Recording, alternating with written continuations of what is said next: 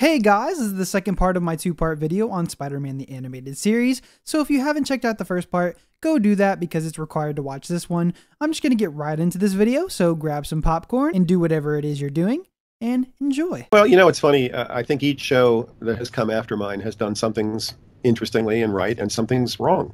And Unlimited to me seemed very lightweight. Coming after our show. Our show was very dramatic, and then Unlimited seemed more like a kiddie show, kind of like the one that's on now, which feels very lightweight to me too.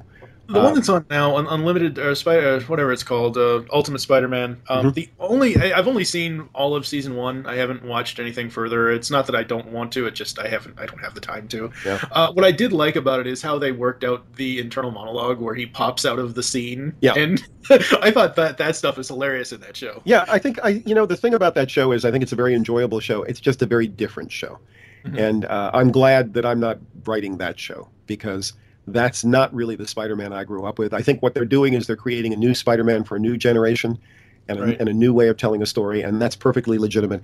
I'm glad I got to lay down on film on 65 half hours the Spider-Man I grew up with.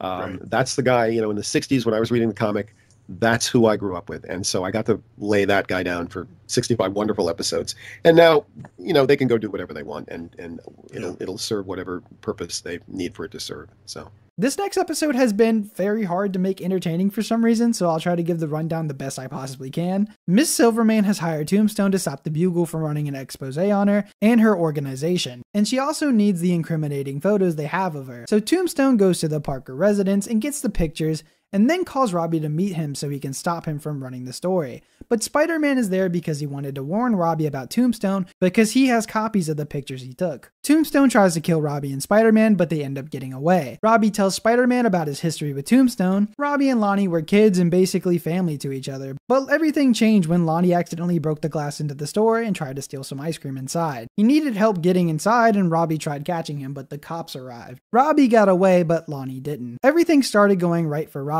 He graduated with honors and Lonnie was a criminal. Robbie felt guilty that he got away and Lonnie didn't, and wonders what would have happened if the opposite happened. And he felt even guiltier that he didn't rat him out to the police too. One night, Robbie got a call at this local paper he was working for and got a tip on a break-in at this chemical plant where he met Lonnie. Lonnie is basically jealous of him, that he got a good job and got into a great school. He blames Robbie for getting caught robbing the grocery store and wants him to go through the same experience that he did, so he tries framing a break into the chemical plant to get revenge. But this goes south once Lonnie trips and falls into the chemicals. Robbie waits for the police to arrive and explains the whole story to them, and everyone thought he had died. This is completely different from his comic origin. In the comics, he is Tombstone from the start and meets Robbie because they went to school together, and he had this story that he was going to publish on Tombstone, but Tombstone didn't like this, so he beats up Robbie, and Robbie didn't publish the story. Then Tombstone kind of just appears in Robbie's life randomly and just starts terrorizing him. There's a lot to the story, but in my opinion, it gets dragged out way too long. So I like that they just gave this whole backstory here with them being childhood friends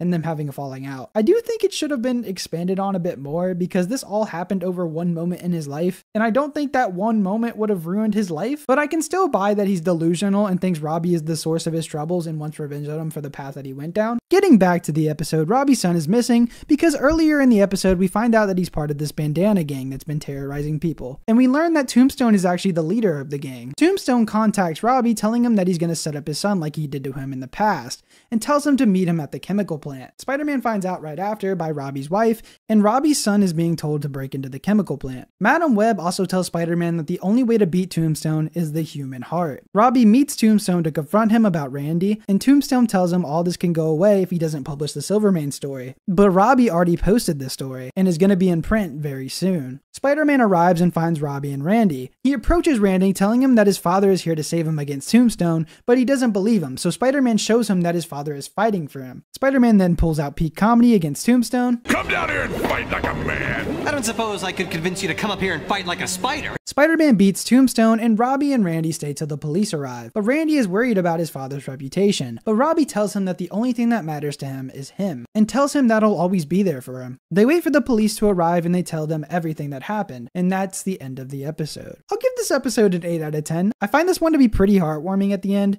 and shows that Robbie is an amazing father. It also shows that fighting isn't the answer to everything. Fighting wouldn't have fixed the relationship between Robbie and Randy, and I think that was a great little lesson in this episode. The plot is fine, there's not much to it, it's pretty straightforward. The relationship between Tombstone and Robbie, again, I think could have been fleshed out a bit more, but it does work for the story and it shows how much of a lunatic that Tombstone is. Peter was really the backdrop of this episode. This was mostly a Robbie-centered episode, and I don't feel like any of the stories so far have felt like Spider-Man wasn't the main character, but it worked insanely well for the story they were telling in this episode. That's all I gotta say about this episode, so let's move on to the next episode. This episode is one of my personal favorites in the series, and I'm sure is a lot of people's favorites with how much fun this episode is, and how well they managed to put a dark character into a Saturday morning cartoon, which I find funny because they had way more success than they did with a movie that had a $110 million budget that completely butchered the character. That character is Cletus Cassidy / Carnage, a complete psychopath that is absolutely insane. Let's see how they bring a serial killer into this PG-13 world. We start this episode off with a force of police officers surrounding a building Cassidy's in, but they are having a bit of trouble with him. We skip over to the Daily Bugle with them watching them try to capture Cassidy on the TV,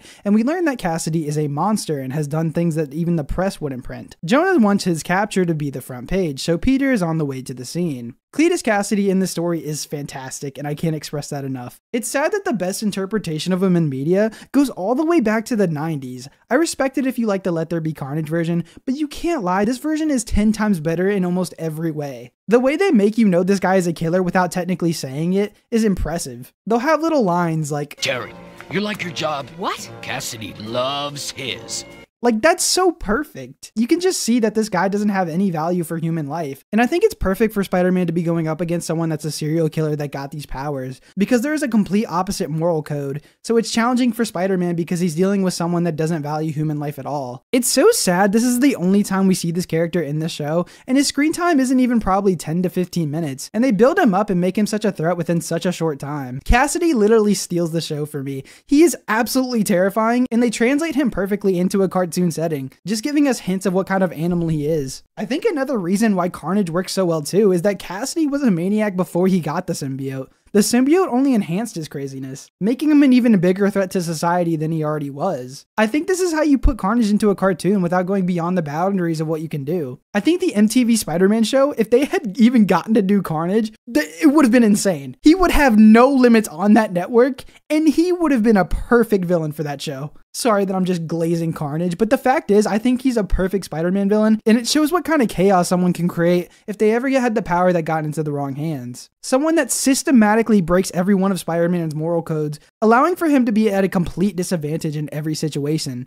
since there's civilians everywhere, and the amount of damage and destruction he can cause. Anyway, enough glazing. Getting back to the episode, Terry Lee and the police decide to rush into the building and start looking for Cassidy. Terry Lee gets trapped by Cassidy, but Spider-Man comes to the scene to stop him. Cassidy tells him he better stay away, or he'll blow them all up with Ross B9 fragmentation plastique. Exactamente. or, you know, a bomb. I guess they couldn't say that. It's not like everything else explodes on this show. Cassie says it will go off in 30 seconds, and Spider-Man wastes no time. Spider-Man quickly gets away and throws it as high as he can, and everyone is okay. Time to quickly glaze real quick. The fact that Cassidy didn't even react to Spider-Man being there and just treats him as a normal person, again, really shows how insane Cassidy is, because no one has such a normal reaction to Spidey coming in, and I just love that. We then see this couple looking at the stars, and they see some sort of blue light heading down to Earth. The couple go to check what just landed, and it seems to be the Prometheum X, but they don't know what that is. He tries poking it with a stick and gets attached to a symbiote. We go back to Spidey wishing Cassidy a long sentence, and when he's about to leave, he gets confronted by Madam Web. Madam Web tells him that there is a great evil coming and is going to be unstoppable unless you overcome fear and rely on unlikely allies. Spider-Man is confused, and then we go to see Eddie Brock and Ravencroft. This is how fast-paced this show is. This all happened in a span of 5 minutes. I wanted to ask you about this, John. The pace of your series, it's so rapid-fire fast. I watched through the first two seasons this past week to prepare for this, and it's like just it bombarding you, and that and in a great way. I mean, especially for a young ADD mind like my own. But I can hardly think of an animated series whose primary actions move so quickly, and I'm sure that meant tons of different animation cells and mountains of voice acting and longer scripts than typical. John, can you speak to the decision to have your show operate this way, and I guess how it affected the content of the show? And then I guess following that up, Chris, can you speak, I mean, your enthusiasm comes through, but can you speak to how this pacing affected you as a performer?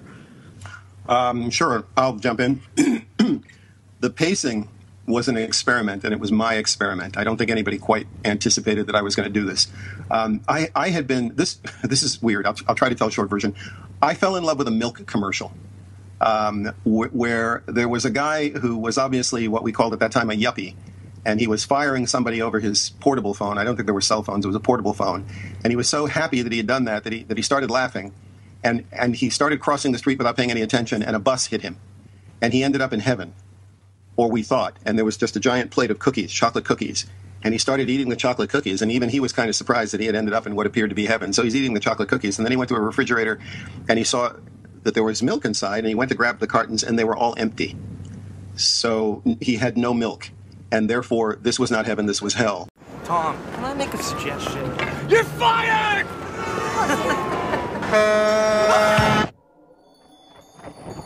Welcome to eternity.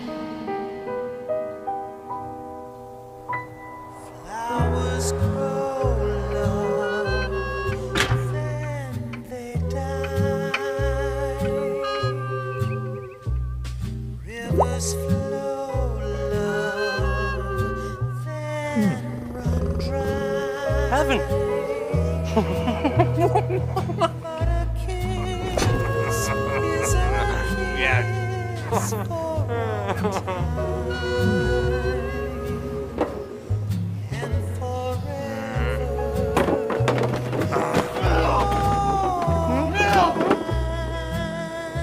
Wait a minute. Where am I? Got milk? Now, this entire story was told in 1 minute. And I thought to myself, and I would say to my writers, you got to look at that milk commercial. It was on the air that particular year, the year we started. I said, because if they can tell that complicated a story in 1 minute, then we should be able to tell our minutes of Spider-Man should be just as filled with that much information and played out as elegantly as that. So now that's a weird story, but that's really where that came from. I just thought I just want this to be a roller coaster ride. I don't want anyone's attention ever to flag, but I don't want it to be cheap shots, you know, like an explosion here and an explosion there. I look at a lot of animated shows now, and it's just a lot of explosions and a lot of running around and all that kind of stuff. I wanted it to be genuine storytelling, but I wanted the information to be conveyed in a very rapid fire manner. So that's where that came from. It was just something. It was an experiment that I wanted to try. And I think it worked because I'm rewatching season 1 right now, and it's breathtaking. It takes your breath away. And I can watch it now without even remembering that I had anything to do with it. It's sort of like it's been so many years that it's all new to me in a way.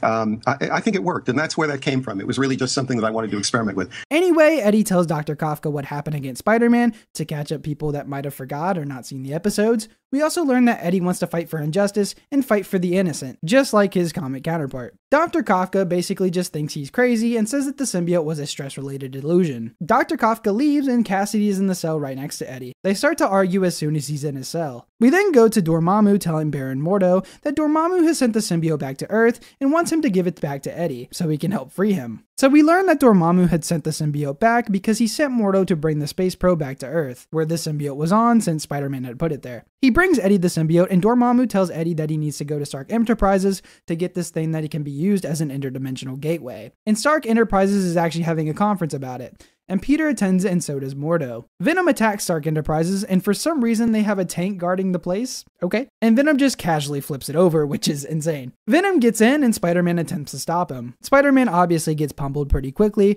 but gets saved by War Machine. War Machine was here just in case something would happen, and we also see him before he turns into War Machine earlier in the episode. Mordo talks to Dormammu because they have a chance of losing the technology now that Venom is having to deal with War Machine and Spider-Man. So he tells him that the symbiote had reproduced and that there was another symbiote when it landed. Mordo remembers Eddie's cellmate because he wanted the same power as Eddie, so he sends the symbiote to him. We then get our boy Carnage looking like an absolute beast. I'm really surprised on how detailed he is too. Imagine having to draw that. No wonder we never saw him again. He breaks out of prison, and for some reason when he does, they have a small frame of Venom breaking out. It's easy to miss. Again, probably just to save time from drawing that monstrosity. Carnage comes to help Venom, and we see how a dad reacts when he accidentally has a kid. Yes, we recall replicating. Carnage absolutely destroys both War Machine and Spider-Man.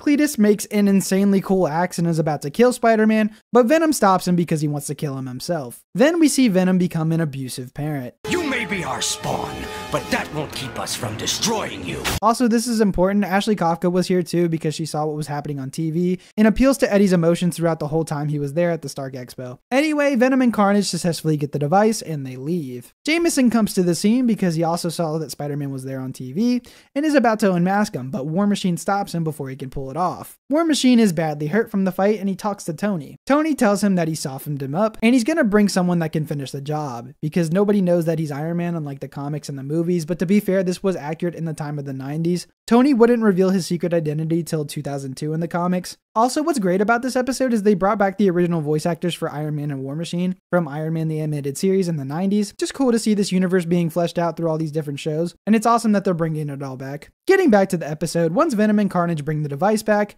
Venom leaves instantly, but Carnage stays to help Dormammu and says that he needs Life Force to bring him back, so he sends Cassidy to go get it, and I kid you not, Cassidy just starts killing people, but they got away with it by just saying it was Life Force. But like, isn't that just the same thing? Also, for some reason, again, there's like a bunch of tanks trying to stop Cassidy. Maybe that's just a 90s thing where you guys just had tanks patrolling the city, but that's beyond me. I don't know where these came from. John Semper says about Carnage, and I quote, "P.S. a little bit of actual history. Carnage wasn't in the show because he was popular. The network specifically did not want him in the show. I fought to put him there. He's there because of me, and I put him there because I thought he would be good for dramatically upping the ante in conflict with Spider-Man. Feel free to add that little factoid to your voluminous knowledge of everything." End quote. Spider-Man comes to stop Cassidy and gets bodied immediately. And he was about to kill Spider-Man, but he already had enough life force, so Baron Mordo sends it back. We then skip to the Parker household, where as always everyone is worried about Peter, and Aunt Anna gets mad at him for not being there for his aunt. They then get a ring at the door and see Eddie Brock. Aunt May only knows that he's a nice man that was Peter's quote-unquote friend,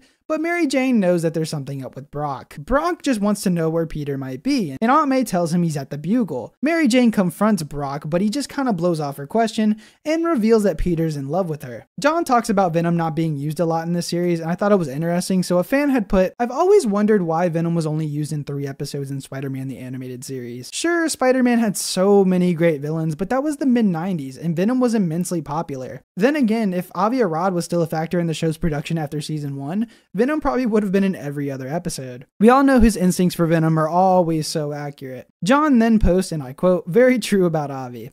But it speaks to the issue overall. At one time, I was going to have Venom in the pilot, before I decided instead to build up to him over the course of several episodes. But basically, these things came down to my choice, and I couldn't really justify why Venom needed to show up more than a few times. Characters that powerful and that evil tend to overwhelm the more subtle dramatic possibilities of a story, and actually become a little boring and predictable after a few appearances. Comic books can afford to have a boring issue or two. I couldn't afford to have a single boring episode on TV. The stakes are higher when it comes to TV and ratings. A top-selling comic might have sold 100,000 copies in a month back then. A top-rated series on Saturday morning had to capture no less than 4 million eyeballs per week, minimum. Think about that. Just because a character is popular doesn't mean using him will automatically translate into a new and unique story that will bring viewers back the following week. Bringing Venom or any villain back too often would have just run the risk of being repetitive and boring. I never wanted the series to be boring." End quote. Eddie heads to the Bugle and just casually falls down from the ceiling and starts attacking Jameson and Peter. But for some odd reason, Dr. Kafka is there with them, and he gets him to try and fight the symbiote's influence on him. Eddie spots Spider-Man because Peter slipped away while Dr. Kafka distracted him,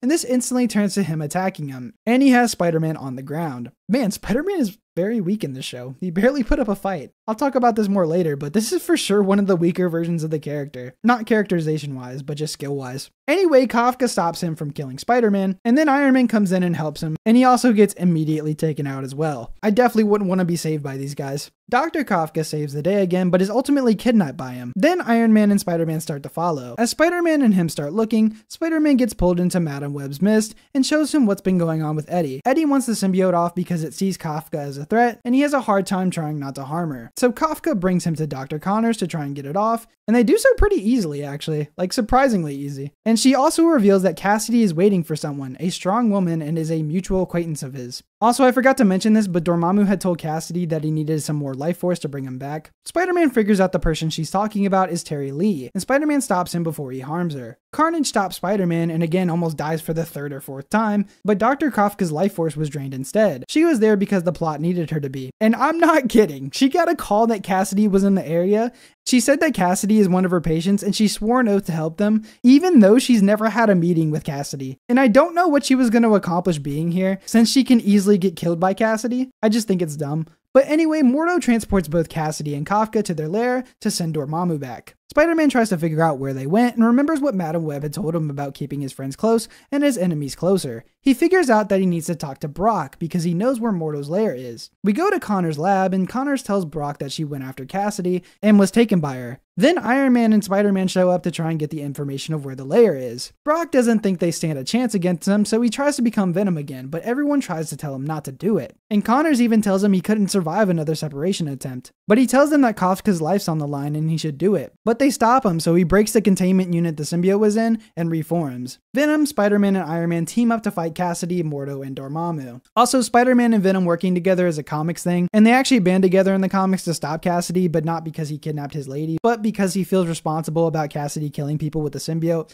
and cares about innocent people. They all begin to fight and Dormammu escapes, but Spider-Man starts to use the device that brought him there to suck him back into the portal, and all the life force goes back to everybody's body. Why was that so weird to say? Anyway, Kafka and Eddie have a moment together, but not for long, as he needs to help them fight off Carnage. Spider-Man is having trouble closing the portal because Dormammu made some kind of inner link between him and Carnage, so they have to send Carnage through too. They begin to do that, but Carnage tries to bring in Dr. Kafka. So Eddie jumps into Carnage to save her, but gets trapped with them in the portal. Iron Man destroys the portal and Spider-Man swings Kafka home. While he swings back, he reflects that he was his greatest enemy, but in the end he was his biggest ally. Then Madam Web brings him into the mist because she senses confusion within him, since he didn't expect Eddie to make a sacrifice like that. She tells him that he must expect the unexpected, and tells him that he might soon have to make a sacrifice himself. Spider-Man begins to question what she's preparing him for. She gives a vague answer and leaves. Spider-Man swings off, and the credits roll. Despite these episodes' many flaws, it's still one of my favorite episodes of the series. I think Venom's return was smartly handled because they set up Baron Mordo and Dormammu at the very beginning of this season. This episode feels mostly like a comic book in my opinion, with all these different Marvel heroes and villains coming out, and it just feels like a blast, and there's a lot of fun moments between everyone. One thing I didn't like about Carnage in this episode was that he's just Dormammu's puppet that does what he's asked, but it works because he just likes causing chaos. Another thing I didn't like was that Dr. Kafka just felt like a plot device, and I can't buy that her and Eddie had feelings for each other because they just don't give us enough time to buy it, and she's the only reason Spider-Man isn't dead, and is also the only reason that Eddie helps him. I just feel like she was thrown in instead of trying to build her up, but it still does work, it just doesn't feel very coherent, especially that dumb call that brought her to Carnage. I just thought that was so dumb. It was awesome just seeing the absolute chaos Cassidy was able to do, and it's such a treat to watch. What added to Cletus was the voice. Scott Cleverdon, give this man a medal. He was so good as Cassidy. Think of the damage we can do now, man! The fact that he sounds so perfect for this role as an absolute maniac made me buy that Cletus was a serial killer. Whenever I pick up a comic with Carnage in it, this man's voice is the one I hear every time. Dad! Ready for some father-son quality time? What's also cool is that John Semper gave him the Maximum Carnage series to read, which in my opinion isn't that good, but I will admit it has its moments and Carnage is great in it. So that's nice that John was giving these guys comics to enhance their performance and give them more of an idea who they're playing. Like, I don't think you'll find a showrunner like that just gives you the material. I just think that's cool. I'm gonna give this episode a 9 out of 10. I feel like that's because of nostalgia, but I could be wrong. Just let me know in the comments because I'm curious. There's some things I want to mention about this set of episodes before I move on. There was this one moment in the episode that Spider-Man tries to put a spider tracer on Venom so he can track him down later, but Venom broke it immediately because his suit's alive. I just think that's a cool detail to add because it makes sense that it wouldn't work on symbiotes. Robert Hayes, the voice of Iron Man, has worked with Christopher Daniel Barnes, the voice of Spidey, in Starman, which was on ABC in 1986 to 1987, and they were father and son in that. A funny fact about Scott Cleverson's Carnage is that he didn't see his performance till 2005, and that was on YouTube. Also, he says that Carnage was the hardest cartoon role he's ever played. This may be an unpopular opinion, but these 2 episodes over these 3 movies any day of the week. And you can also add these other dumb Sony Spider-Man spin-off movies in there too. These episodes are just way more fun than all of these combined. Alright, now let's move on to the next episode. Okay, this episode for some reason is considered one of the worst episodes of the series, but when rewatching it, I just couldn't see why. And even back then, I found this way more enjoyable than my least favorite episode, Rocket Racer. So let's go over why people think this is bad and discuss what actually happens in this episode. So the basic rundown of this episode is that Tony Stark shuts down Jonathan Owen's dimensional technology because of how dangerous it is, which was shown in the previous episode, and somehow the Kingpin hears about this and tries to recruit him to work for him, so he can use the technology to essentially rule the world, since he can put everything into a portal that gets into his way. But he just tells Jonathan that he thinks that it will make a lot of money, and Jonathan agrees to work for him, and falls in love with his assistant after meeting her. We then go over to Peter and Mary Jane hanging out at a carnival, enjoying themselves, but when the portal machine has an accident, a bunch of portals are spread out over New York City, and it just so happens that a portal appears near the carnival. The portal almost captures these people inside, but Spider-Man saves them and gets thrown into a portal an hour away from where the carnival is, and this is going to make MJ feel like he just left her. Going back to Landon, all the spots seem to have attached themselves to him, and he can now control these portals and he can go anywhere and transport anything, which is an insanely cool power. They also drop it here that they've been working on the portal technology for weeks, and that him and the assistant have grown closer, but the moment gets interrupted when she turns on the TV to show him that these random portals are all over New York. But he fixes them quickly. We then learn that she knows he's the Kingpin and she has other plans, but he doesn't know that she has a loyalty to the Kingpin. He decides that they need to leave, but they need money to set up their own lab. We skip over to Peter learning more about the portals and how they're connected to the ones that Stark was creating. And we also see MJ not wanting to talk to him and Harry being mad that he stole his girl. He goes off to swing as Spider-Man and finds the Spot stealing money from the bank. He goes after him but gets outmatched pretty quickly and he escapes. Spider-Man does some tech stuff with his Spider Tracer tracking device and can zero in on where the Spot will be. He follows him to a jewelry store where he gets outmatched again, and Felicia is also there with her boyfriend, Jason, which has a familiar voice, and we'll get back to him eventually, but Jonathan learns that his assistant is working for the Kingpin, and she tells him everything. Jonathan feels betrayed, but she just doesn't want to see him fail going after Fisk. He says he won't fail and goes right into Fisk's office, and the Kingpin always holds the trump card.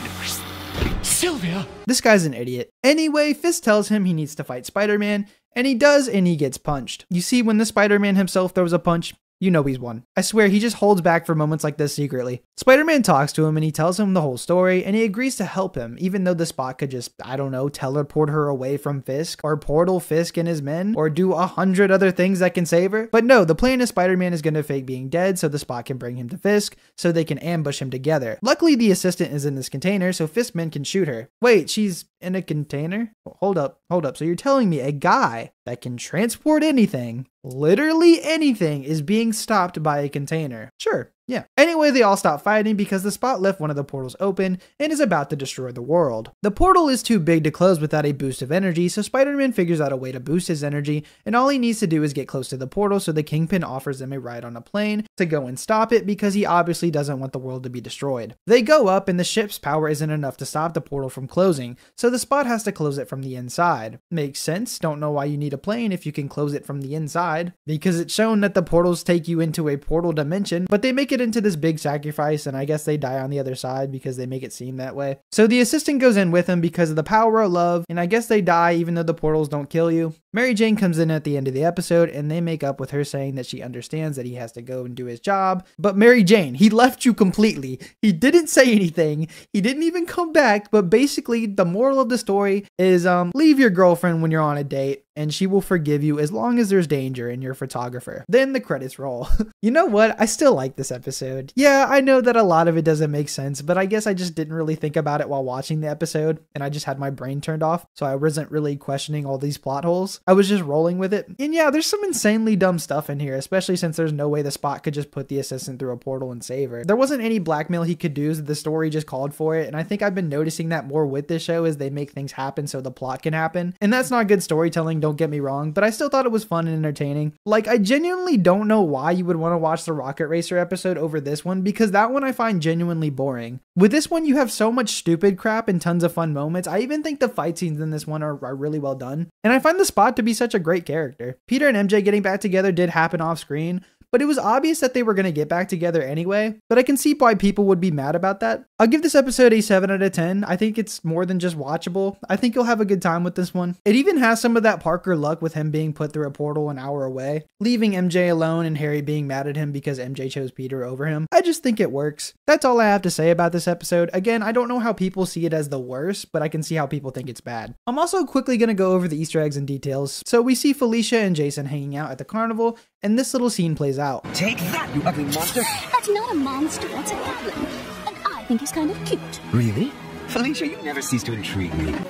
Oh, marvelous. I hope we might be able to get through one day without some kind of spider coming between us. And this is a hint to him being the Hobgoblin. This episode is loosely based on the Spectacular Spider-Man issues 98 and 99. Same thing happens, he works for the Kingpin, and an accident happens that gives him abilities, but it's a different context for him being there. The reason he's there is because the Kingpin wanted him to replicate the powers of Cloak, and that doesn't work, so that's how he became the Spot. And he also fights Spider-Man because he just wants to test out his abilities. What I think is funny, when he reveals his name as the Spot, Spider-Man just starts laughing. The assistant is also not in the original story. And I was going to say about the Spot episode, what a lot of people don't know because we lived in an analog world back in the 90s.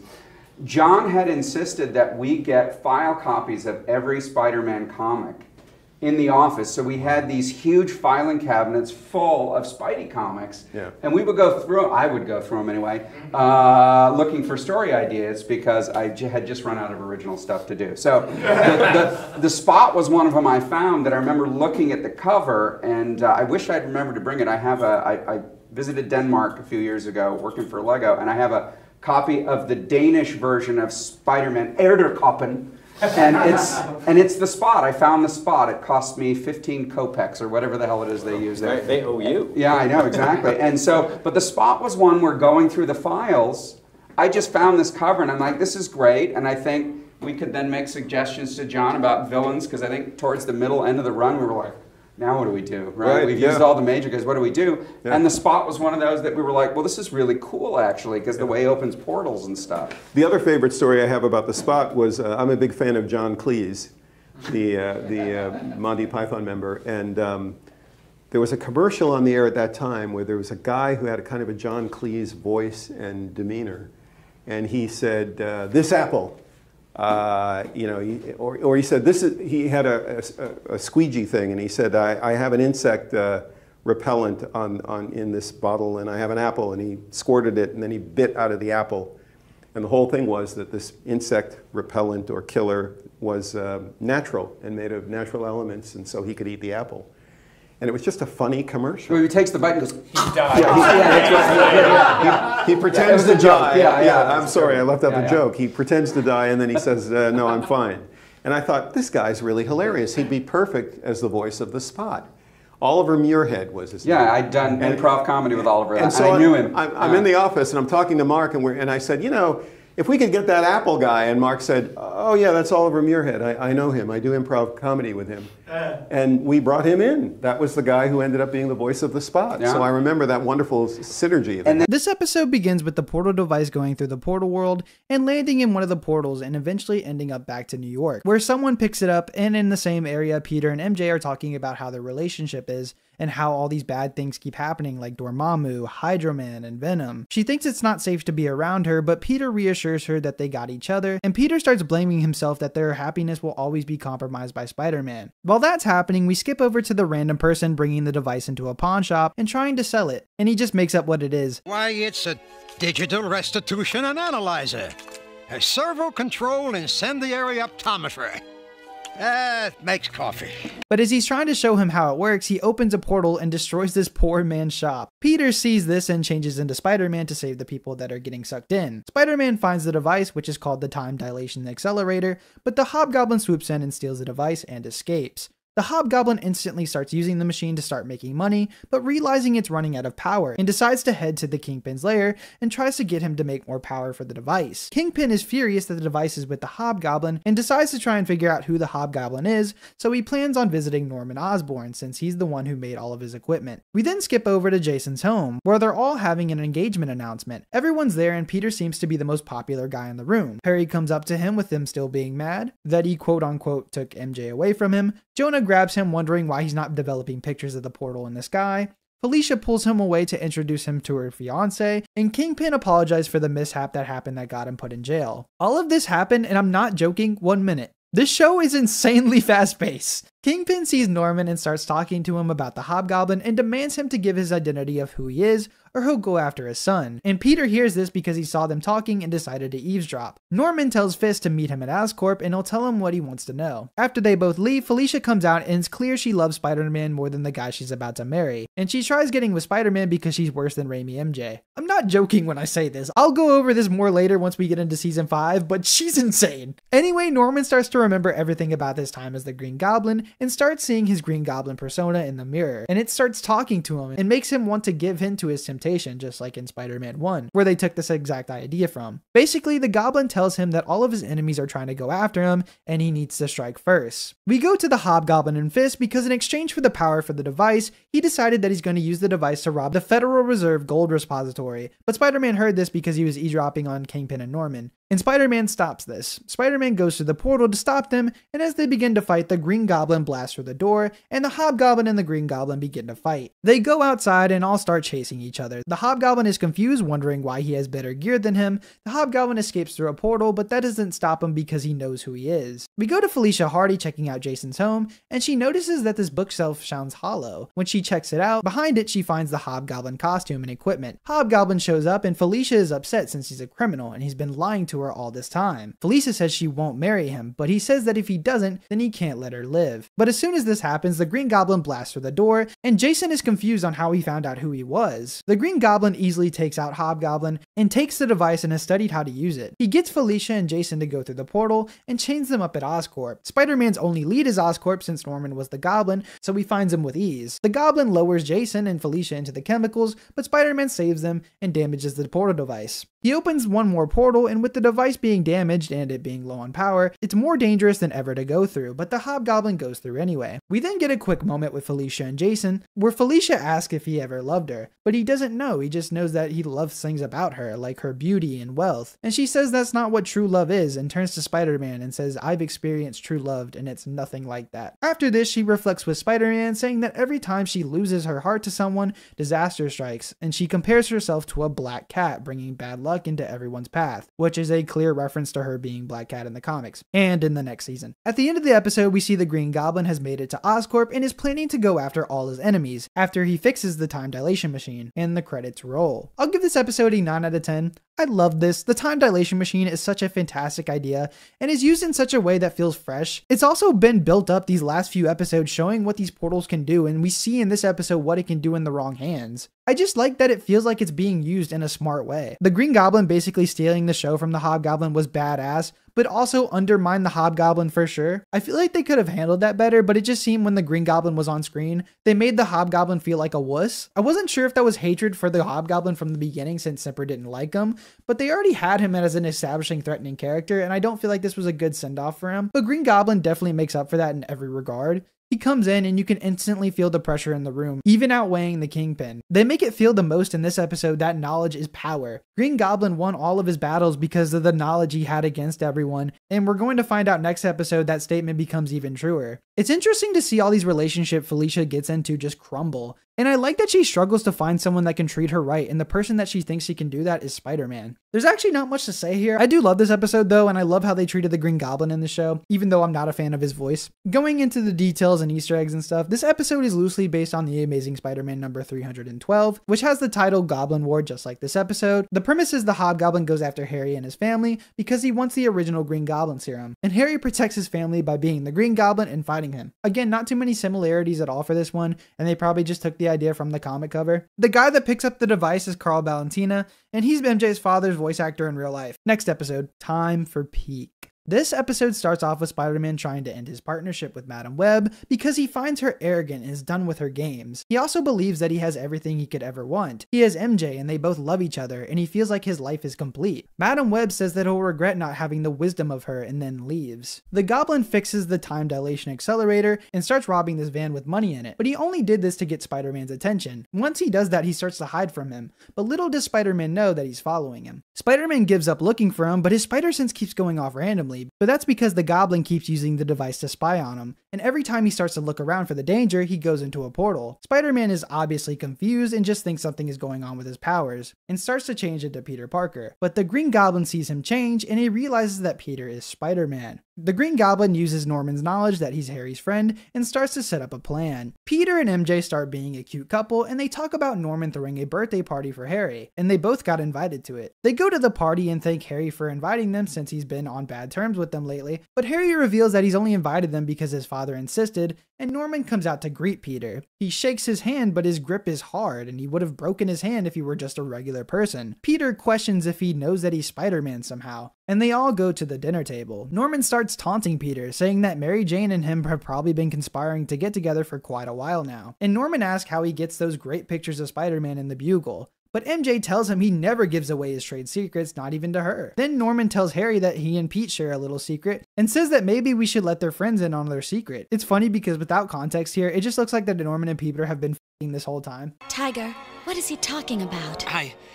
I wish I knew. Peter excuses himself before another word is said because he's figured out that Norman knows he's Spider-Man. Peter needs to make a diversion, so he puts his web cartridges into this fireplace and he goes back into the dining room. And as Norman is about to give away their secret, their words, not mine, smoke fills the room and everyone escapes except for Norman. Peter tells them that Mr. Osborn is still in there and goes to help them, but as soon as he goes in there, he sees the Goblin. They end up in the backyard and Peter is unprepared. He tries to shoot a web but doesn't have his web shooters on, and since he was unprepared, Osborn gets him trapped in this strong metal alloy and flies him up in the sky. And this is a reference to the Amazing Spider-Man number 39. And it happens in the issue, but you get a better look on the cover of him being flown up with the metal alloy rope thing. Spider-Man is able to get his web shooter on, and the Green Goblin hits a bridge. This sends Osborn flying, and Peter uses the Goblin's glider propeller to free himself. He awesomely gets suited up, and they begin to fight. But once the Goblin starts to lose, he uses the time dilation accelerator to escape. Spider-Man starts going straight to Aunt May's house. We then skip over to MJ's home and she's wondering where Peter went, but she figured that she just took Mr. Osborn to a doctor, and Anna starts hating on Peter as usual. We then skip over to Spider-Man running quickly to Aunt May's room where the Goblin appears, but he says that she's sleeping so peacefully, so decides to go after someone else. Peter quickly realizes it's Mary Jane and swings there quickly. The Goblin portals into Mary Jane's home and uses his knockout gas, which I'm sure will be used again, to kidnap Mary Jane. Spider-Man swings off to catch the Goblin and they end up back on the bridge. The Goblin makes Osborn believe that MJ and him are his enemies and delusions himself. They start to fight into some actually pretty good action scenes, but nothing too crazy, and then the Goblin shoots a missile from his glider onto the area that Spider-Man and MJ are at,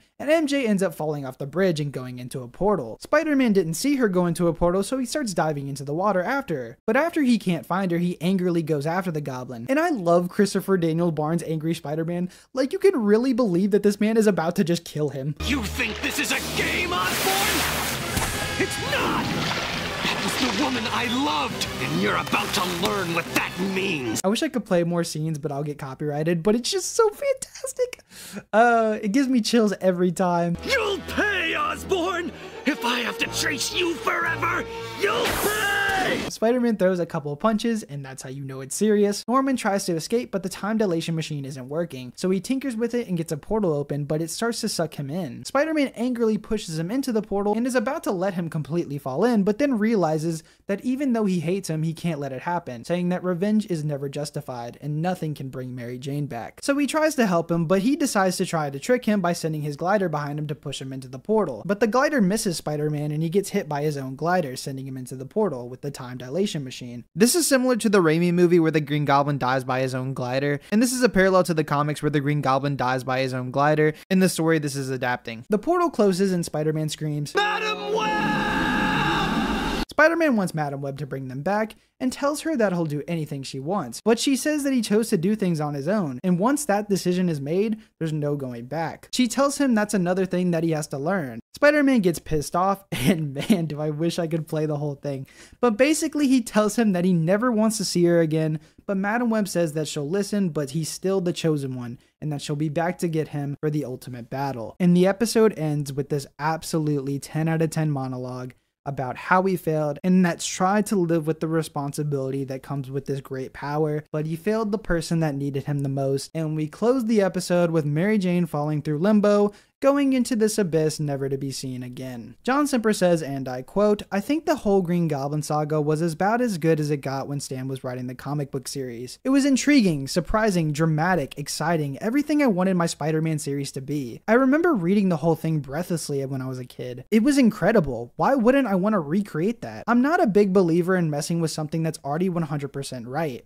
My ego isn't so big that I'd want to tinker with it and make it better. God save us from all the creative visionaries in this business who want to make things better." End quote. John Semper says, and I quote, "My favorite part is when, after Mary Jane's death, Peter has his mask off and is standing on the bridge thinking and looking down into the water. It's almost a full minute or more of just interior monologue. More like Japanese anime than anything American. No corny action, no villains, nothing. When was the last time you saw that on Saturday morning TV?" End quote. The other thing is, as you can already tell, I love words. I think that there's an elegance to conversation and speaking. Probably my ideal medium should be radio drama, because I really love words, and I love writing words, and I love writing characters, and I love characters expressing themselves through words. So there's an awful lot of that. I never handed in a short script. We more often than not, we would cut the scripts, before things went to air, especially when Bob decided that he wanted to put recaps into everything or flashbacks into everything. So we'd lose a minute right there in a lot of the scripts. And then also I had this wonderful cast to play with, and I had a superhero whose mouth was covered.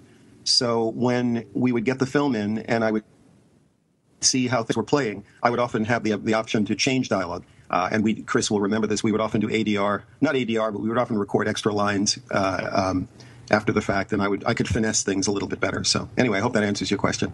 Sure. So Chris, how did this affect you as an actor and your performance? Well, I think that one of the things about Spider-Man that's interesting is that Spider-Man's not an action hero, he's a processing hero. In other words, it's not what he's doing, it's what he's experiencing. And Spider-Man has such an internal, he's always thinking. He's always processing. He's always exploring. And the fact that he's doing this while all these other, quote, action scenes are taking place is, I think, one of the endearing qualities to the character. So it's, like John was saying, there's such an emphasis on things blowing up and action taking place that there's not as much of an emphasis on the experiencing or the processing. And Spider-Man seems to epitomize that. He's always, even in the new film, even the great job that Holland does is... the funny quips, but you have a metal arm. He's making these really offhanded comments because he's always seeing things. And that's sort of the vitality of youth. And again, that's sort of the young hero. And that's so refreshing and interesting. So the pace of it made total sense to me as an actor because I just saw that as a reflection of the character. So we were doing all of these things in this rapid fire sequence, but it was more about processing and experiencing than it was just about action. So it actually helped me as an actor. And it made sense to me. Let me give you an example, Dan. In the beginning, I had to decide whether or not there was going to be an interior monologue for the character. And I looked at the comic books. There was one particular comic book I opened up where it was something like 3 pages of nothing but solid interior thought bubbles. And that made that decision easy. Yes, we would do an interior monologue. But then I did something daring in the pilot, which I had no idea whether it was going to work or not. There's this amazing fight sequence underwater where the Lizard and Spider-Man are battling for the control of the neogenic recombinator. And it's like action-packed, and the music's going crazy and everything, and they're down there grappling with each other. Now, in a regular cartoon show, that would be loud music, and no dialogue whatsoever. And I thought, let's not do the normal thing. Let's do something very strange. And so I wrote this monologue, this interior monologue for Chris, where right at the heart of the battle, he says, in a very soft voice, "Strange, so strange. This man used to be my mentor, my friend, and now here I am fighting with him." You don't do that in a cartoon show. I'm amazed they let me get away with it.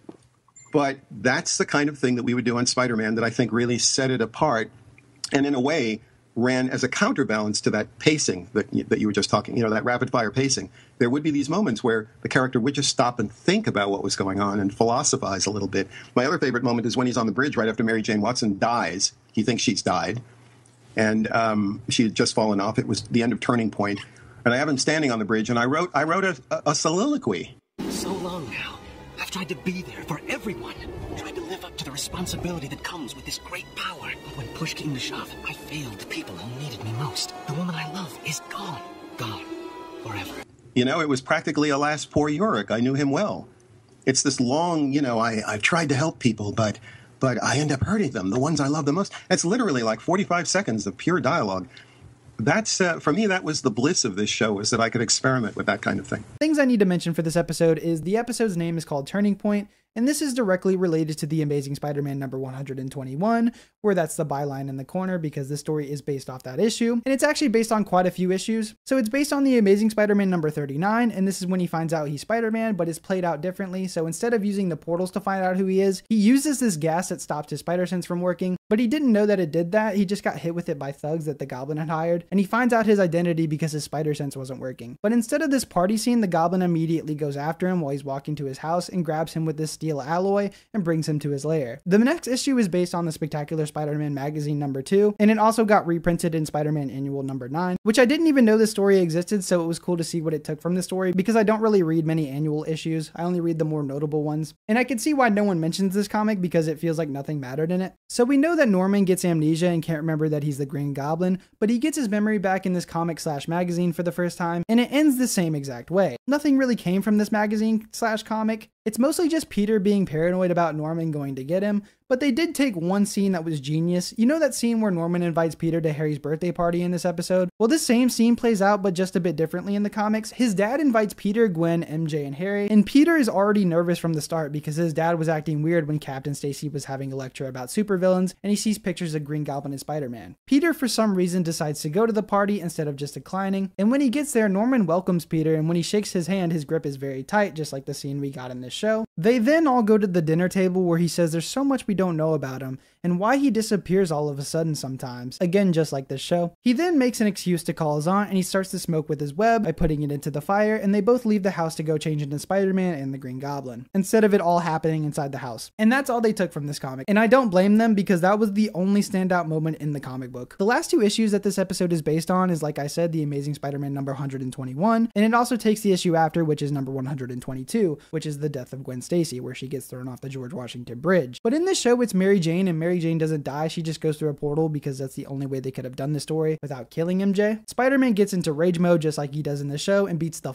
out of Norman Osborn. It's actually crazy, but that's all the issues it goes through, which is the most that's taken from the comics. This episode is the only one that takes a bunch of issues and puts them into a coherent story and does an excellent job at it. It goes to him finding his identity, which is number 39, then go to the party, which is the Spectacular Spider-Man magazine number 2, then brings him to the George Washington Bridge, which is number 121 and 122. So just insanely cool that they adapted all of that, and I think this is what an adaptation should strive to be. Combine things. If something works, keep it in. If something doesn't work as well in the comics, throw it away. That's what makes Spectacular such a great show, and that's what makes this episode such a great episode, because it takes the best elements of those issues and even adds its own twist to those elements, like the portal scene. And I think that even enhanced the storytelling because we're wondering what happened to her. I think this is the perfect episode for adapting a story. It did so much and made it come to life through animation and just made it better. John Semper says, and I quote, "Back when Spider-Man the Animated Series first hit the airwaves, the highest compliment I got from people was that the show was just like the comic book. In fact, the series was nothing like the comic book, but it did a good job of creating the illusion that it was just like the comic book, which was exactly what we wanted to accomplish. Back then, Bob Richardson and I were not under any mandate to stay true to the comics, either me with my stories or him with the visual look of the show. Instead, our mandate was to deliver a hit show no matter what it would take. Strict fidelity to the comics was a secondary consideration. Lucky for our audience, i.e. you, we were both big enough fans of the comics to try to retain the look and feel of the printed material. With regard to the writing of which I was in charge, a quick perusal of Spider-Man comic book issues revealed the most of the stories, which were perfectly suitable and engaging for readers. Wouldn't translate very well to the screen exactly as written. The comic book plotlines were sometimes thin or sometimes meandering, or there was no discernible act structure. Sometimes there were pages upon pages of interior monologue with no action, or there was a wide stretch of nothing but action with no underlining drama. I also had to fit within the rather constricting structure of a TV half hour, which is 3 acts, 2 of them ending in cliffhangers before the unavoidable commercials and the third building to a climax. I also had to fit within the rather constricting structure of a TV half hour, which is 3 acts, 2 of them ending in cliffhangers before the unavoidable commercials and the third building to a big climax, for a total running time of precisely 22 minutes. So I can honestly say that I never brought a single comic book story to the screen exactly as it had appeared in the comics, except for one. Way back in 1973, all of Spider-Man comic fandom was shocked by the events which occurred in The Amazing Spider-Man issues number 121 and 122. The night Gwen Stacy died. I was stunned when I read it, scarcely believing what was in the pages I held in my hands, and the subsequent death of the Green Goblin was equally astounding. These 2 issues were so memorable, so profound, and so indicative of everything that made the Spider-Man comic book great. I was determined to recreate that story for a new generation of Spider-Man fans who would be watching our series and seeing this on the screen for the very first time. And for this one time, I wanted to remain as true to the comic book storyline as I could possibly be. To begin with, as a tribute to the story arc, I named our episode after one of the issues, Turning Point. But obviously, there would have to be some changes. At the very beginning of our series, I decided not to have Gwen Stacy in our show because all roads with her had to lead to death. Sorry, there was no Spider-Gwen back then. And I knew we couldn't have a character die on Saturday morning TV. I had substituted Gwen with a little used back then comic book character named Felicia Hardy. But I hadn't built Felicia up to be a true love of Peter's in our series, so she was out as the victim who would fall off the bridge. For Turning Point to have the same impact as the comic book, the bridge victim had to be somebody who really mattered to our young audience. From early on in our series, Stan Lee had insisted that I cement the idea that Peter and MJ were each other's true loves. This was the only storyline he was popularizing in his daily newspaper strip, and I think he wanted the animated series to reflect that. He had even been a bit grouchy at me for having featured Detmer Whitman in the pilot episode The Night of the Lizard instead of Mary Jane, but I had quietly avoided bringing Mary Jane in that soon because I knew I also wanted to do the iconic Face It Tiger you just hit the jackpot scene after a few episodes in, so I deliberately left her out of the pilot. By the time he noticed Mary Jane wasn't in the pilot, it was too late to add her, so I had won that round by stealth and trickery. He was not happy about that. I did eventually introduce MJ into our series within a few episodes, and despite Peter having a brief flirtation with Felicia Hardy, which had not ever been in the comics at the time, Mary Jane was firmly established in our series as the love of his life, which meant that if we did Turning Point, the one who would fall off the bridge and die simply had to be Mary Jane. End quote.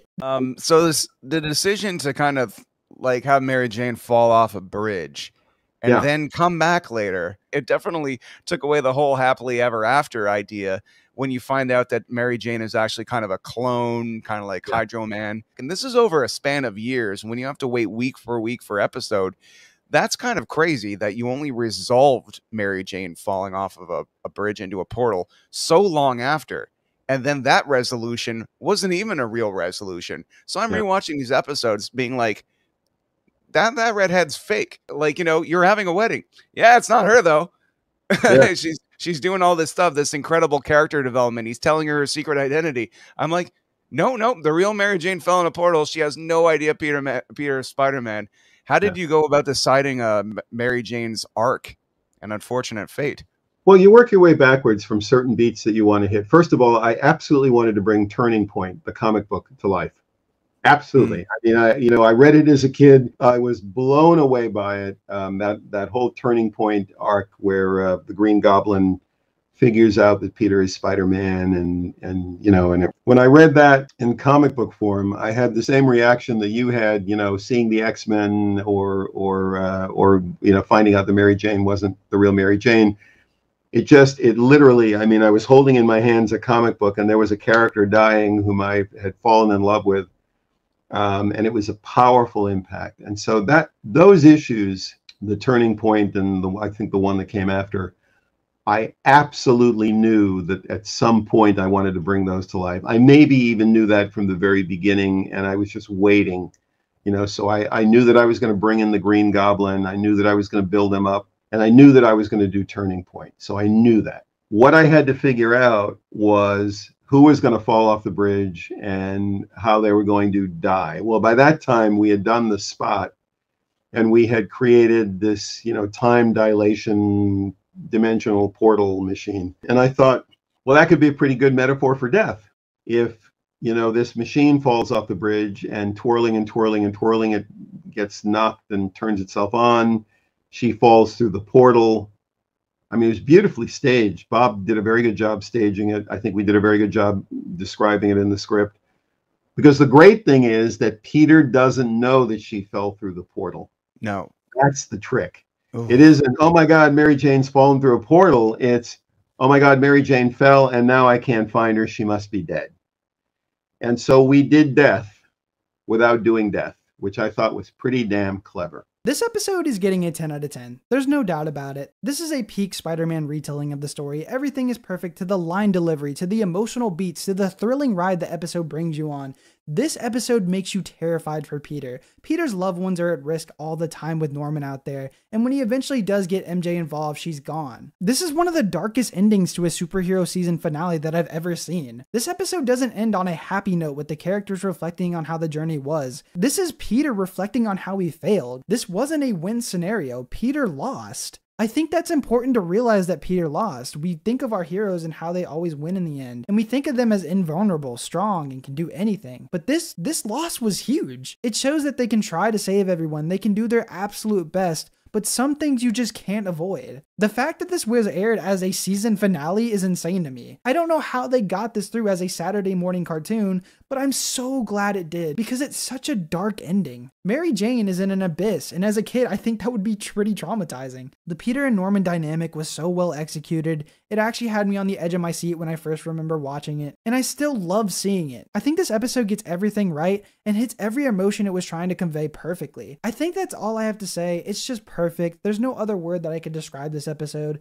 So let's move on to the thoughts. Okay, so season 3 was great. It wasn't perfect, but the highs were high. I only think one episode is considered bad, and that's the Rocket Racer one because I just find it boring. Some of the episodes were just okay, like the second episode of the Dr. Octopus Mind Control one, the Alistair Smythe one, the Tombstone one, and then the Spot one. But then you get peakness like the finale, the Strange episode, the one where he talks to the little girl, the Daredevil episodes, the Carnage episodes. Like, I think this season had so much going for it. There's so much to enjoy here. Every episode is enjoyable and entertaining except for one, but it's still a treat to watch this season. And I feel like the Peter Parker stuff is handled the best it's ever been, and I think this is the best it gets. I think season 2 is a contender to that too, but this one ants it up to a 10 with all the Goblin stuff and him getting framed and the MJ, Harry, and Peter thing going on, which could have been handled a bit better, but it's still all great stuff. The theme of this season, or I guess the mainline title, is the sins of the fathers, just like season 2's Neogenic Nightmare title. It isn't as great this season, but to be fair, they weren't really trying to do a season-long story arc like season 2, but they do a good job of incorporating it. But not every episode has a sin of a father in the episode, so in the first episode it's Mary Jane's father, in the second episode and the third they don't have one, in the fourth it's Norman, in the fifth I think there's none, but the Rocket Racer doesn't have a father, so maybe that's the sin that he left, but that's unknown. In the sixth and seventh it's Wilson Fisk's father and Matthew Murdock's father, in the 8th episode it's Spencer Smythe's father, in the 9th episode it's Robbie Robertson, in the 10th, 11th, and 12th episode there is none. Dad!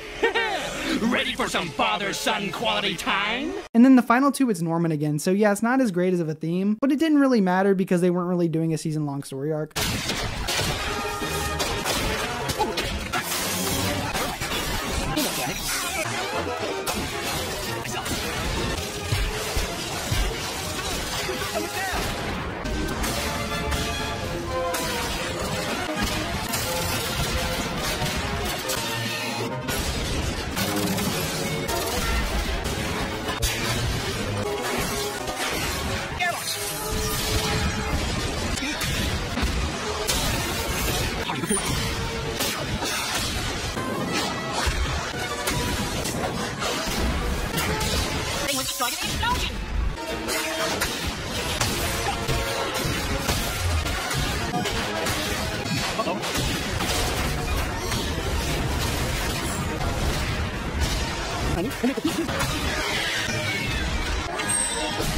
And before?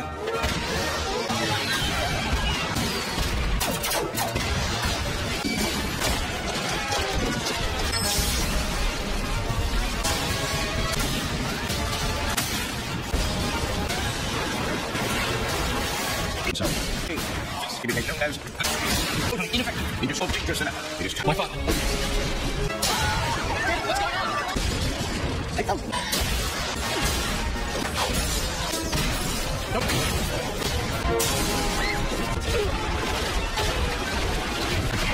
Rest in pieces.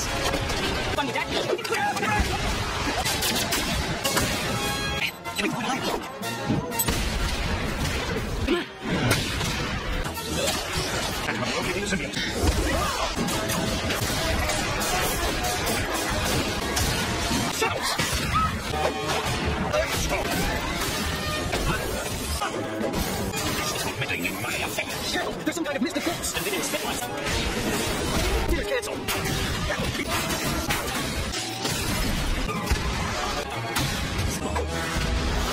My own generation.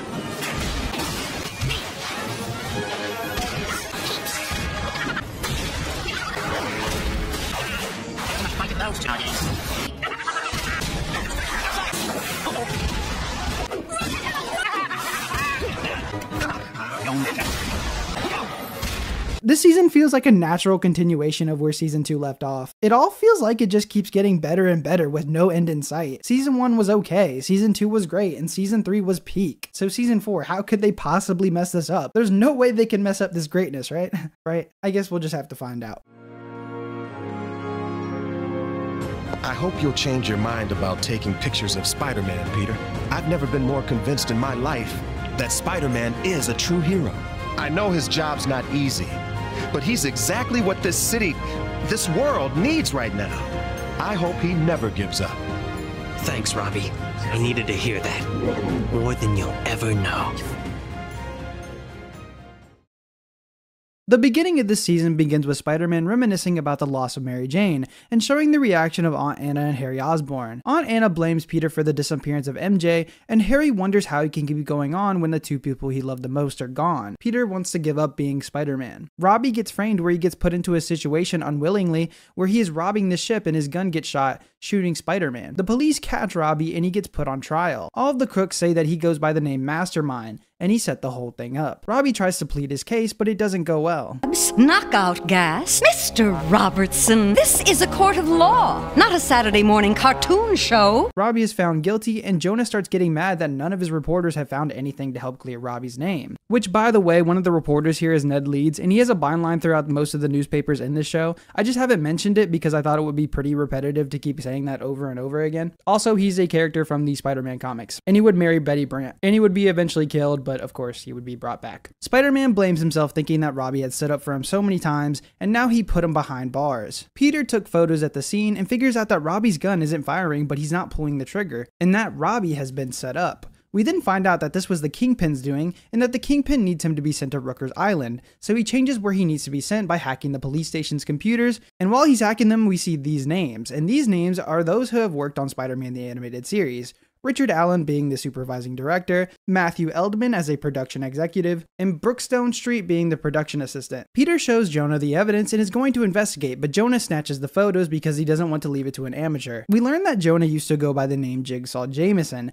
and that he was a reporter. He goes back into his Jigsaw persona and starts looking for clues. Peter puts a spider tracer on him, and Jonah uncovers where they kept the weapon that framed Robbie, and it has a remote control with it. Spider-Man figures out it was set up by the Kingpin, and starts trying to figure out why they set Robbie up. We then see Robbie heading to Rooker's, and while we figure out why he's there with Spider-Man, Robbie meets Richard Fisk in Tombstone. Spider-Man figures out his cellmate and starts rushing over to him. We learn that Tombstone brought Robbie here with Fisk's resources since he did a couple of favors for him. Spider-Man arrives and tries to break him out, but Tombstone and Richard try to make their escape to a helicopter, bringing Robbie with them. Spider-Man brings the copter down, and Tombstone and Richard fall out. Robbie gets cleared of his innocence with the evidence found, and everyone welcomes Robbie back to the Bugle. Robbie tells Peter he shouldn't stop taking pictures of Spider-Man because he planned on doing that, which I forgot to say, because he believes Spider-Man is a true hero and believes that he is exactly what the world needs right now, and says I hope he never gives up. Peter takes his advice at heart and says that he really needed to hear that more than he could ever know, and the episode ends. So was it difficult? I mean,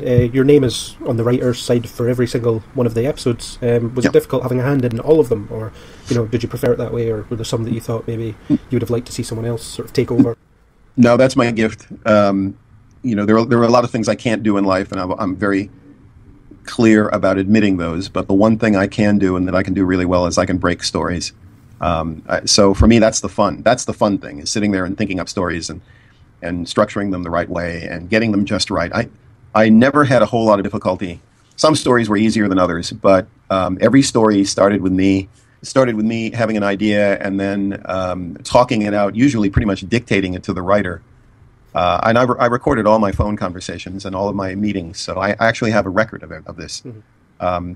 But I would sit and I just beat out the stories.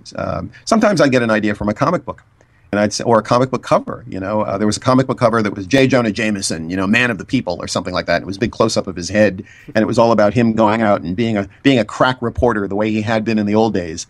And I looked at that and I thought, well, that's an episode right there. Hmm. And the comic book stories were usually pretty thin and weak and not terribly exciting, but just the idea. So I did a story where J. Jonah Jameson decides he's going to go out and he's going to get to the bottom of something. And he runs into all his old cronies, and it's like, hey there, JJ, see you back out on the street. And they have a nickname for him, which I've totally forgotten now.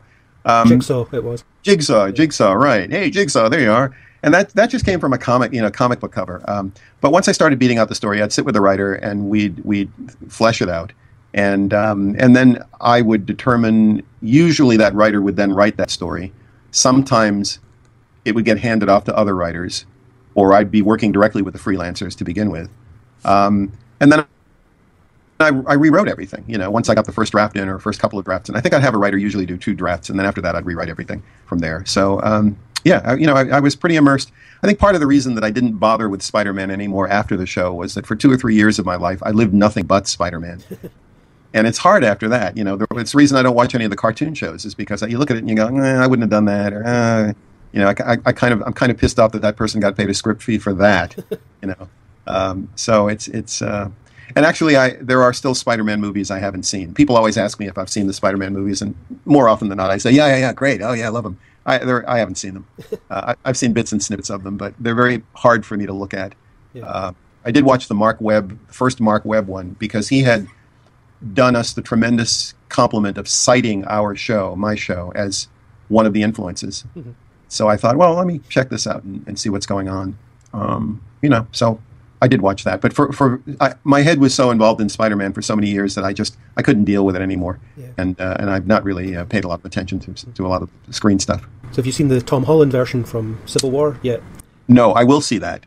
I usually wait until the crowds have gone, and then I go catch a morning screening where I'm the only guy in the theater, and I will see that. I'll probably see that in the next few days. I know this episode wasn't really supposed to be focused on Peter, but I feel like it should have after such an amazing finale. I wish we delved deeper into how Peter is handling everything and how he reacts to certain situations now. This episode wasn't bad, but I think it came out at the wrong time. I'll give it a 4 out of 10 because the rewatchability just wasn't there. I knew the plot twist with Tombstone, and it gets all resolved pretty quickly. There's not much here, honestly. I don't like how it feels like they brushed off the season finale like nothing happened. Only the beginning and the ending scene mention this, when this should have been something huge that happened to him in his life. Also, this episode doesn't add anything to Robbie or Tombstone's character. There's nothing here, it's just a setup plot. Again, not much to say here, not a great start to the season. Also, this episode is based on the Spectacular Spider-Man issues number 150, 151, and 155, where Robbie gets sent to prison because he watched a man get killed but didn't say anything about it, because he was scared of Tombstone, and gets found guilty and is put in with Tombstone, and yada yada yada. They fall out of a helicopter and more things and more. Not much was taken from the story, so let's move on. Spider-Man in this episode again reminisces on it being his fault that Mary Jane is gone, and he decides to go visit Felicia because she understands what it's like to lose someone you love. We then see Felicia with a man, but is distracted by a flashback in her head about being with her father when she was little. She goes home to find out that Dr. Octopus is talking to her mother and is blackmailing her for money. But when Felicia overhears this, she comes in and is caught by Dr. Octopus. Spider-Man goes in to visit her, but sees this and stops Octavius. Felicia questions her mother on why she's bargaining with Octavius, but she doesn't want to discuss it, and Felicia gets upset and starts questioning Spider-Man on how he knew he was here. And he just says he happened to be in the neighborhood, which sounds insanely creepy, like he's stalking her. He's pulling some Andrew Spider-Man type shit. Spider-Man tells her that she'll try and help her mother and then leaves. Spider-Man discovers things because Felicia said while they were talking, he mentioned something about the owns back fortune, and apparently it was a jewel thief that was her father, and he dressed up as someone named the Cat. And Spider-Man only knows it's her father because of a picture he saw in her room. Octavius is blackmailing her to not release this information so it doesn't stain the Hardy name. Meanwhile, Octavius gets captured by the Kingpin because apparently him blackmailing Felicia's mother is jeopardizing one of his long-term projects, and Kingpin threatens Octavius to help him with it. We then learn that they need to free the Chameleon, and that apparently before the Chameleon's capture, he was uploaded with a techno-organic virus and is part machine, and he doesn't need his belt anymore. He also has a GPS on him at all times so he can be found. They find out he's somewhere in the air and that his cellmate is Felicia's father, and they want to capture him because he has a big secret that can make them more powerful. They find out he's on the helicarrier and they break him out and switch him with the Chameleon posing as the Cat. Spider-Man was on board because he found out S.H.I.E.L.D. had something to do with Hardesky, which is Felicia's father, but they don't give him any information, so he takes the information from them. Peter learns that as a child, Hardesky thought he was hired by the government to spy on Nazis, so he sneaked into this government facility, and this was the same place Captain America was born. He saw the formula for the super soldier serum on the chalkboard and remembered it with his photographic memory. But when he starts leaving, he saw that they gave him the name Captain America. One of the Nazis that was spying on them destroyed the formula and the machine that created him, so he was the only one that had the formula, and for some reason Hardesky goes back to tell them what he saw, but questions why they would call the soldier Captain America. And then then he escapes and S.H.I.E.L.D. took him into custody so the formula wouldn't get into the wrong hands. Once Peter learns this information, he wonders if he should tell Felicia, and as he's heading back to her place, she's already been kidnapped by Octavius. We then see Hardesky talking to the Kingpin, and the Kingpin is trying to make him make the super soldier serum. He then uses Felicia as blackmail, and she finds out that's her father. And the episode ends. Getting straight into the next episode, we see Spider-Man swinging around looking for Felicia, and is again thinking how he let Mary Jane down, and now he let Felicia down too, and now he's losing everyone in his life. We then skip over to a rooftop nearby, and we see the Black Cat stealing jewelry. She had turned off the alarm, but once she sees Spider-Man swing by, she turns the alarm back on. Black Cat and him fight while she flirts with him.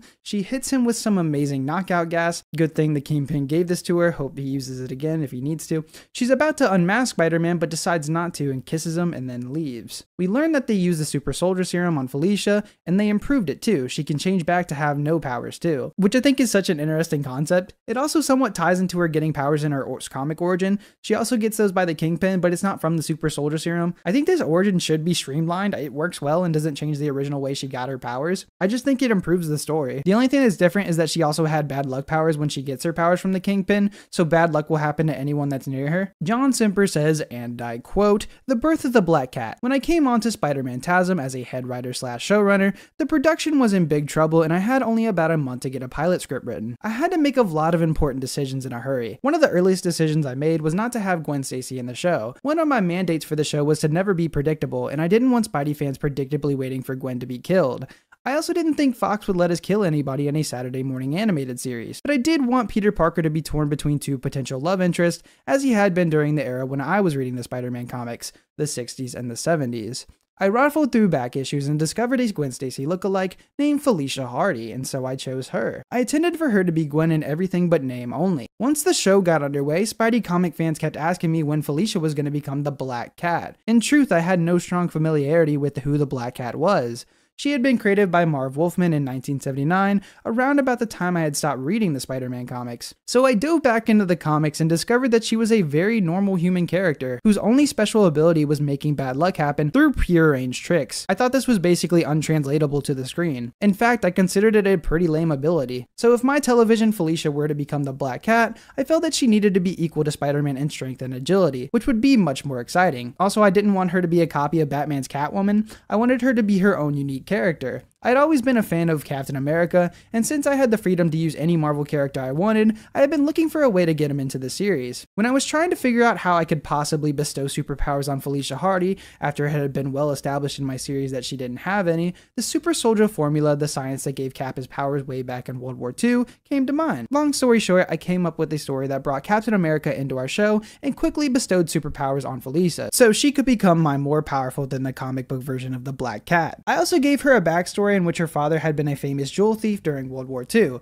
but that's a tale for another time. End quote. Getting back to the episode, we see Jonah talking to Peter, and he asks if Felicia is in some kind of trouble because her mother is staying with him because she's too afraid to go home. Peter goes to visit her as Spider-Man to get information on where Felicia might be, but she's given up on hope. But Spider-Man gives her a spider tracer, so if she changes her mind, then she can contact him. We go back to Felicia and her father, and he finds her a way out. Felicia goes back to her mother and wants to go back to her father, but she needs help. Felicia's mother hands her the spider tracer so she can get in contact with Spider-Man. They both meet up and are followed by S.H.I.E.L.D., but they get away and then go for Hardesky. They free Hardesky, he goes back home, but he volunteers to go back to S.H.I.E.L.D., and that's pretty much the end of the episode. I give these two episodes a 6 out of 10. It's a fine story.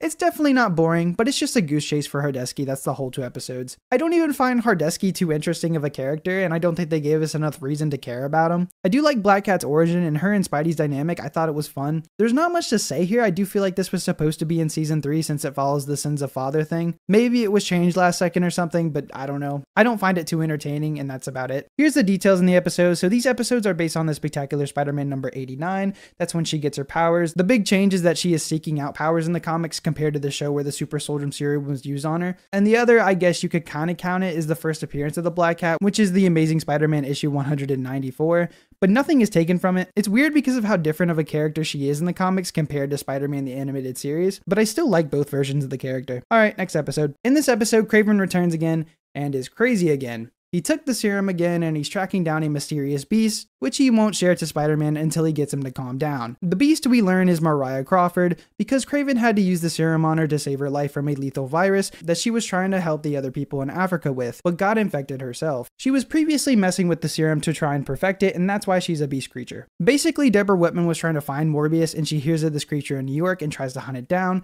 but it figures out it wasn't Morbius, and Black Cat figures out it's Mariah Crawford before Spider-Man, and she decides to work with Deborah Whitman. Deborah Whitman goes to Dr. Connors to help with a cure. Dr. Connors made a possible antidote and they use it on her. She's like half creature and half Crawford from what I understand, because they don't explain it. The only difference about her is her speech sounds different, so I don't understand what the serum did, but Dr. Crawford wants to stay this way, and they run away together. I feel like this just ended so abruptly, and it didn't make any sense, and that's why I just didn't really deep dive into the episode. Because what about the lethal virus in Africa? Did she just give up on those people? What did the serum actually do? Where are her and Kraven going? It just feels like a very weird episode, like a fever dream. It might have to do with John Semper not writing this episode, since he's written every episode except 5, and this is one of them. It's mostly Black Cat and Spider-Man chasing Kraven the whole episode while he's looking for Crawford, but he won't tell them that because he feels like he's wasting time. But just tell them real quick so they stop attacking you, dude. There's also this thing going on with Spider-Man with him being insanely angry that he let Mary Jane down and has lost faith in helping others, and it weirdly doesn't get resolved, but I can't help but love aggressive Spider-Man because he takes no shit from anyone, and I find it so great. And again, Christopher Daniel Barnes' performance adds to it so much. That was definitely the highlight of the episode for me, with Spider-Man just getting pissed off. Oh yeah, he moves in with Harry and they reconcile, and I guess he learned to let people in again.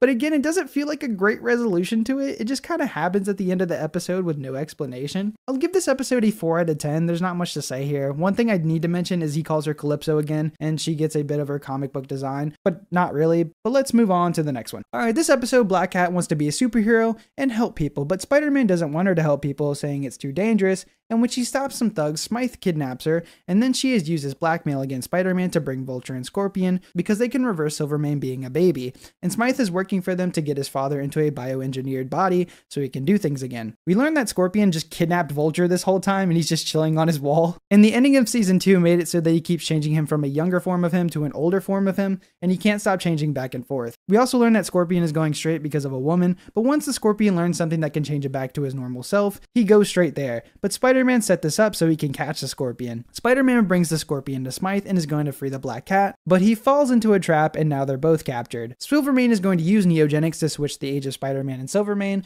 but the Vulture attacks because Scorpion's girl freed the Vulture to save him. Everyone escapes except for Silvermane, and the Vulture ends up switching his old self with Silvermane so he becomes young again. Did they forget they had like a mutation disease? Because Silvermane didn't get it and he never turns back into Man Spider like he was in the season 2 finale. Everyone escapes and the place explodes because of course it does. Spider-Man and Black Cat agree to become partners and possibly more, and the episode ends. Yikes, this episode is something. I'll give you that. It's fine. It's fine. It's not the greatest, but it's not the worst it could be. I'll give this episode a 4 out of 10. I think there's some interesting concepts here, but it doesn't feel like much is going on. You could skip this episode and miss nothing since we don't see Silvermane again. We don't see Smythe again till season 5, and he never mentions this. And also we never see the Vulture again. And the only thing that mattered was the Black Cat and Spider-Man are now working together. That's about it. I don't think it was handled that well. He figures out that he has feelings for her, and then they become partners. And I find it weird because she got captured so easily that she didn't even feel helpful to him. I wish we would have rather see her become more of an asset, like maybe Spider-Man needed something to save someone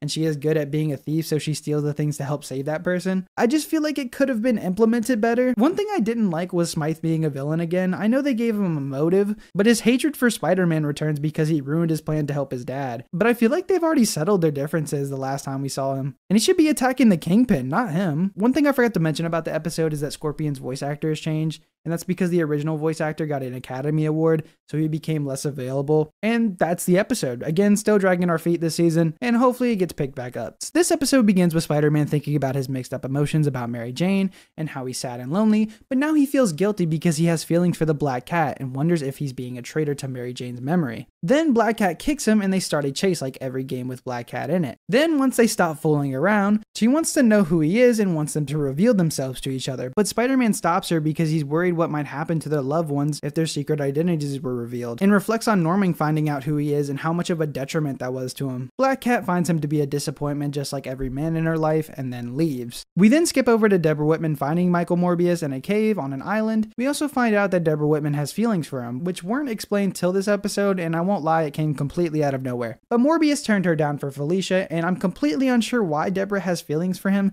since they never made a connection, and she had more of a connection with Flash. Flash is obviously angry because he thinks she cares more about Morbius than him, and that's rightfully so. Even when he asked that question, she says, I'm sorry, Flash. I can't answer that. Boo!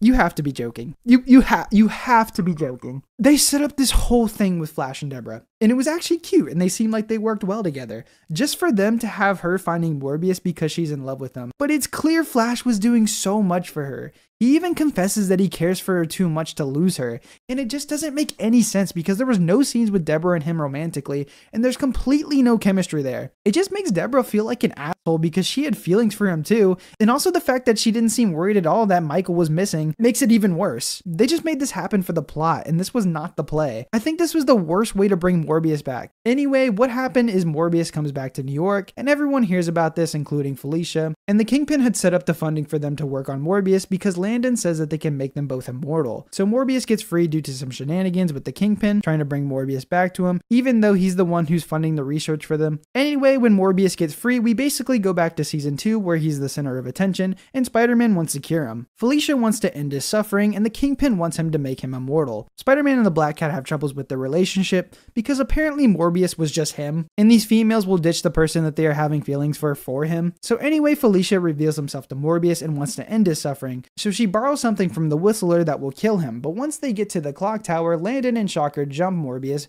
because they find out that he had used the clock tower once before. They take away Morbius, but Spider-Man sees the clock tower have an explosion, so he heads there and puts a spider tracer on the helicopter. He helps the cat follow them. They follow him to a secret underground location, and they end up reverting Morbius to his second form, and Spidey and Black Cat stop them. Black Cat is about to shoot Morbius, but she can't do it. Morbius runs away like he always does, and Spider-Man and Black Cat talk about her emotions getting in the way, and she thought she knew what she had to do and wonders how he deals with life behind the mask, but he doesn't even know how himself. Then she leaves him saying that she needs to go through this alone, and he swings off and the credits roll. I wonder a bit on how Spider-Man didn't figure out she's Felicia in this episode since for some reason she's very involved in the Morbius case, but whatever. Next episode, it's a story arc. The Vampire Queen comes to New York and finds Morbius because she wants to know where the machine that can turn humans into vampires is, and she looks deep into his eyes and finds the information somehow. And she keeps using these powers that can make people do whatever she wants, which from what I remember isn't a vampire power, but who cares? She gets the neogenic recombinator. Spider-Man finds out from the trail that she's been leaving behind, and him and Cat get into it because she wants to do it alone, but Spider-Man feels responsible for Morbius, so they both go to the Whistler. They track down where they think Morbius is, but it's actually the Vampire Queen stealing the plans about the neogenic recombinator to see how it works. I'm hating this episode, so I'm just gonna skim past this one. Long story short, Blade finds out that the Vampire Queen is his mother, and he's tricked by his mother because she said she was going to use it to make her turn into human, but she's going to turn everyone else into vampires. She gets away, and Blade and Morbius and Black Cat all go after her, which is actually a cool trio, and I wish we saw Morbius just being normal, but they all go. Spider-Man and Black Cat say their goodbyes, and Spider-Man is sad. Womp womp. Also, Harry finds out he's Spider-Man in this episode, but it was just a small scene, and I like that they just put that out there for a future story. These episodes get a 4 out of 10. I just don't care enough about Morbius for him wanting to be cured, nor did I care about his and Felicia's relationship. It just fell flat all around. Deborah was in the wrong, and I feel like they ruined her relationship with Flash a bit, because they made it seem like he was in the wrong for being angry that she wants to be with Michael more than him. Blade and Whistler were the highlights. Love seeing them again, but they didn't bring too much. Terry and Blade's relationship has ironically been way better than Felicia and Michael's relationship. I don't think they made the other ones believable. Like, MJ and Peter have the best, Deborah and Flash would have been second best, and then the Spider-Man and Black Cat one doesn't really go anywhere. Again, these episodes in the season just haven't been for me. I feel like most of these stories so far have been stories that didn't need to happen, nor do I find too entertaining, and it sucks because season 3 was such a high point. Alright, let's keep going. Okay, what am I going to do with the Green Goblin? Because I really had no reality on what the Green Goblin was, except they showed me, cells of what he looked like. And I went, and I don't remember, it was some diabolical thing I was saying, and I think the last line was, "I'm going to get you, Spider-Man." And I actually thought of what he needed was an evil laugh. I don't know why I thought it. It wasn't written. And I went, he needs an evil laugh. And so I thought, what voice am I going to give him? And then I thought of Margaret Hamilton in not Gone with the Wind, in Wizard of Oz, the one who played the Wicked Witch of the West. And I thought, well, if I make a male Wicked Witch of the West, that might work.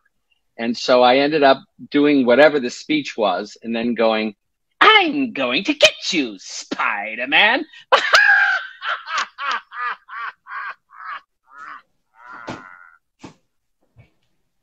Chills. In my opinion, this is the first good episode of the season, and it only took 7 episodes, but I think this one's great. So the episode begins with Harry having a nightmare, and it's actually pretty cool. It shows Spider-Man and the Green Goblin haunting him, and Spider-Man turns into the man-spider creature. When he wakes up, he goes to the bathroom and sees the Green Goblin talking to him through a mirror, just like in the Raimi trilogy. But in this show, I just buy it more because he went through a portal, so maybe he's like in another dimension talking to Harry. Anyway, he leads Harry down to this secret passageway in Oscorp, but is hesitant to help the Goblin. But he reveals that he knows where his father is, and he has to do what he says so he can tell him where. Harry gets infected with a goblin gas that gives him strength that his father has. Meanwhile, Anna Watson goes to visit her late husband's grave, and the Punisher is out there talking to his wife. The Punisher offers to bring Anna Watson home, since it's not safe this late at night. She agrees and tells him what's been going on, and basically explains to him that she thinks Peter has killed or kidnapped Mary Jane, but she can't prove it. And the Punisher decides to help because he feels like he needs to help her. We then see Peter and Liz, which by the way, Liz has appeared working at the Coffee Bean throughout the series,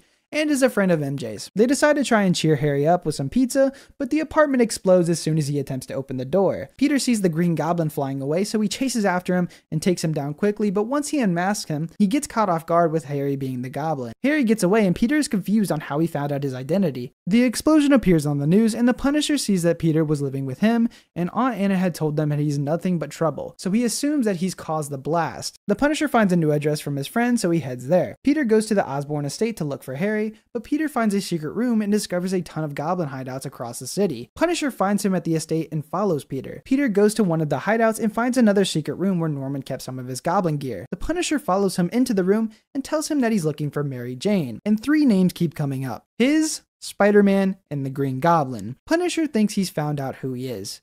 He's the Green Goblin. And the Punisher puts all the dots together. He takes all these pictures for the Bugle, he's obsessed with Spider-Man, and he's in love with Mary Jane. So when she decided that she liked Harry better than him, he snapped and turned into this persona called the Green Goblin, and he kidnapped her. Peter obviously dismisses this because he's insane, but Peter uses the Goblin tech around him to escape, and it's so cool because you don't see Peter using Goblin tech, and it's a fun scene. It kind of makes me want to see how he would actually use his tech more. Peter tries to get away but fails, and when the Punisher confronts him again, the Goblin actually shows up and we get this absolutely hilarious line. Well, what do you know? That must be me up there! Peter gets away and turns into Spider-Man, and him and the Punisher track down the Goblin. Spider-Man finds him first and tries to reason with him, but he thinks he's going insane because he's talking to himself, even though he's talking to the actual Goblin. But Spider-Man can't see it. He reveals that he's actually Norman, and Harry loses it. He starts flying away, and the Punisher comes in and blows the place up. And then they leave, and they both go after the Goblin again. They all go to the George Washington Bridge, where the Punisher is easily defeated, and Spider-Man makes the Goblin crash, and the Punisher finds Harry, but Spider-Man can't find him, and thinks it happened again. But as the Punisher is leaving, the Goblin sees Mary Jane alive somehow. Peter arrives back home distraught, but he sees the Punisher sitting in his living room with Harry caught. Punisher demands Peter to tell him where Mary Jane is, but before he can even answer, the doorbell rings, and the door opens, and MJ returns. MJ is confused on where she went and what happened,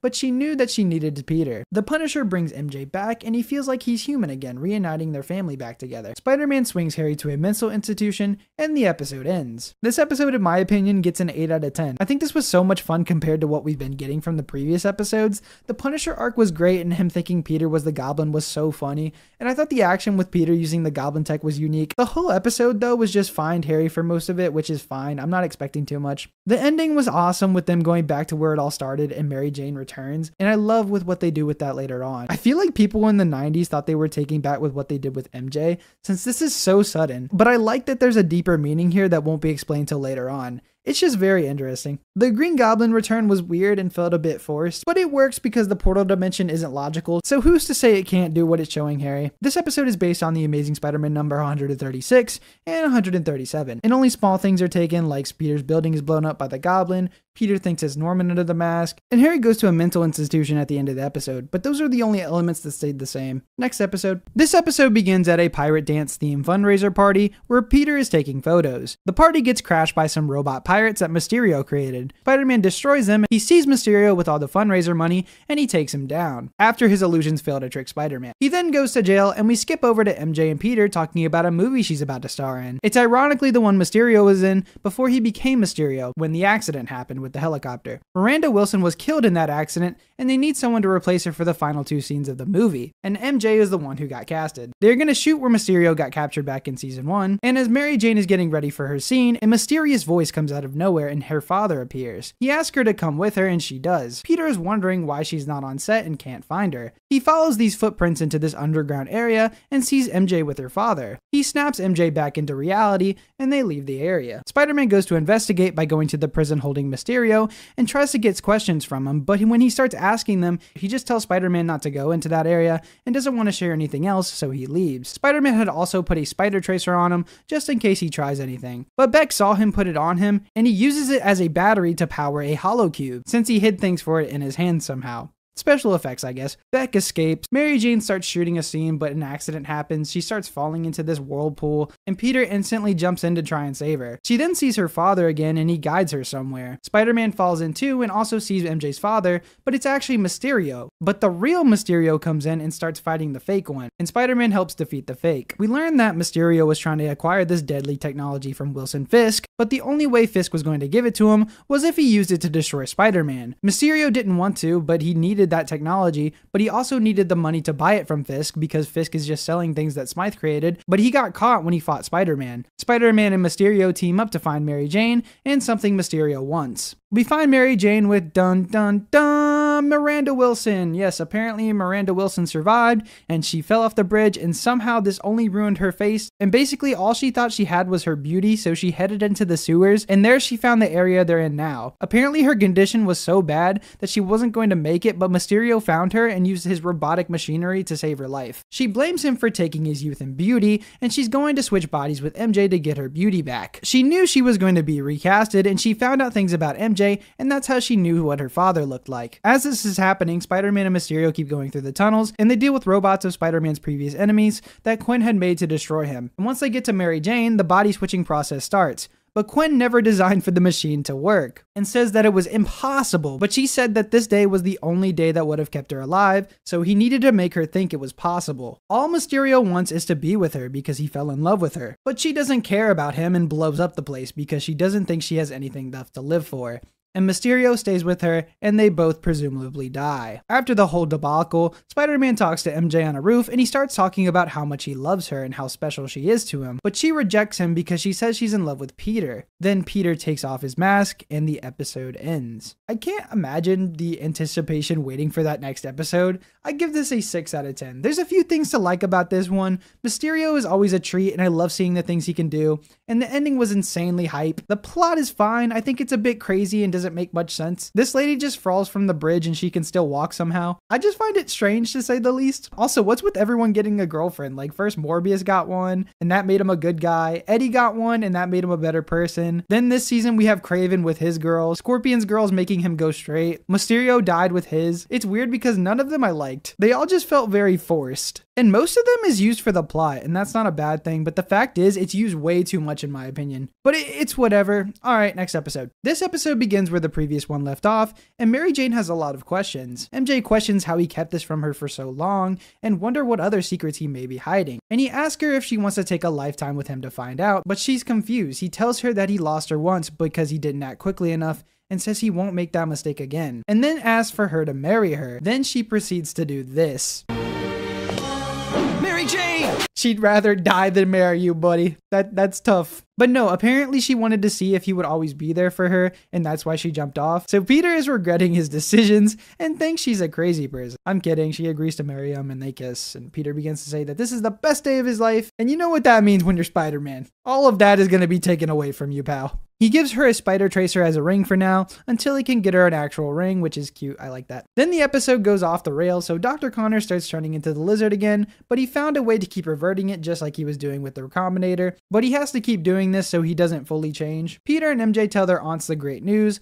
Aunt May is happy for them, and Aunt Anna hates this because she has a big old hate boner for Peter. Peter and MJ go to Dr. Connors, and Peter asks him to give the bride away for the wedding. But Peter isn't really that close with Dr. Connors, I feel, and Mary Jane refers to him to being like a father to him. But when was this? I can maybe understand if he knew he was Spider-Man, but this just kind of happens. The light turns out and Dr. Connors is getting kidnapped by Lizard, so Mary Jane makes a distraction so Peter can turn into Spider-Man. But the Lizard people end up kidnapping MJ and Connors. Basically, the lizard creature thinks Connors is his father because chemicals fell into the sewers that changed him into these big lizard creatures, but they don't know that they're accidents because Connor was trying to develop a cure, but he got frustrated and broke some stuff, and something he was experimenting on fell down the drain. This plot is boring. Spider-Man finds him with the tracer, more things happened. Then the woman saved the day by going to Deborah to make a cure, and they save Spider-Man and Connors. Everyone goes home, and MJ learns that she's got to be strong in dangerous situations, and they kiss, and the episode ends. This episode feels weirdly out of place. I'm going to give it a 3 out of 10. And it would be lower if not for Mary Jane and Spider-Man in the beginning and the teamwork scenes they had in this episode. I just find this one to be so boring. I don't like the lizard and I don't care for these other reptile creatures. One of them was somewhat interesting because she tries to go against the others, but she values all human life while the other lizards think they're the superior race. It's just bleh.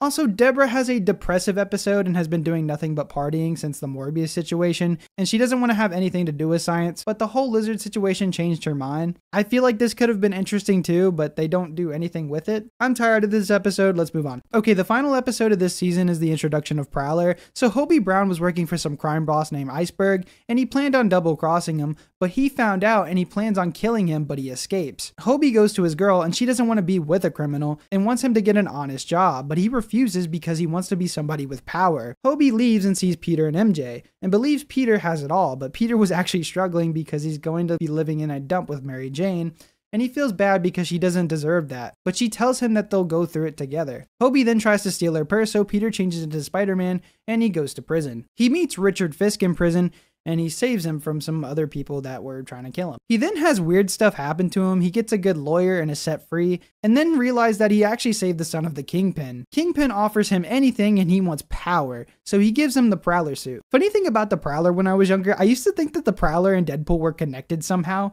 because their masks look similar. His was just purple. It's because of the Ultimate Spider-Man comics. Like, doesn't he just look like a purple Deadpool? I really do hope we get to see Hobie as the Prowler again, since Miles' uncle has kind of taken that spot as of late. We haven't seen Hobie as the Prowler in ages, and he might never come back because the other one has become so mainstreamed. Getting back to the episode, he goes after Iceberg, but Spider-Man arrives and he beats him. The Prowler takes Iceberg's organization, but his suit starts short-circuiting, and we find out that the Kingpin has tricked him, and he needs him to keep coming to him for a battery source for the suit. And the suit will keep hurting him if he doesn't get a new battery pack. And if he tries to take the suit off, it will explode. Hobie's girlfriend leaves him for another man because he thinks power is the only thing that matters, but she believes that he just needs to live his life. The Prowler defeats Spider-Man, but then later Hobie figures out Spider-Man was alive on the news, so he goes to Peter to tell him where Spider-Man is. Also, Hobie is the one who explained that whole story to Peter, so he knows his situation. Peter helps him and uses this electrical current that he's used to hurt him into something that will help the suit be usable. The Prowler and Spider-Man plan an attack on Kingpin. The Prowler goes back to Kingpin to get the batteries, but is tricked, and Spider-Man and him manage to unstick the suit to him,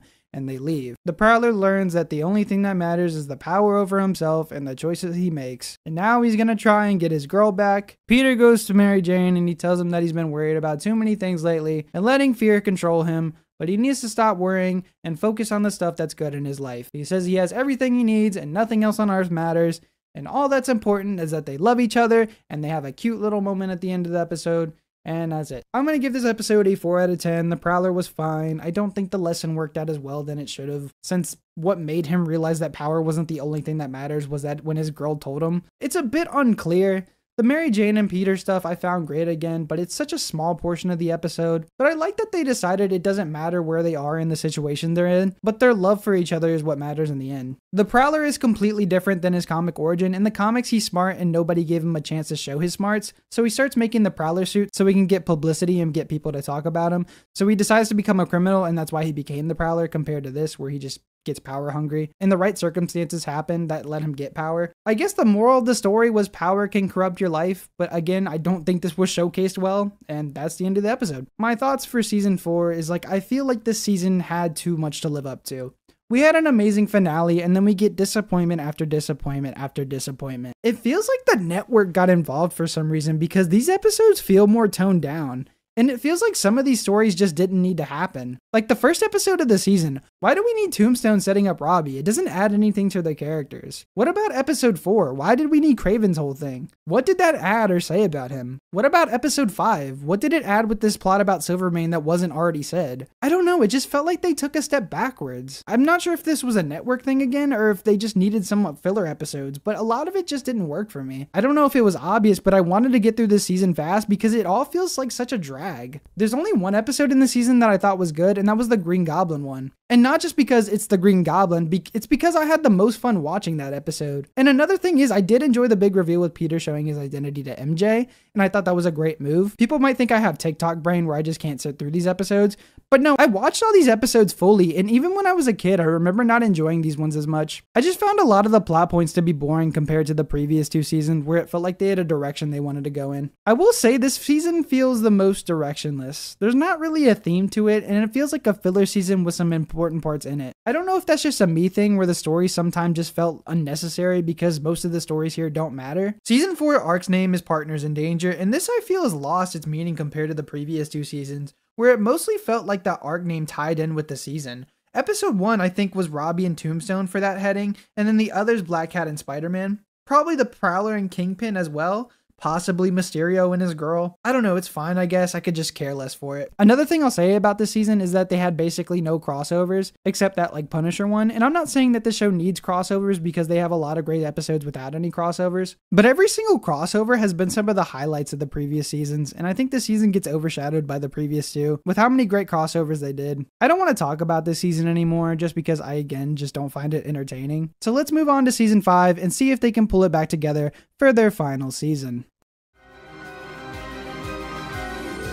Who amongst you has ever wanted to give up their superpowers? I have, because I've learned time and time again that with great power, there must also come great responsibility. We've always acted heroically because it was the right thing to do. Now, we can show this alien monstrosity, the Beyonder, what Earth people are really made of. But here I am, fighting alongside one of the greatest heroes of all time. You know, for so long, I've thought that I never got any breaks. But now, after all I've been through, for once, I like my life. I like myself. And for the first time ever, I wouldn't want to change anything about me. Well, Madam Webb, where to now? Face front, true believer. We are going to find the real Mary Jane Watson. What? It has been a long, hard journey. And I think you are finally entitled to some happiness. Amen to that, dear lady. Amen to that.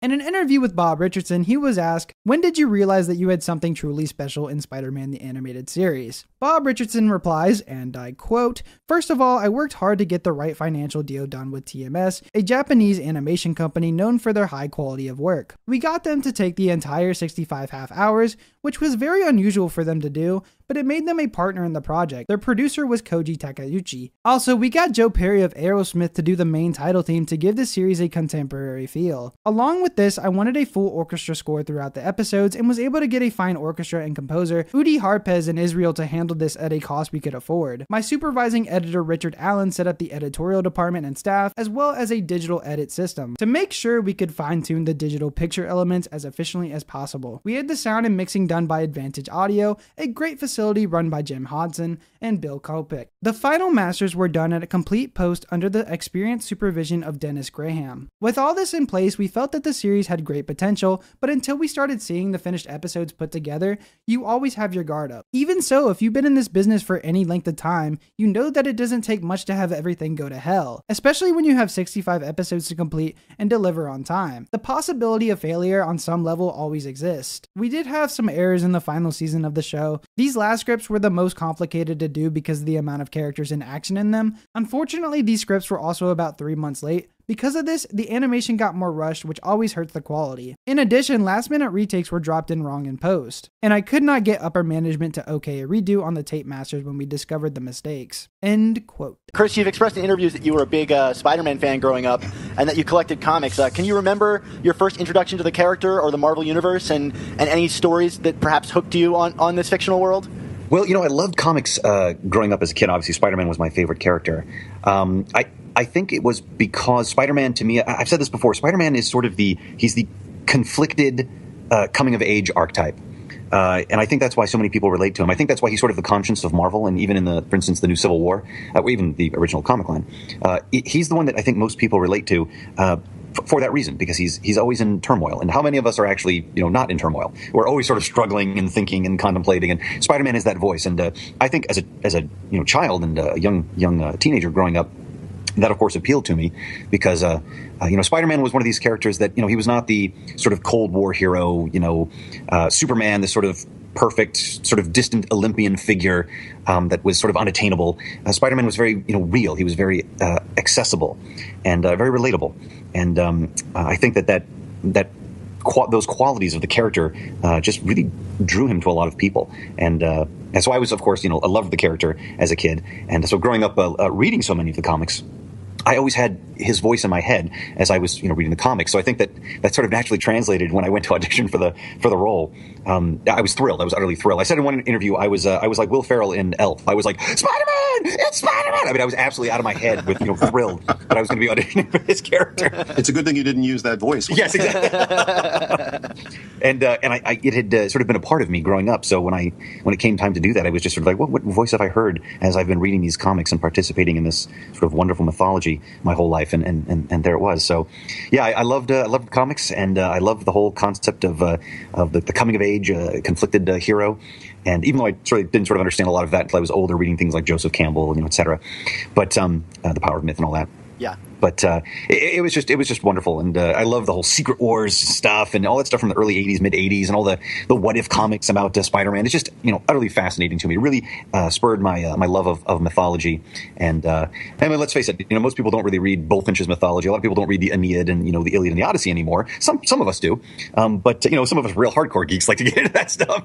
But a lot of people they access these mythic archetypes through comics, and that's, I think, the great gift of the comic book genre, is that it has allowed people to sort of access these perennial archetypes and really experience them and explore them in ways that was sort of has been lost to us in many ways. So it's been a real pleasure to be part of that in any way.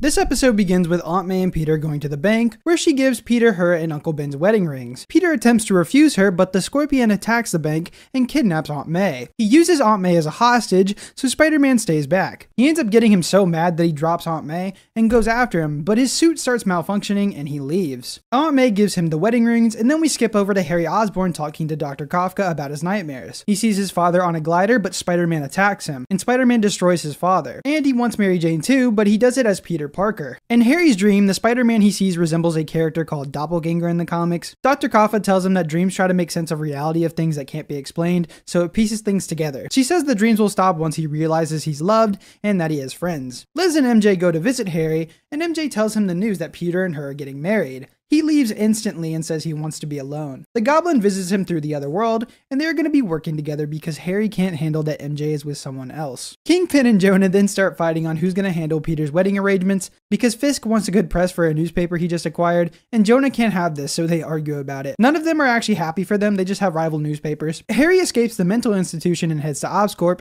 where he's invited Alistair Stythe to make a deal with Silvermane, so they can partner up to destroy the Kingpin. Also, Alistair fixed the Scorpion suit, so he's also working for him. Harry wants Smythe to build an army of robots that are his design, and they somehow build a factory overnight, it seems. They have tons of these robots. We then skip over to the marriage and everyone is there. Flash, Deborah, Felicia, Robbie, Jonah, Kingpin, Connors, Aunt Anna, Aunt May, and Liz. Once Alistair Smythe finishes the robots and says they'll do anything he says, the Goblin says, "Then my first command is, let's go attend a wedding!" I love the confusion Alistair has. They attack the wedding before they say their dues, and chaos ensues. Felicia turns into the Black Cat, Peter turns into Spider-Man, and Wilson Fisk somehow gets back to his penthouse and sends one of Alistair's old Spider Slayers to help him. But he's only helping because he realizes that the robots were made by Smythe, and realizes if Silvermane is getting help from Osborn, then they're going to become a problem. Harry's trying to force MJ to marry him, but Spider-Man tries convincing Harry that if she really loves her, then she'll let her go. But Harry would rather kill her than see her with Peter. Then Liv comes in, and with no chemistry at all, she says that she's loved him, and if they want to have a future together, he needs to chill the fuck out. And Harry realizes that he needs help and wants to be taken back to Ravencroft. They end up defeating all the robots, and the wedding continues. Peter and MJ do their I do's, and they become husband and wife. Peter carries her out, but before they leave, Jonah gives them a gift. He gives them a Daily Bugle van, and they drive off and the episode ends. This episode is something, I'll tell you that much. It feels like this was supposed to be the season 4 finale because it feels more like a season finale. Also, season 4 had 11 episodes and every season has had 13 or 14 episodes besides that one, so I do think this was supposed to be the season finale, but don't quote me on that. I think it also feels like a finale because it parallels the season 3 finale where Peter has lost Mary Jane and is distraught that he failed her, but in this one he's happy with MJ and they get married. I think this is a strong start to the season though. I'm gonna give this one a 10 out of 10. And I feel like it could be lower, but I'm a sucker for a wedding episode where they bring like the whole cast together and something crazy happens at the wedding and they all have to fight the enemies together. I do like seeing Peter happy, and I know they want to make you feel that way so they can have the hero have everything just so they can take it away from them. But the episode still feels big. It feels like an event and a crucial moment in Peter's life, and we've been there with him every step of the way. Now, this episode isn't perfect. My biggest problem is Harry. He just felt very rushed. They give him the news and he turns back into the Goblin. Then Liz, who has hinted she liked Harry in previous episodes, comes in and calms him down, but the chemistry is just not there, so it doesn't make me buy that he would stop. But they make it work by him just being unloved, and that's all he really wanted. It feels like a forced love though, since what if she wants to break up with him? Is he gonna go back to being the Goblin? I'll actually lower the score to a 9 because again, the Liz and Harry stuff could have worked better. And they also had an entire season of doing nothing. They could have added Harry and Liz being more compatible. Like imagine just giving us some small scenes of them just hanging out as friends, or them just talking about how hard it's been since MJ and his father have been gone. Just small scenes like that would have fleshed this out better. It just feels like it comes out of left field and doesn't feel satisfying when we don't feel a connection with Liz and Harry, and that's supposed to be the reason the conflict stops. This episode is still a fantastic wedding episode, and I absolutely loved it. I mean, how can you not? It definitely feels like a celebration of this character, and we're rooting for him to be happy since we've seen how much he's gone through. Now time to go over the trivia / details. So this episode is based on the Amazing Spider-Man Annual 21, which is Peter and MJ's big wedding issue. This issue is completely different from the show though. The wedding goes fine. The whole issue is Peter just has to settle his doubts about the marriage, and basically it's all a setup to the marriage. It's a nice and wholesome issue. What I really like is that Flash becomes his best man. I always loved that about this issue because they come so far from him being his high school bully. It just feels like it was a natural progression that happened to them becoming friends, and shows that we grow as people, and sometimes even the most unlikely of people can be the person we're closest to, and I love that. The other big change is Harry's at the wedding, but he's already with Liz and they've already been married at that moment. That's all I gotta say about this episode, so let's move on to the next one. These next set of episodes is a huge arc that consists of 5 episodes, and it's called the 6 Forgotten Warriors arc. And I'm just gonna breeze through these episodes and I'll explain why once I give my opinions on them. A scientist from World War II gets kidnapped, which was thought to be dead, but his daughter had to report his kidnapping. So the Bugle reports this. Kingpin hears the news and gathers the Insidious 6 back together because he holds knowledge of a great power. They replace Mysterio with the Vulture and break the Chameleon out of S.H.I.E.L.D. custody. Aunt May plans on moving in with Aunt Anna, and as Peter is helping her move out, he finds passports belonging to his mother and father, and they've been around the world tons. Someone named Keen Marlowe arrives at the door trying to get May to give him something, but she doesn't want to give it to him. He's also Uncle Ben's best friend, but Peter has never heard of him. Peter follows Marlowe as Spider-Man and goes onto the floating S.H.I.E.L.D. base. Spider-Man overhears Marlowe and Nick talking about how his parents' names mustn't be cleared, and that it must be known that they died as Russian spies. Spider-Man is furious, but when the 6 attack, he goes to stop them. The 6 end up getting away, but Peter still wants answers. Peter goes to Aunt May, and Aunt May tells him that she's been hiding that his parents were actually Russian spies, and Marlowe tells them that they were supposedly American operatives, and they were on a mission to find the truth about a secret doomsday weapon that was built to destroy America. And the scientist that built it was the one in the paper that had been kidnapped. His parents went to Moscow to find out the information on the doomsday weapon, but once they got there, they announced that they were double agents that were working for the USSR the whole time. And then suddenly they died in a plane crash. The government just concluded that the scientist wasn't alive anymore for some reason, which is dumb. Peter decides that he's going to go to Russia to get some answers, but doesn't know how he's going to get there since he's broke. So he tells Jonah that Spider-Man told him he's going to Russia, and convinces Jonah that what if he was right, that he is a menace and is going to take it global, Then Jonah thinks since their government is in turmoil, he's going to try to be elected to be their new leader.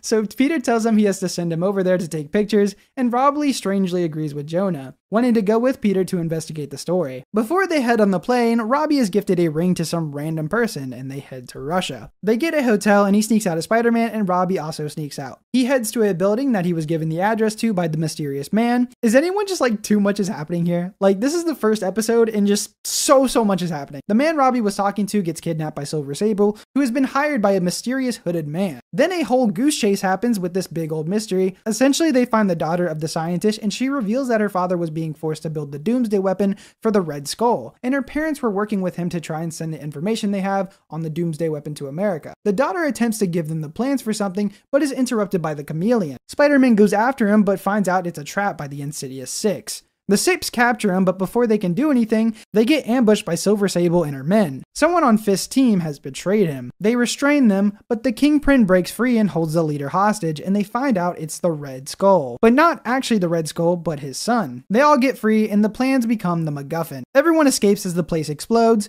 and the Kingpin gets away with the plans, and Spider-Man just lets this happen. The Red Skull says he doesn't need the plans because he's captured the two old guys that helped him build it in the first place. Peter and Robbie go home, and Peter's yelled at Jonah for not getting any pictures, but Peter doesn't care since he found out the answers he was looking for. Peter reveals to Aunt May that his parents weren't really traitors, and is going to do everything in his power to make sure that the world finds out the truth. Peter and Robbie meet up because Robbie's going to introduce him to the person who gave him the ring before the flight, and he'll tell the story of the Six Forgotten Warriors. So basically, in World War II, when Captain America was created, they tried to recreate the super soldier serum, but since there was a chemical shortage, they only had 5 people have the formula they created. The process was unstable, so it gave them all different powers, and they find out their powers weren't permanent, and eventually their powers would be useless. So they created rings so they could only use the powers when they needed it. He was one of the Warriors' chauffeurs. They find out about the Doomsday weapon so they can stop the Red Skull's plan. Then the Red Skull activated this energy vortex he had laying around, and during their fight they both get trapped in the vortex. They vowed they would save Cap, but got distracted by trying to win the war. And after that, they all had disagreements and disbanded. They all hid these 6 keys that are needed for the Doomsday device.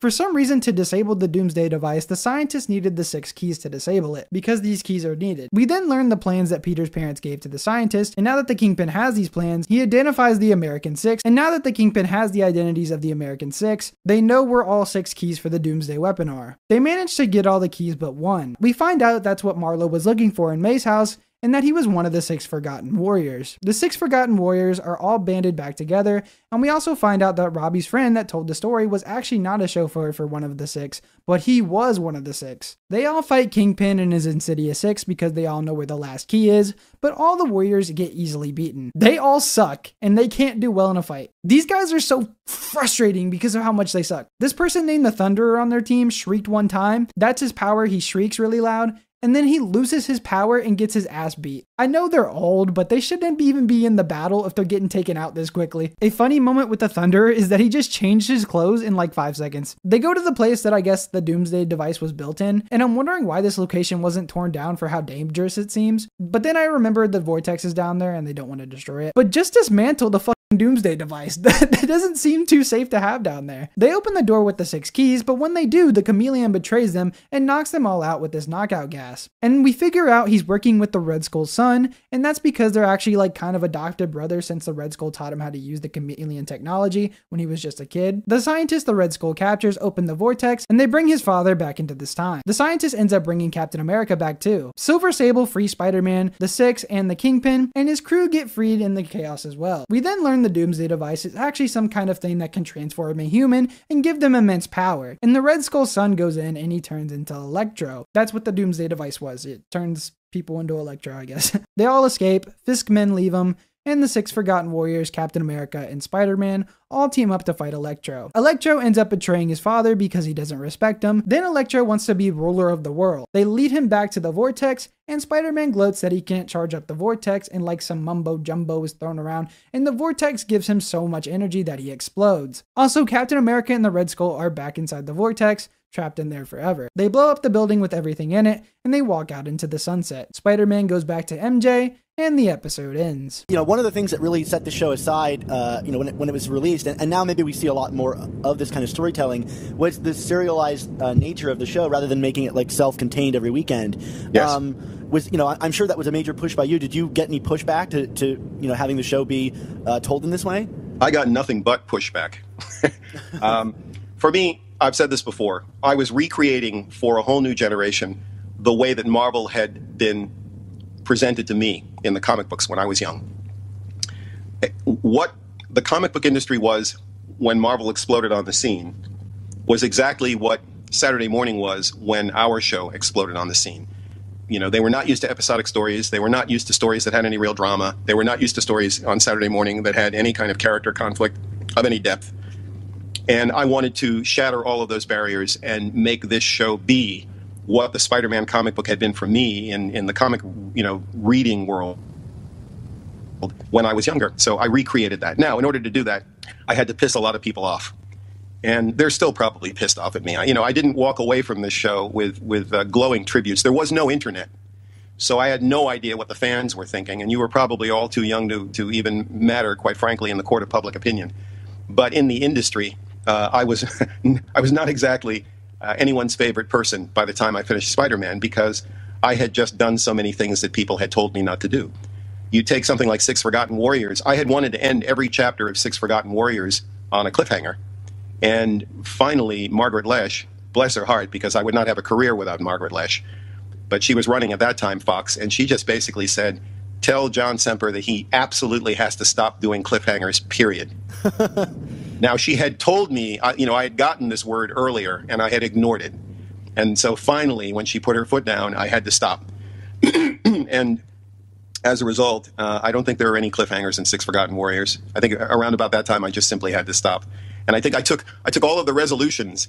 So if I'd written an episode and it had a cliffhanger, and then I had a resolution at the beginning of the following episode, I took all the resolutions and I put them at the end of the previous episode.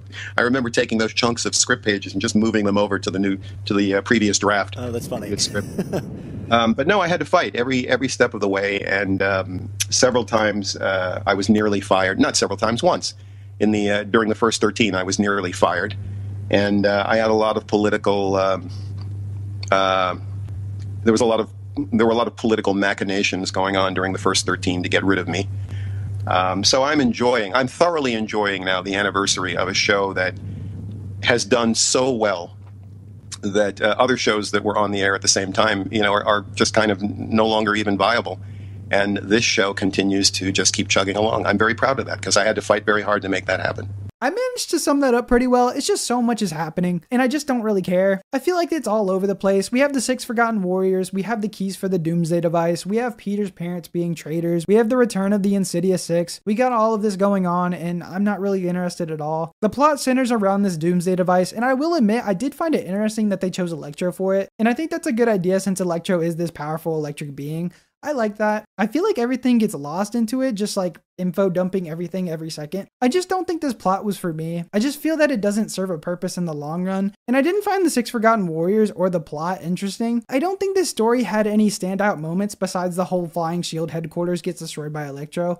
I thought that was sick. I do question why the Six Warriors are even here sometimes. Like, they give info and they get their ass kicked, and that's their purpose. I didn't even explain all their powers and everyone's name just because of how forgettable they are. Captain America coming back didn't even feel rewarding. He did have some good moments with Spider-Man though, with him letting him know that this world needs him, and he needs to keep going or his loved ones won't have a world to wake up to. I skip these episodes when I'm rewatching this series because I just find them boring. I found it a slog to get through watching these episodes and breaking it down, and this isn't a short arc. It's about an hour and a half to get through, so I don't recommend it personally, but if you want to watch it, you know, give it a watch, you know, it's still interesting. But I'm ready to go through the next set of episodes, but before that, let's go through the trivia and the details. I've always been fascinated by this idea of what happens to superheroes when they get older.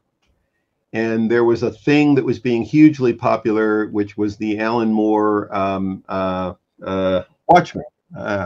Everybody was very excited about Watchmen right at that moment. And I thought, well, wait a minute, we could do our own version of Watchmen where, you know, there's a mystery that is rooted in the past and in World War II. And I thought, well, who were the other Marvel characters, the Timely Comics characters? I researched every one of these heroes by reading these old comics. And so I found the heroes that I wanted to use.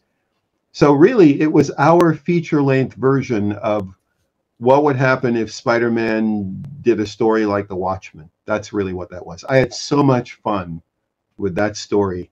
Here's John's thoughts on the Six Forgotten Warriors storyline. So John says, and I quote, "Six Forgotten Warriors was one of my favorite story arcs on Spider-Man the Animated Series. I had wanted to develop a multi-episode idea that explained the secret past of Peter Parker's parents. Was I the first to make them into spies? If there was a comic book precedent for it, please let me know. I've always been intrigued by present-day stories that have their origins and troubles of the past. I'm a big Sherlock Holmes fan, and many of the great detective mysteries were rooted in things that happened decades before the timeline of the stories began. Prior to my working on Spider-Man Tasm, I had been wanting to write a movie about classic superheroes of the past being older and having to cope with mistakes that they made in their youth. In this, I was somewhat inspired by the Great Watchmen comic book, so I decided to graft my embryonic movie idea onto a Spider-Man Tasm arc. But now I needed some classic World War II era superheroes.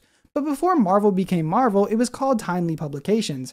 It was Timely which first published Captain America and the Submariner. Timely also had many other long-forgotten superhero characters. I decided to find some of these to use as my older heroes, since we already own the rights. Could I have made up some superheroes from scratch? Sure, but what's the fun in that? Back in those pre-internet days, researching old comic book heroes was very difficult, and buying vintage comics was prohibitively expensive, even if you couldn't find them for sale. Fortunately, I stumbled upon a company, now defunct, that had been probably illegally reprinting classic comics on microfiche. For you youngsters out there, microfiche was an old technology used for print and newspaper archiving. Look it up. I bought a whole batch of vintage Timely comics on microfiche and began choosing my heroes. I also bought a battered old microfiche reader with which to view them. Once I had made my superhero choices, those microfiches were distributed through the studio as references for our artist. I think I also donated my reader to the production as well. And thus, my new story arc, Six Forgotten Warriors, was underway, complete with classic comic book heroes who were going to be animated for the first time and possibly only time.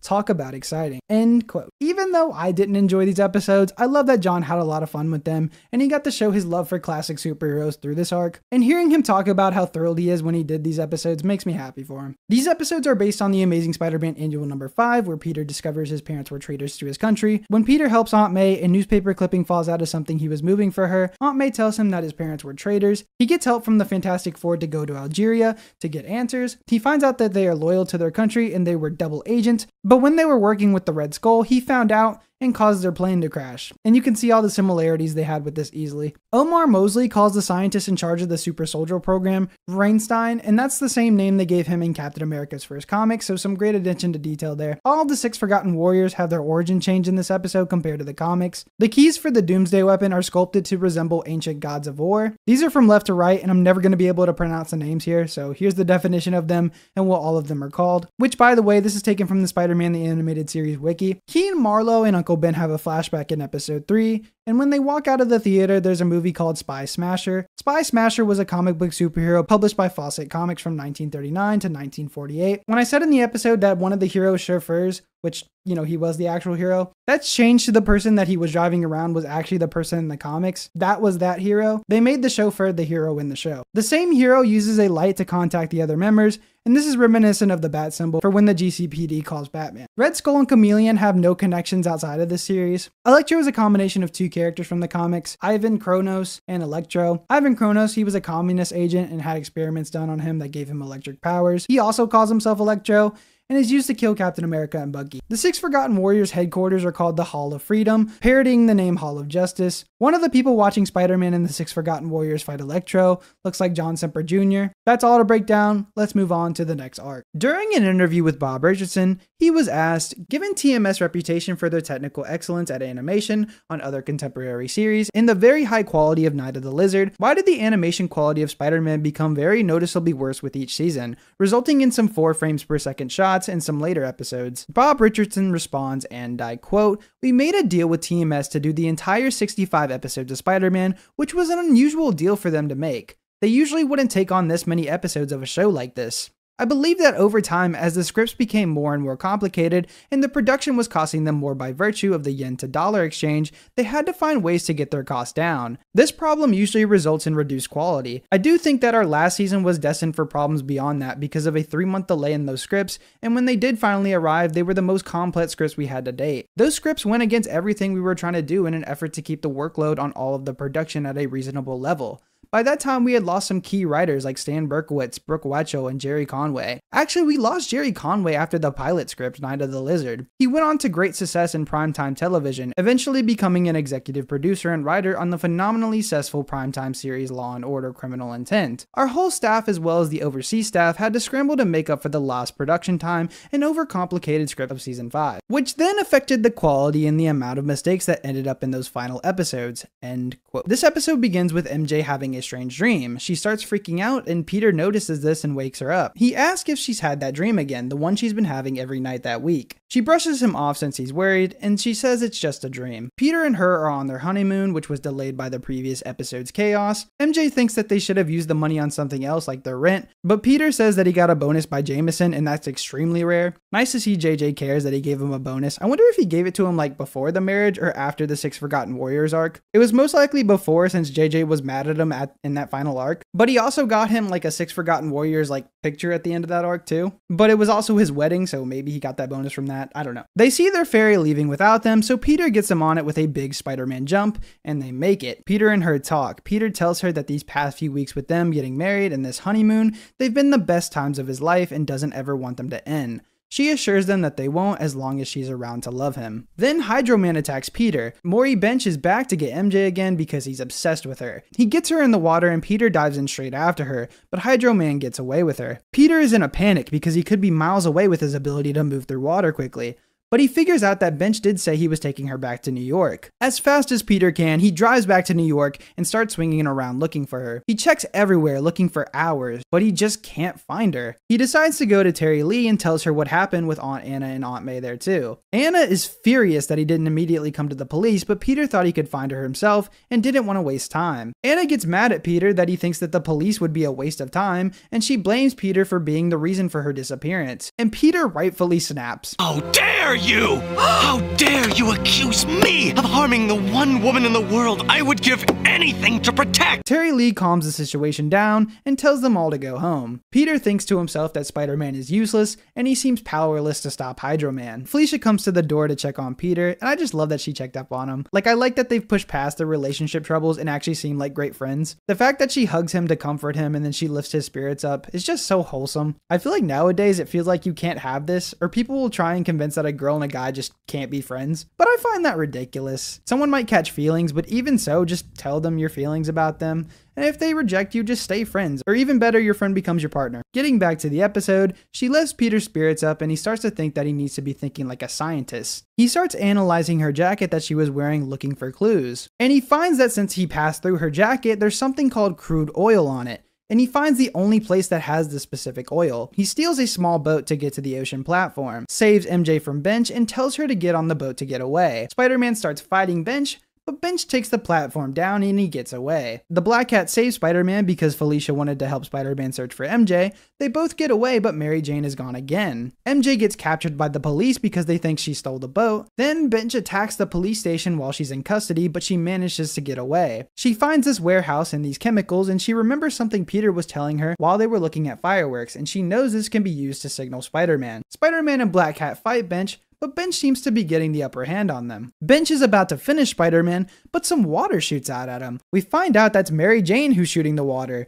and her and Spider-Man are confused, and the episode ends. Beginning this episode off, we begin where the previous one left off as always, and Black Cat comes to check in on how they defeated Hydro Man. But before they can, the building explodes. Because, yes. Okay, this is how I know they just wanted as many explosions as they could on this show, because there's no explanation for why it exploded. It just exploded. I find it hilarious. I love it. Black Cat tells Spider-Man that he taught him that she needs to commit to being back with Morbius because she just left him because she got bored board with them, and that's where she belongs. She leaves, and MJ thinks that once they find out what's wrong with her, that she will die, which is very, very, very subtle foreshadowing. Really on the nose there. They explain to the police what happened, and now she's safely back with everyone. But Peter and her are still confused on how she got these water powers. Peter says that they need to stay hidden so that Hydro Man can't find them, and Aunt Anna wants him to do what he can and says that it's all in his hands and hugs him. Which I find sweet that she realized Peter isn't a bad guy, and then he stood up for her when MJ accused her. I find this to be a touching moment between Anna and Peter. Even though Peter doesn't say anything back, we've been shown that Aunt Anna resents Peter for not being for the ones closest to him, and she finally accepts Peter here. I just think this is a great character moment, and we can understand her frustrations with Peter since she doesn't know that he's Spider-Man. Peter goes to Dr. Connors for help, and he thinks this strange dream is somehow tied in with her having these water powers. Dr. Connors brings her into her dream with this device, and she describes the dream to them. The dream just seemed like a bunch of nonsense though. We then see Hydro Man going to this professor named Miles Warren because there's something wrong with him. He's having trouble keeping himself together. Miles wants to run tests, but Bench is too impatient and wants MJ now. Bench goes into the Parker household and hears a conversation between Anna and Aunt May, and he finds out where Mary Jane is. They went to the George Washington Bridge since it was in her dream, and she weirdly faints for a second, but Peter thinks it's because of the shock from being back at that location. Why would they go to this location near all of this water? What are you guys thinking? Hydro Man then attacks them and kidnaps Mary Jane once again. Spider-Man thinks that if he follows the clues from her dream, it will lead him to Bench. So he follows all the clues of her dream, and he ends up in a sword called WF, which was used in Season 2, Episode 11, where the Kingpin had a secret laboratory there where he would study the tablet of time. He keeps following the trail, and this leads him to the Green Goblin's old underwater hideout. Someone has restored it, and I assume this was done to save money, but it actually makes a lot of sense since it's completely surrounded by water. So good on you, Spider-Man Tasm, for using your resources. Spider-Man meets Hydro Man there, and Mary Jane saves him again. Then Miles Warren appears, and Spider-Man knows who he is because his cloning experiments were banned by the government. Miles Warren tells him that since the government banned him from his experiments,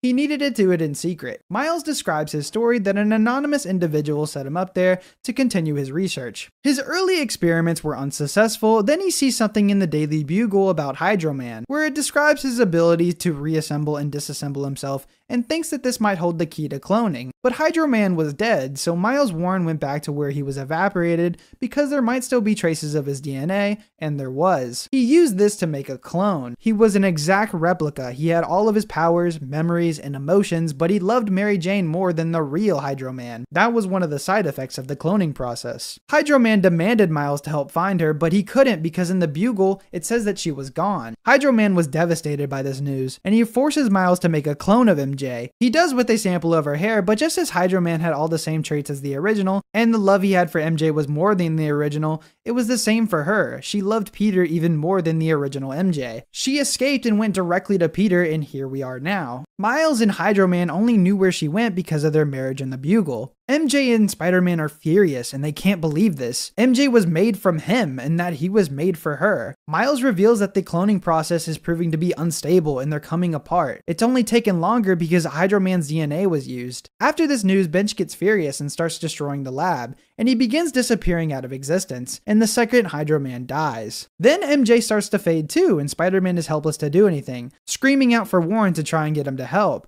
And before she goes, she tells him that if she's anything like the real Mary Jane, then she loves Peter Parker more than anything in the world, and she dies. As the place begins to crumble, we hear the pain in his voice. Mary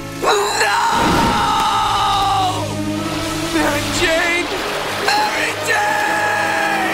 Warren seals up some of the water holes so the place doesn't completely flood, and we find out he's working for Silvermane and that he needs repairs down there, and hints at the possibility of doing the Clone Saga, with him holding a piece of Spider-Man's costume. Spider-Man is on top of the Brooklyn Bridge and thinks to himself that he can't go on without knowing what happened to the real Mary Jane. Then Madam Web appears and tells him that she knows where the real Mary Jane is, and the only way to find her is to do what she says. But Peter just wants her to leave him alone, but she says that she can't do that, and that she needs him, and that this is his destiny, and the episode ends. One thing I will say, when I was a kid and I was watching your show, I was devastated by the ending of the show. Oh, yes. With the Mary Jane water clone. I mean, I think it really just kind of upset me in a way that I don't think I'd been upset in entertainment before. Good, that's what it was supposed to do. I mean, just the character dissolving into nothing. Oh, wasn't that tragic? It was. I mean, it was like looking back on it. I've since seen it again, and it is kind of a beautiful moment. Her kind of passing on, that she has fallen in love with him as well, and that Mary Jane is out there looking for him. But it was. I mean, people that complain about this, supposed, censoring of your show, need to watch this moment and realize how devastating it is. Yeah, it's death. Yeah, it is. It's death. It is. And this is the woman he married too. I mean, woman in a loose term. Can you talk about the decision to, one, do this, and two, was there ever going to be, I'm sure if there had been more episodes, you would have concluded that story. Yes. Because just the idea as a kid that there's a Mary Jane falling through an interdimensional portal, never to be found again, was just disturbing, to say the least. Yeah, well, see, that's what drama does. That's what good drama does, is it sticks with you. When Gwen Stacy fell off that bridge in the comic book, that stuck with me. When Spider-Man was holding her dead, body in his arms after she fell off that bridge, you never forget that stuff. And I definitely wanted to recreate that kind of depth of despair in your little mind, because that's the stuff that really makes it epic and makes it mythology. You never forget those moments, and they are big moments, and they're grand moments. I used to tell my writers, we're writing opera. Always find the operatic moment for me, please, where, let's find the moment where the character breaks down and sings that, that aria, Pagliacci. Just find that moment. I love when he's, after she dissipates, when he's just kneeling. Here he is, this powerful superhero, and he's about to be inundated with water, and he doesn't care. He's in such despair that he's just kneeling there screaming Mary Jane. That these people that run around talking about, the censorship, man, it sucks. The show sucks because of censorship. We killed Mary Jane. They don't even notice it because they're too busy, regurgitating some foolishness that they read on Wikipedia. And we killed Mary Jane. We, gave Randy the gun. We did a lot of stuff like that, and it was powerful, and it was epic. And I live for those moments. There was no run up to that. When I married Peter off to Mary Jane, I knew that I was going to do. I knew that she was a water clone. I knew that all along. That was me. That was my plot. I think it was very frustrating for Bob Richardson when I had Peter. Speaking of plotting, and it all being in my head, when I had Peter building up to this big epic conclusion that Madame Web was preparing him for, nobody in the production knew what that was. That was all just sitting in my head. Had I been hit by a bus. Heaven forbid, no one would have known where it was all headed. But I did. I knew where I was going with it.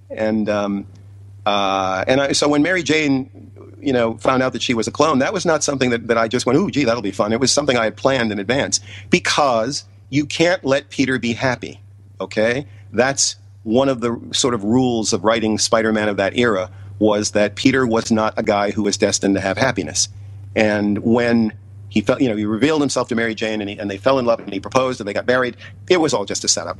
I knew that I was going to kill her off that way. So I won't apologize for that trauma that I caused, because that's part of what great storytelling is, epic storytelling. 10 out of 10, no doubts about it, no questions about it. This gets a 10 out of 10. The twist is perfect, the voice acting is top tier, the story is so intriguing, the story is so emotional, and it doesn't pull back. The thing I want to talk about first is the death, because that's insane that this cartoon got away with this. I mean, they got away with it with such a smart idea and made it a part of the story, which made it more interesting. This is one of those scenarios where limitations made the story better. The fact that we see Peter finally happy with MJ, and then this gets all taken away from him, is so well done compared to a certain story where they did the same thing, but made it a permanent thing, and it ruins it. The water clone was made to die, but we like the water clone as a character, and we know how much her and Peter have been through. That's why this hits so hard in the performances, man. They add so much to this episode. Specifically Spider-Man, with him being angry and all of these scenarios, because we hear him angry out of sorrow, and we hear him angry at accusations being thrown at him. Hydro Man is played perfectly by Rob Paulsen, who is such a phenomenal voice actor and brings so much life to his character as Hydro Man. The cloning stuff is also done fantastically compared to what they were doing with it in the comics, and I'll get to go over more of this in the final story arc, but they set up Miles' cloning experiments and they tie it in with her death on the bridge, and it feels like it's all such connected in a way that moves the plot forward, and it makes for a fantastic story. That's all I have to say about this episode. This one is completely original. It's not based off anything or nothing. It's just awesome. The only big change is Hydro Man, and we already talked about that. And Miles Warren was Peter's college teacher originally in the comics, and that's all I have to say. So let's move on to the next arc. When it comes to Spider-Man, reading the books and whatnot, what is it about the character for yourself that makes him so easily accessible for anyone to read?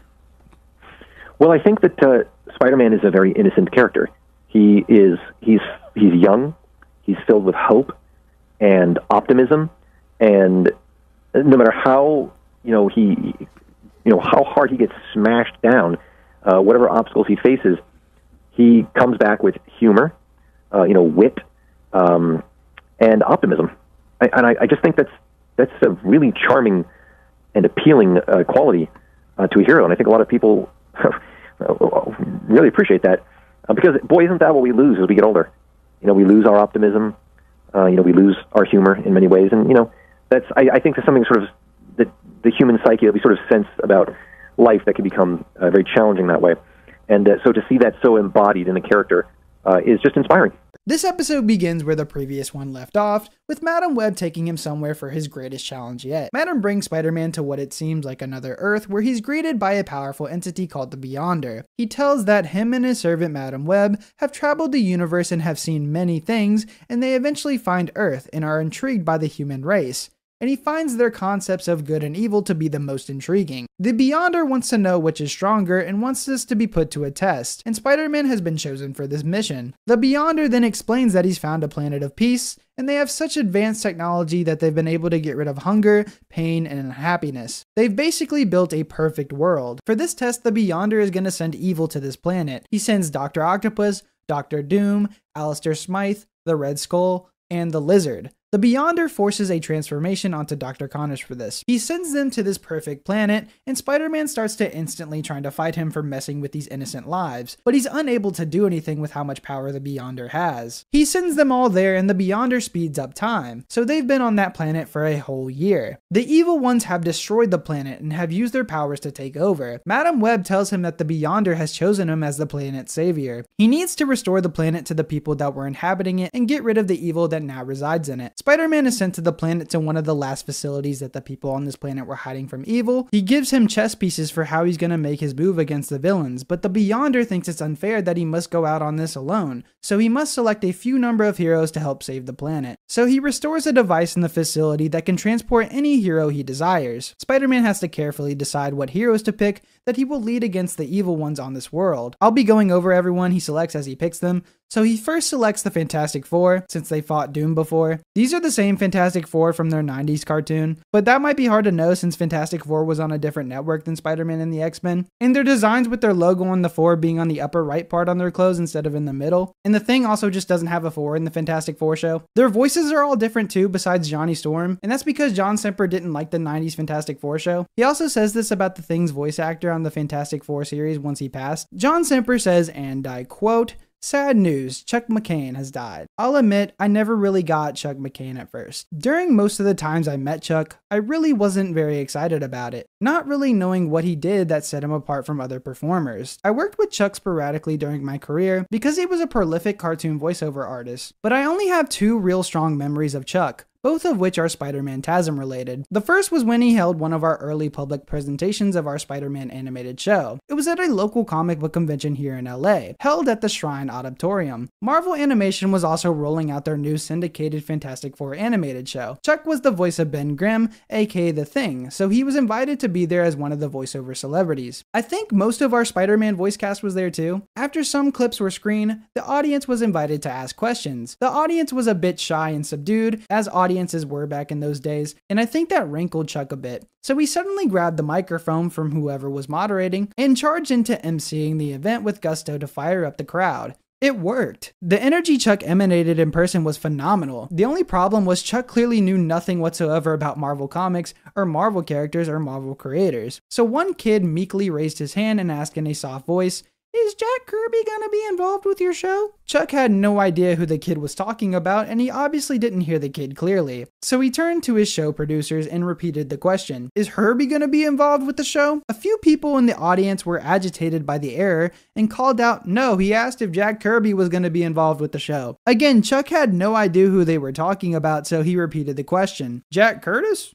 Is Jack Curtis going to be involved with the show? Many of us cringed at the blatant error, but trooper that he was, Chuck just barreled on, determined to inject more energy into the proceedings, which he most certainly did. There was no internet back then, but there were online forums and bulletin boards. I got on one forum later that night and read somebody's account on the event. The writer quipped that a joke quietly rippled through the audience that the new Fantastic Four animated show was going to be a tribute to the fine work of Herbie Curtis. My only other Chuck McCain story was that when I decided to have the Fantastic Four guest star in our Spider-Man series, I specifically requested that Chuck not be the voice of Bren Grimm. I thought his interpretation was too comedic and cartoony, and I didn't want that tone to be set in our show, so he wasn't. We recast the part. Sometime later, I was at some Marvel-related party, and Chuck and his wife were there, and they spent a good amount of time glaring at me with angry eyes. Oh well, if you're gonna produce TV shows, you're gonna piss off a few people sooner or later. Many years later, I saw an old video on YouTube of the live show Chuck starred in for kids, which was broadcasted in New York during the 50s and 60s. It really was quite brilliant, and he was very funny. I'm sorry I never fully appreciated him for how talented he was, and he was incredibly talented. My bad, my mistake, rip Chuck. When I get to the other side, I'm sure you'll be waiting for me with fists clenched. And with good reason, it's clobbering time. End quote. I find this to be great, knowing that John Semper Jr. is such a respectable guy and he takes back his mistakes of not appreciating his talent. It just shows what kind of man John is. I have so much respect for John for this moment and for some of the other things he says in the interviews. I think he was a perfect choice to pick for the show, and he understands the character so well, the world so well, and actually thought about the kids that might be watching this show. He didn't want punching in this show because he didn't want to teach kids to fight. So he shows them that exploding things is much better. No, but really, this all shows that John was the perfect choice for this show, and you can see the love he had for this character brought to life. Getting back to the episode though, Spider-Man then selects Iron Man since he's worked with him before and helped against Carnage and Venom, which makes sense, and we've already previously gone over Iron Man, so I'm not going to say anything here. He is also voiced by the same voice actor, so that's nice that they got him back in here. He then selects Captain America since he fought the Red Skull, and we saw him during the Six Forgotten Warriors arc. I'm curious on why he never asked if everyone made it out okay, but maybe he did it off screen or in between the episodes. He then is able to bring one more, and he decides to choose one of the X-Men. He brings in Storm since her voice actor lived in Los Angeles, where Spider-Man was being produced. And the others, like I've mentioned previously, all lived in Canada and would have to be flown to Los Angeles. Spider-Man brings them all there, and the Thing and Johnny start causing chaos before Spider-Man can explain anything. The Lizard then breaks in and starts attacking Spider-Man, but since there's so many heroes there, he gets restrained quickly. Spider-Man then starts explaining what's going on, but his team has tons of questions that Spider-Man doesn't have the answers to. Johnny and Ben seem to be aggressive towards Spider-Man, and they don't believe him. Then chaos ensues as they all have a hard time working together. While this is going on, the Lizard escapes and they all have to go stop him so he doesn't hurt innocent people, but he gets beaten by these giant worm creatures. The worm creatures make the heroes retreat back to base, but Lizard is down for the count and Spider-Man can't leave him behind. They get everyone back to base, but the worms are trying to attack the base, so Invisible Woman creates a shield to protect them from the worms, but she can't hold the force field forever, especially since they're attacking it. So Mr. Fantastic figures out, since this place was one of the last places the people hid for protection, they must have used the worms outside for protection and must have a force field. They find out they ran out of power, and the Lizard is the one at fault for this since he smashed their power source. Storm then says, "Awful. You mean the shield dissipated and they..." This implied that the people who were living here died. Isn't that so dark? And it's indirectly Dr. Connor's fault, so I feel like he would have remorse for those people. Like, these creatures were just living their lives peacefully, and then they died by these giant worms. That's crazy. They successfully bring the force field back online, with Storm being able to form electricity. Mr. Fantastic uses some sort of device to put Dr. Connors in charge of the Lizard body, so he can be helpful and not cause any problems, and the Lizard is part of the team now. Spider-Man stands up and encourages everyone that they can show the Beyonder what they're made of, but if they can all agree to work with him. They all agree to work with him, and they accept his leadership. Spider-Man and Connors talk about his doubts about his leadership, since he's never led a team of superheroes, and he confides in Connors since he's his friend. Connors reassures him that he's got this, and Spider-Man decides that he's going to record everything that happens here, so this isn't a secret war, and the episode ends. I'm going to talk about these episodes individually, but they're all going to be in the same ranking since there's a lot going on in these episodes, and especially this episode. I'm impressed with how much they put into this not even 20-minute story. Spider-Man being the leader of a group of heroes is so fascinating to me, because we never see that from this character. We have before, but not usually an Avengers style type of group. So it's interesting to see how he's going to tackle this and show how much he's going to have to take a stand and make the hard choices as a leader has to make. Seeing all these heroes together makes it feel like this is something bigger. And seeing this huge entity known as the Beyonder is terrifying, because we know nothing about him, and it all just seems like a game to him. This is the most powerful being we've seen in the show, and he has such a big presence in this story without being too present in it. He was the setup for this story, but it works because we know his goals. And this big battle Madam Web has been talking about now since season 3 is finally paying off, and it feels rewarding. Madam Web taught him things that will help him through this journey, and I think that's awesome with how well she's used in the show. This episode reminds me of being a kid and playing with my toys. My toys would fight for no rhyme or reason. It would just be a good versus evil like this. It's literally like what I would have had in my head. I'm basically saying that I'm the Beyonder, bow down to me. But for real, it has that sort of vibe, but seeing it come to life and them making it make sense and showing this bigger world is just so cool. Alright, let's get into the next episode. This episode begins with a chase sequence of Morbius and Blade going after the Vampire Queen, but they end up getting ambushed. But Black Cat comes to save them, but she starts to disappear and vanishes. We learn that Iron Man and Dr. Connors have gotten the teleportation machine that transported the heroes to send in the Black Cat, but this is the only hero that they're going to be able to get through the machine. Black Cat arrives and is angry because she was helping them while they were ambushed. Spider-Man explains everything to the Black Cat, and we learn things have been happening since the last episode. Storm has found a rebellion against the evil ones, and they are planning to attack the Red Skull and his crew. Spider-Man agrees to join up with them, but he needs more time so they can start a plan to launch a stealth attack, but he only gives them 10 hours. And if he's not there, he'll attack without them. Captain America knows that's not going to be enough time, but Spider-Man agrees anyway, and Captain America doubts his leadership since they're already short-handed with the Fantastic Four that are launching a separate attack on Doom, and they have to travel through Deadly Wasteland to get there. Spider-Man says that they have to, so they all get ready. One thing I want to mention is that Spider-Man says that he has the things he needs to make more webbing at the lab there. I feel like the Beyonder put all the supplies that the heroes need in this base because that just seems convenient to have there. Spider-Man and the Black Cat have a disagreement for her being forced to join him on this alien planet, and Spider-Man says that he needs her support, but she still disagrees and roasts him badly, and it's hilarious. You think it was fair to them to snatch me away just to hold your hand? Spider, won't you ever grow up?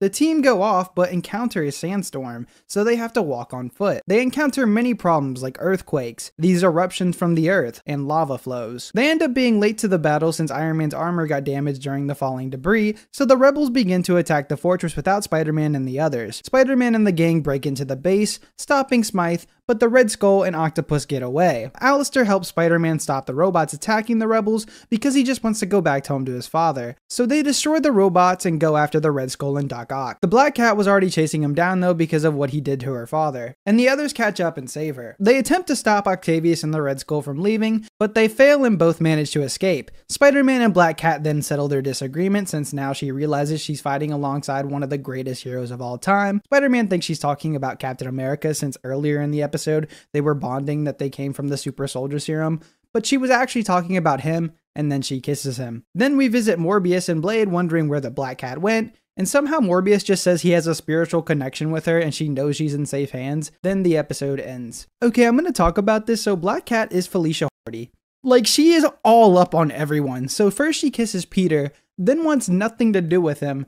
Then apparently she teased Flash enough into thinking they're dating. Then she wants Peter to take her to this party later even though she has no interest in dating him. Then she leads him on again by telling him if he could escort her to her mother's new science center tonight, and he wonders if it's a date and says you can call it a date if you want. Then when he doesn't show up, Michael helps her when she's getting robbed, which by the way was very weird because why was he near her? Was he stalking her? Then they start going out, and when Morbius turns into a vampire, Peter tries to warn her, but her ego is so big that she thinks he's asking her out. Then once he turns into a huge giant bat, she starts having the hots for Spider-Man. He turns her down, and then she gets a new boyfriend, Jason Phillips, and even when she's with her boyfriend, she's still thinking about Spider-Man. And even when she's engaged to him, she's thinking of Spider-Man at the engagement party. I'm not kidding. She even asked at the engagement party if Spider-Man has a better offer, meaning that she's straight up ready to leave the guy she's engaged to. That relationship fails because obviously he was the Hobgoblin.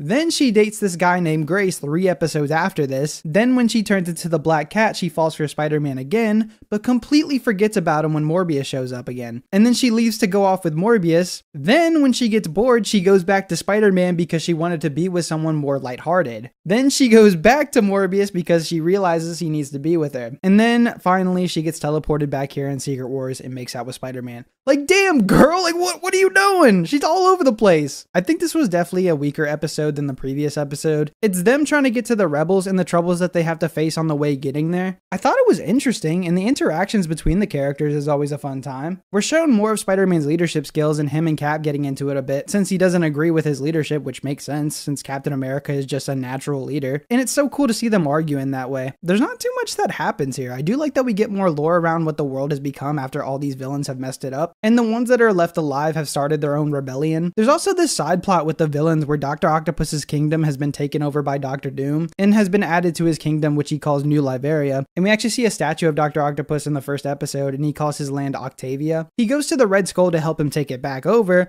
but the Red Skull will only do this if he helps with his robots. They both are going to betray each other though, but this is halted when Spider-Man and the team attack his base. I like these little interactions with the villains too. It shows that since all of them have such a big ego, you can't even trust any of them. I just feel like nothing was really going on in this episode. Nothing really mattered. They just really helped the rebels this episode, which is fine. Let's move on to the next episode. This episode starts with Spider-Man and the others trying to get back with the Fantastic Four, but when they find them all, they are knocked out. Mr. Fantastic tells them that they got ambushed by Dr. Doom's evil robots, but they didn't finish them. However, they did take Ben Grimm. Spider-Man explains that they can't go to New Liberia without reinforcements, but Mr. Fantastic gets mad at him since he convinced Ben to fly the aircraft that took him into outer space. Johnny explains this to him and he tells him the origin of the Fantastic Four, which is the same from the comics. They go to New Liberia and it seems like Doom has made his area peaceful, like how it was before all the villains came here. They enter Doom's castle and find Ben Grimm in human form, because Doom has used the technology from this planet to be able to do this, but that's not the only thing he did. He made this watch that can turn him back into the Thing and be human, and he can change whenever he wants. Ben Grimm as the Thing looks cursed in this show. It looks like a big old eyebrow, and now you can't unsee it. You're welcome. It just looks strange. Doom comes in, and they think he wants something from Ben now, but he says that he just wants him to be happy like all of his other citizens. And he's only taken over this place so that everyone here is free from the other villains. He uses the technology from this world to make a great society.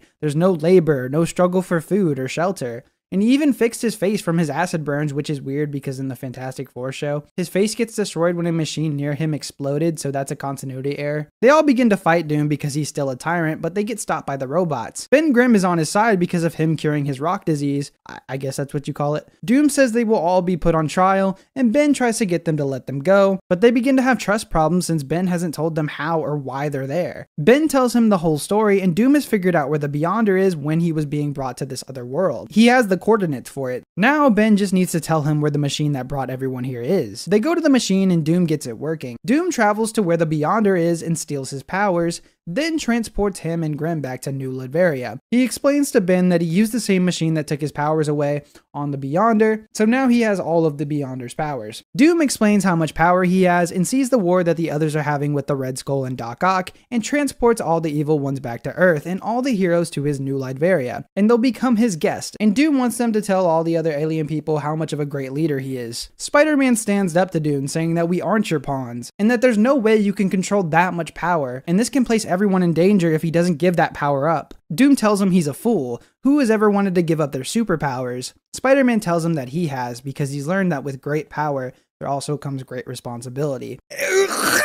That's such a good way to use that line and not just throw it in there because he's right. We've seen this character go through thick and thin and the things he's had to give up because of the powers he has. Like, it feels rewarding to get to this point in the show, since we know how hard it's been for Peter.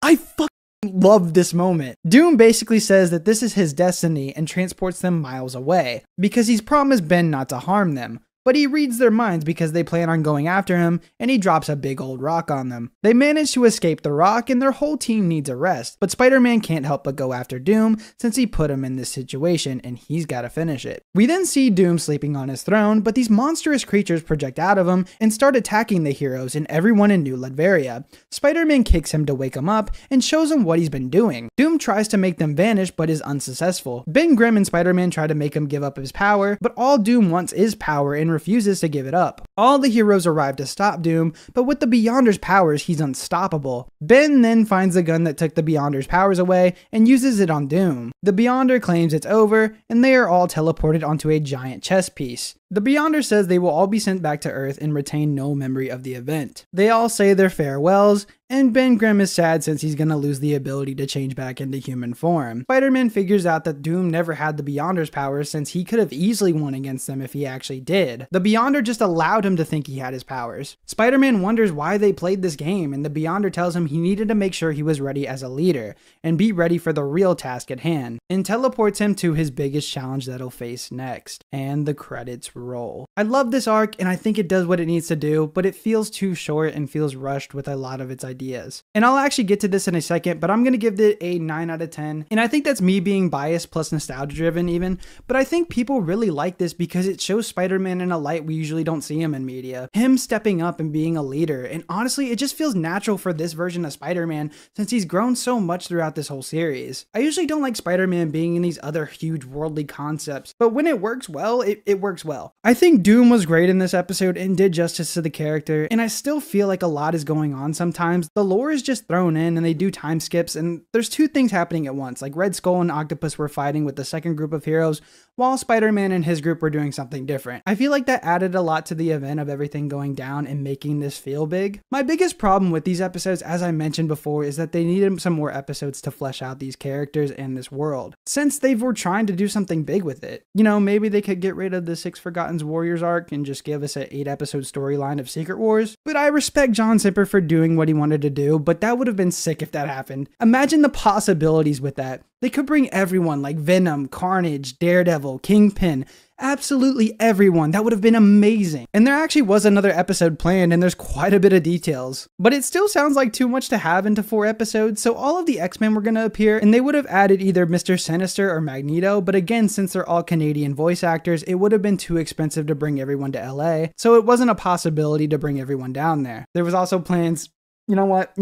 I'm just going to let you hear it from one of the writers of the show. I was curious if you could talk about the experience of making Secret War. Can I have one? Yeah, sure. There's a lost episode of Secret War. Yeah, and that's my episode. My heart. You know what we would all write these for free. What they pay us for is the heartbreak.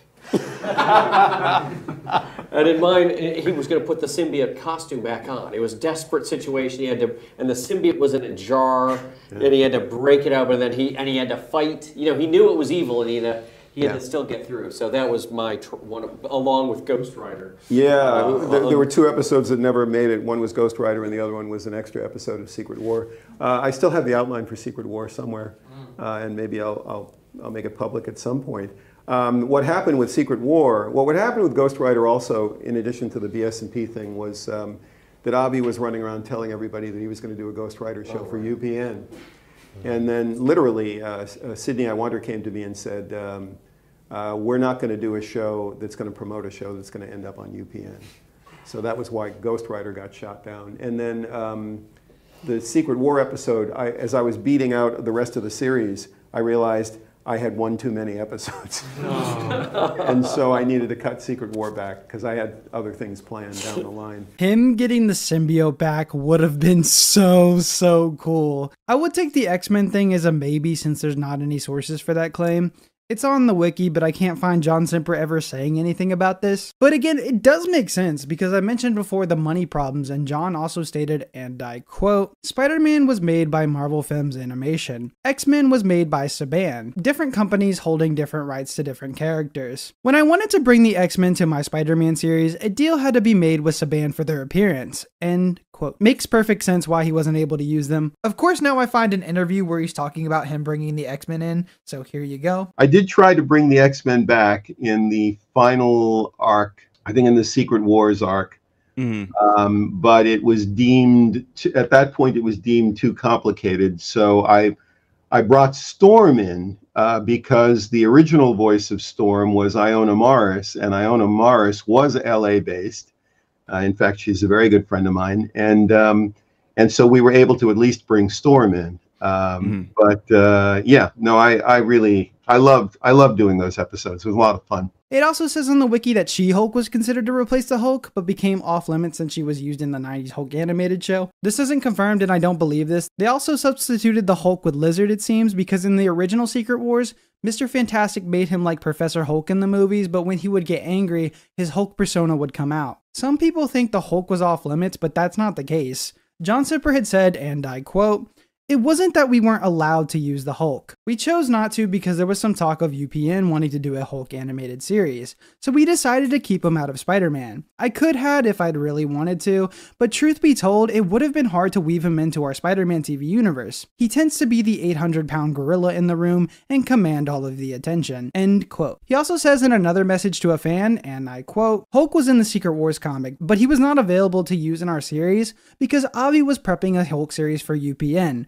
He wasn't supposed to be in our version. I knew from the start I couldn't use him. So when I decided to do Secret Wars, which was my decision to make, I knew from the start I'd replace him. I wasn't forced to do anything. The Lizard was my choice as a substitute. I easily could have chosen not to do Secret Wars at all, but I figured out how I could do a version of it that would fit our ongoing storyline. The plot of the original comic has nothing whatsoever to do with what we did in our series." End quote. And this is why I don't believe the She-Hulk thing from the wiki, because it seems like they had their minds made up about the Lizard, but who knows, I might have missed an interview where they say that. I tried to look at them all, but maybe one got through my fingers somehow. John Semper also had an outline for the 4th episode, so maybe he revealed that and I just haven't been able to find it since I am one man. The wiki does have things wrong though, so I try and fact check everything, and if something doesn't line up, I don't even mention it in the breakdown. The last thing I want to say from his Facebook is, and I quote, "I did a panel at San Diego Comic-Con circa 94 when we were introducing Spider-Man TASM, and somebody asked me if we were going to do Secret Wars, and I said empathetically no,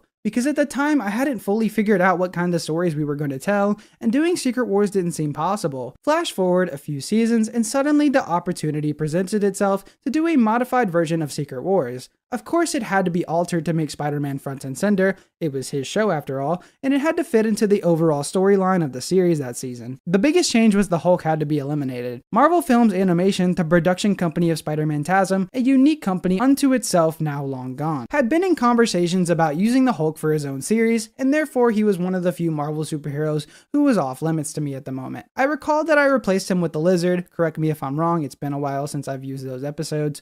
For the record, they did eventually sell a Hulk animated TV series in syndication right after my series had ended, and I wrote a few episodes of it. Here's a commercial for the Secret Wars toy line from 1985, almost a decade earlier than my series. My friend Will Mignot storyboarded the animation, end quote. These episodes are based off the Secret Wars comic series, which almost lasted for an entire year, starting on May 1984 to April 1985.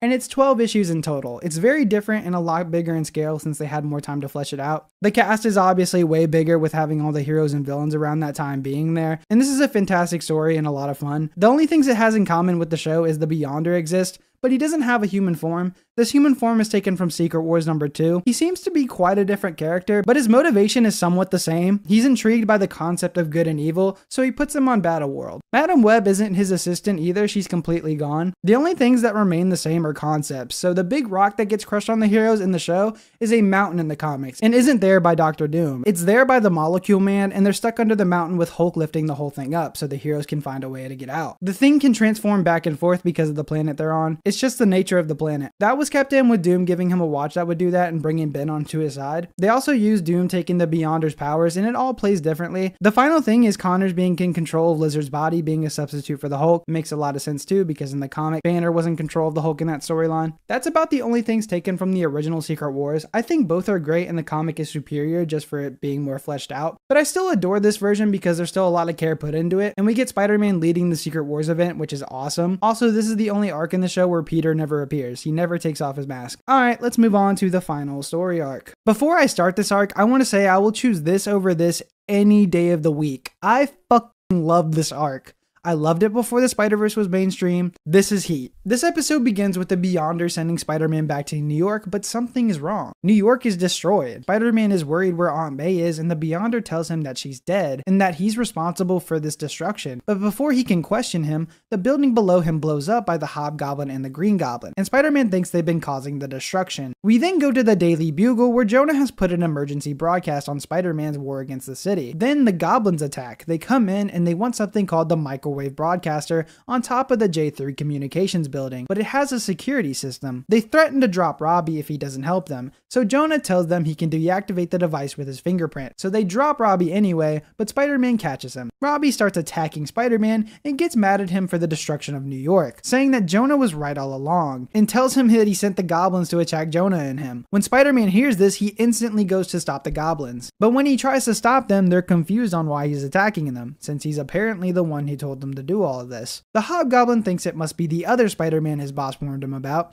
so the Hobgoblin blows up the whole place trying to kill him, and the Bugle is destroyed. They steal the device, but as soon as he's about to stop him, a strange thing happens. He gets attacked by himself wearing the Carnage symbiote, and thinks that he's a clone, and he starts beating his ass, but before he can finish the job, he gets teleported by Madam Web. The Beyonder is with her and he's not doing so well. Madam Web explains that he's not in his home dimension, and his power is diminished in this dimension. Spider-Man tries to get help from Madam Web, but she just tells him that he must help himself, but that doesn't mean that he won't have to do it alone, and shows him a bunch of different versions of himself. How about that incredible job Chris did, and I was talking about this morning in another interview, the amazing job Chris did in the multiverse episodes, which, by the way, I invented the multiverse.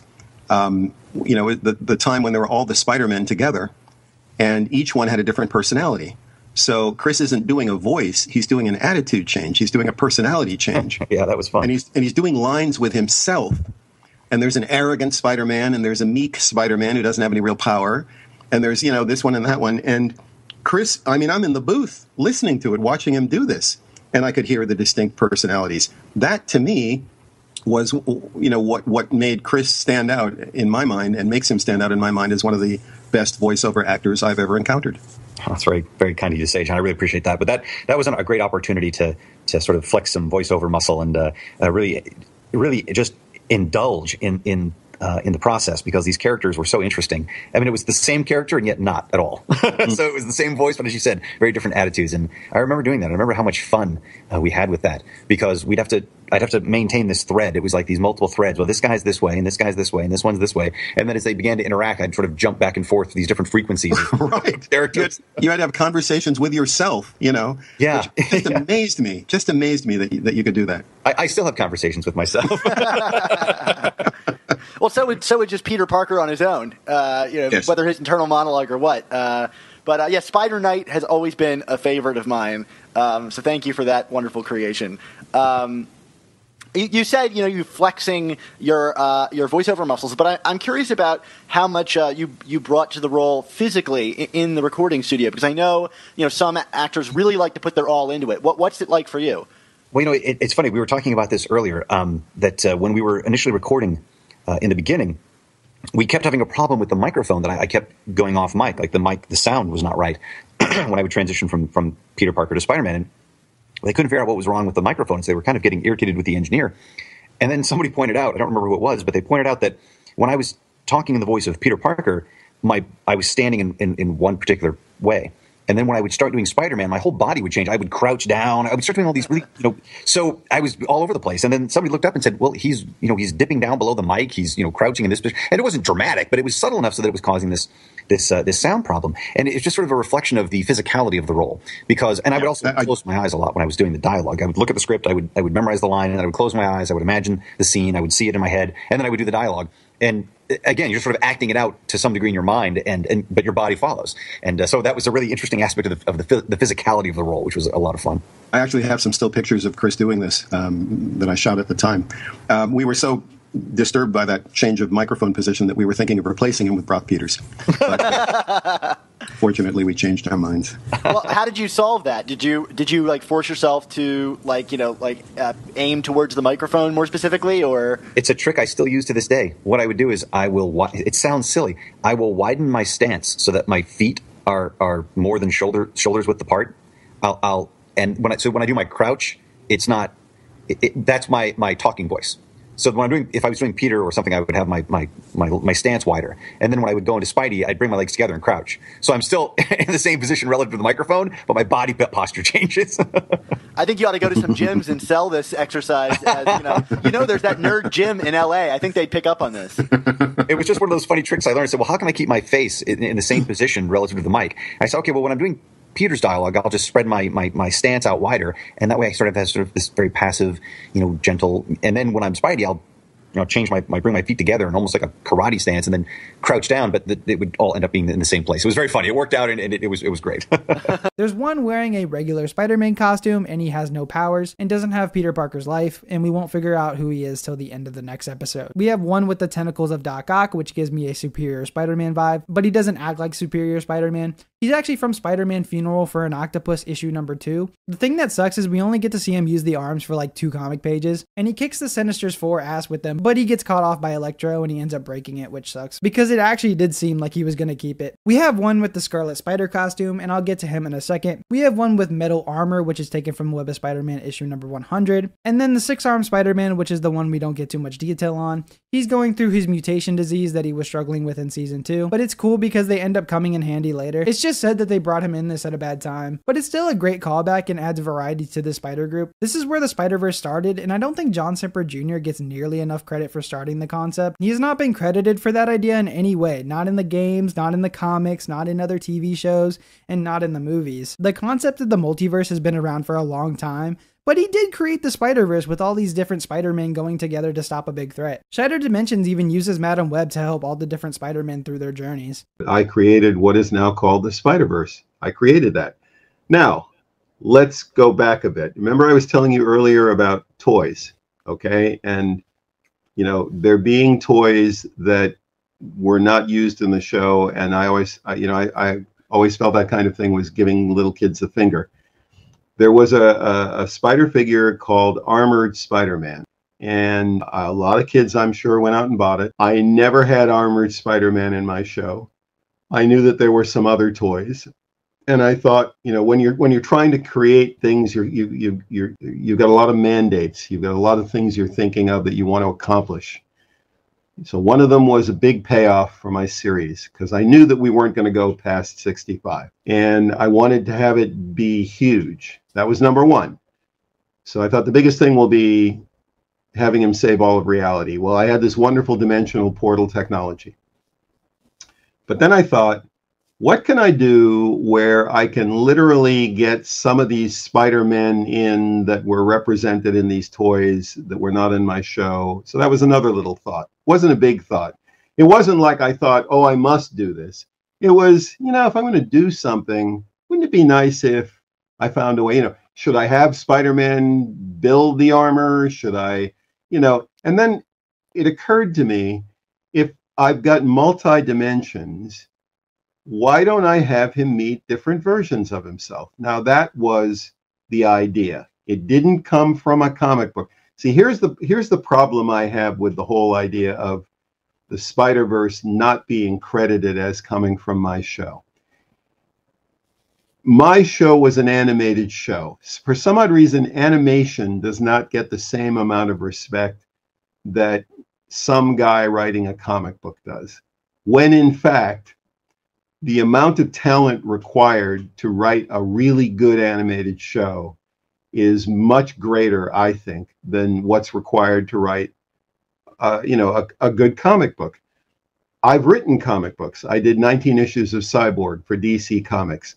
I thoroughly enjoyed it, but I got to tell you, the amount of effort that I had to put into writing any cartoon show I've ever written is far greater than the amount of effort I had to put into writing a comic book. It's a different medium. It is a less demanding medium. It is a much more flexible medium. I'm talking about comic books. You're not restricted by the same needs of pacing and timing and act breaks and story structure. Some people write comic books and they're doing a story and then they just abruptly drop it because they move on to something else. And over month after month after month, you don't follow it that way. So, it's a long conversation, but in my experience, it is a much more complicated thing to write an animated show. Now, the problem is, if you are a cartoon writer, you do not get the same respect that you get as if you're a guy who wrote a comic book. So when it comes to the Spider-Verse, all the attention is on a comic book that it came from, and nobody looks at the cartoon show, which I think is really kind of crappy. Because we worked really hard and we did some good things. And I think a lot of things that we did later influenced the comic books. Case in point, the Spider-Verse. I don't live in the world of comics, so the fact that the Spider-Verse is this big, gigantic thing that it has become, if you're a comic book geek fan, you know, for a guy like me to say I created the Spider-Verse is blasphemy. You know, people get very angry when I say this, like I'm claiming to have, you know, invented electricity or, you know, discovered electricity or, you know, done some amazing achievement that the Western world will benefit from for years to come. I don't think of it that way. Creating the Spider-Verse was a good idea I had for my show. I was looking for a really good story idea. I wanted to end big. It was a great ending. I think it was a really clever idea. I think that, you know, that was my job, was to be clever and come up with clever ideas. That's what I do for a living. So in 1994, you know, 95, whenever, you know, I had this idea, it was me doing my job. We were the #1 series on Saturday morning, you know, us and X-Men. I had to come up with an ending that was worthy of the #1 show. I'm not claiming to be the greatest genius in pop culture. What I am claiming to be is a guy who had an idea, and I want to be given credit for that idea. I want our show to be given credit for that idea. I don't know who claims credit for the idea. I don't read comic books. I'm sure there's a comic book guy that claims credit for it. I'm sure if you know, grill him, which nobody ever seems to do, you know, from what I understand, you know, he was involved in a computer game that, you know, Shattered Dimensions, where there were some multiple Spider-Men. The funny thing about Shattered Dimensions is that one of the writers on that game was Mark Hoffmeyer, who was a staff writer on my show. So there's a direct connection between Shattered Dimensions and my show. Christopher also voices one of them. Christopher did one of the Spider-Men. So all I know is when I had the idea of Spider-Man fighting alongside multiple versions of himself, it was a brand new idea to me. I had not read it in a comic book. You know, one guy said, well, you know, you didn't invent parallel universes. No, I didn't, and I'm not claiming to. And one guy said, this is all online because that's where everyone's angry. Everyone online is angry. And so one angry online person said, well, you know, the Flash, famous Flash issue where he met an earlier version of himself, and so that is the precedent. Well, great. If you're going to consider that the origin of the Spider-Verse, then the guy who wrote the comic book isn't the guy who originated the Spider-Verse. I mean, you can, if you want to leapfrog over me and say, well, you didn't do anything because they did this in the Flash, which, by the way, I wouldn't have known anyway because I don't read the Flash. You know, then the guy who did the Flash created the Spider-Verse. You know what I'm saying? I mean, it's just ridiculous. Agreed. There is only one place where Spider-Man first fought alongside multiple versions of himself from different universes, all of whom had different personalities. They all had different personalities. And that's the final 2 episodes of my show, and that was my idea. That's the reality. The great thing about anyone arguing against this is that all I have to say to them is just watch the last 2 episodes of my show. I don't have to argue it. You know, I bring it up because we're talking about it. Of course. But that's the reality. Where the idea came from, it was a combination of toys and me wanting to come up with something big for the end of my show and me being a clever guy. End of story. Getting back to the episode, we see him interacting with all the Spider-Men, and Madam Web explains they're all from different dimensions. We then figure out we're in Scarlet Spider's dimension, and that the Spider-Man that's wearing the Carnage symbiote, known as Spider Carnage, is his twin. So Madam Web shows him what happened to this reality's Peter Parker, and Ben Reilly explains it. He tells him that he lost his Uncle Ben, and then he lost Aunt May. Miles Warren made a clone of Peter, and he escaped, and Ben thought he was that clone, so he tried staying out of Peter's life, so he dyed his hair and gave himself a haircut. Warren had robbed him of his past, so he has no true memory of where he really came from. Spider-Man explains he knows what he's been through and talks about his experience with Mary Jane's clone. Ben Reilly explains that he became a costume hero called the Scarlet Spider, and that his other hates him. He then goes to Dr. Connors and he finds out that Peter might be the clone and not him, and now he hates him with a passion. Then our Spider-Man says, "This is starting to sound like a bad comic book plot." This whole plot is a reference to the Clone Saga, one of the most hated storylines of the 90s, and they did a great job with it here. The comic plot goes way off of what this is, so there's no point of even trying to explain it. It's completely different. The only thing that stayed is not knowing who the clone is, but that's figured out on like the show story of it, but I like that it's not known because it's taken directly from that story, where they couldn't make up their mind of deciding who they wanted the clone to be. The Scarlet Spider suit looks awesome in this show. It's perfectly adapted into this show. Also, Spider Carnage is a thing in the comics too,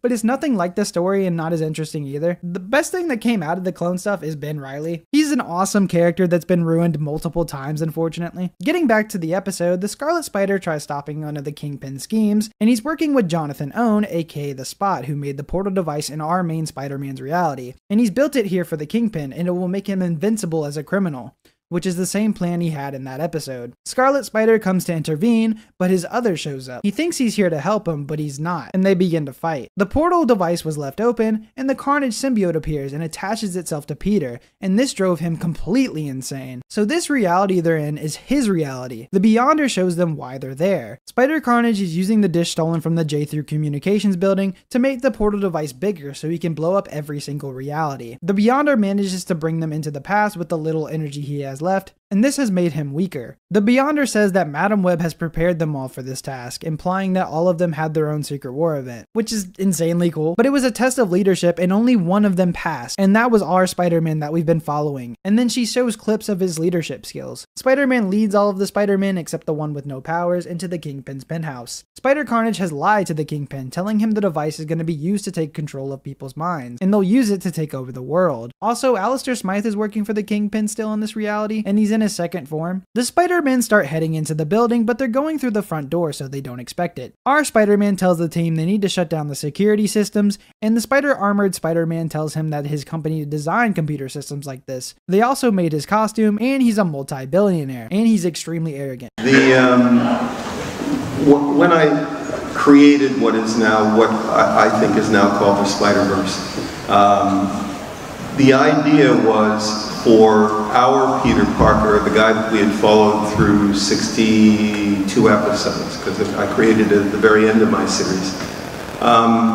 It was for him to see different versions of himself who had different life stories. So they were all him, but they were different because their lives had been different.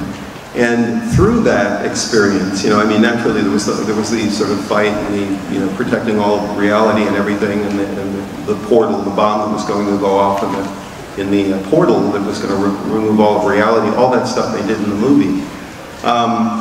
But my idea was that through meeting different versions of himself, it's kind of like It's a Wonderful Life, you know, and the one that I remember really coming up with and being excited about was the guy who had had everything in his life go right. And, you know, he had lost Uncle Ben, he had gotten Gwen Stacy, and they had gotten married, and he was you know, kind of a tech whiz, and he had made a whole bunch of money, and he was the biggest jerk on the planet, and he was sort of like, why aren't I leading this, you know, this battle? And I thought it was just interesting for Peter to see, like It's a Wonderful Life, that all of that grief and adversity had actually made him a better human being.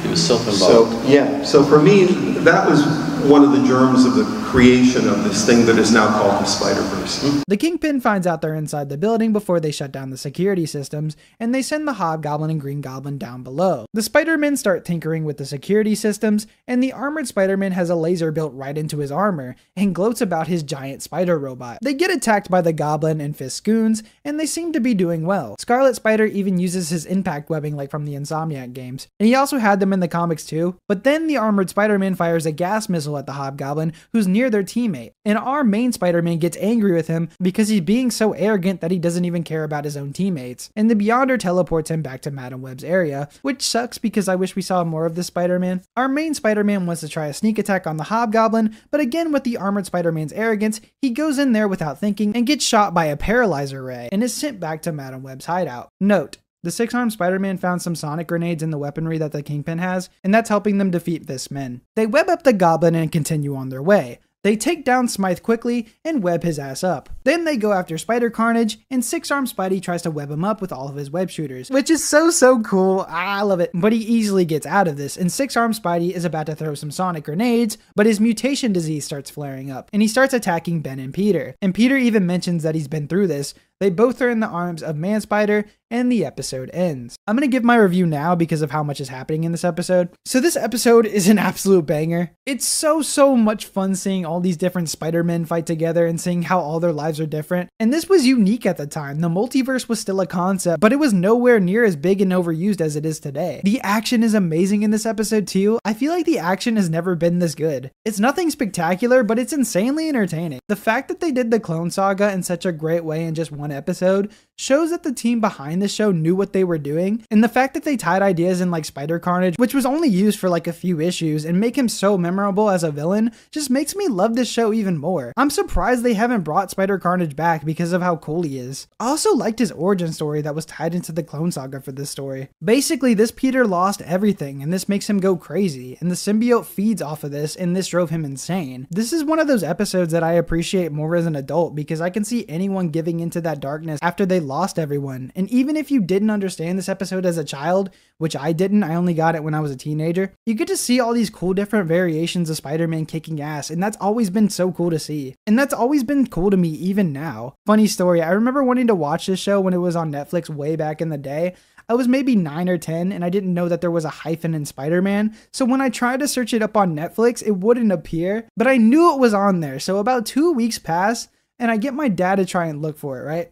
And he finds it and they take it off Netflix the next day. I was so pissed off because it wasn't as easy as it is now to find the whole show. I would have had to buy every DVD, and since I was a child that had no money, I couldn't watch it. I remember this Netflix every single day of every single moment, and I will fine you for the pain you've caused me. I'm being stupid. Anyway, there's not much to say here. I like how all of the Spider-Men feel unique in a way, and I always have a blast with this episode every single time I watch it because of how much of a ride it is. Now let's get to the final episode of the show. This episode begins where the previous one left off, with Man-Spider attacking Peter and Ben, and this leads to Spider Carnage opening up the dimensional transporter into the sky. But before they can blow up every reality, the Spider-Man with no powers comes to help and uses the bag of sonic grenades that the six-armed Spidey had. The Beyonder sent him there, but Spider Carnage stops him quickly. All the heroes have failed, so the Beyonder uses the last of his powers to send Man-Spider away, and he brings him back to his home dimension so he can survive. They all tell the Kingpin that Spider Carnage is lying to him,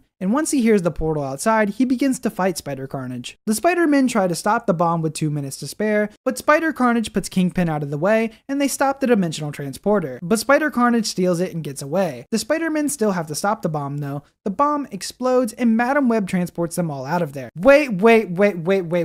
If she could transport them all out of there, why did the Beyonder have to go back to his home dimension? Also, if the Beyonder can send the other Spider-Men away, why didn't he just teleport Spider Carnage away, or Madam Web? A plot hole, but I still love these 2 episodes. She then sends Kingpin to a jail cell, which again, there's a lot of questions here, but the Spider-Men congratulate them for saving all of reality. And they think it's over, but Spider Carnage is still trying to achieve his plan. Madam Web finds out she's in the spidered armored Spider-Man's reality, and he wants to go to stop him, but he's still paralyzed for being an idiot. Madam Web can only send one of the Spider-Man to the world, and our main Spider-Man, the leader, volunteers to go. Which sucks because we don't get to see any of the other Spider-Man after this again. They just make commentary sometimes of the events going down, which is fine because they weren't needed for this part of the story. I just wanted to see more of these guys. She sends our main Spider-Man there, and as soon as he gets there, he has fans cheering for him, and realizes why his alter ego is so arrogant. He arrives to the Peter Parker Science Foundation, and he's greeted by his alter ego's fiancée, Gwen Stacy, which everyone knows was Peter's girlfriend in the comics that died, and wasn't used in the show, and Felicia Alicia Hardy became the Gwen Stacy kind of substitute. She tells him that the city opened the science center in his name, but he's acting strange since he doesn't know her at all. Spider-Man starts looking for Spider Carnage but can't find him, but he does find his alter ego's giant spider robot, which is a reference to the Japanese Spider-Man spider robot that he had in that show. And that show was actually big in Japan, and I have yet to watch it. It looks super fun. You mentioned earlier the Spider-Man and his robot. Yeah. There were two episodes, and in one episode, somebody made mention of the Spider-Man having a robot, and that alluded to the Japanese Spider-Man series, which I had seen 1 or 2 episodes of. Okay. And he had a giant robot. And somebody said that as a joke. Somebody said, "Wouldn't it be cool if the rich Spider-Man had a giant robot? Let's just throw that in." And then they went off and wrote that script. And then when it came time to do the sequel, I thought, or the second part, I thought, well, let's just show the giant robot. And I remember that the writers who had worked on the first part, when we screened many months later, because there's like a 6, 7, 8 month gap between writing something and actually seeing it on screen. Oh, wow. And it's a long time. And so I invited them all over when we watched those final episodes. They were all over at my house.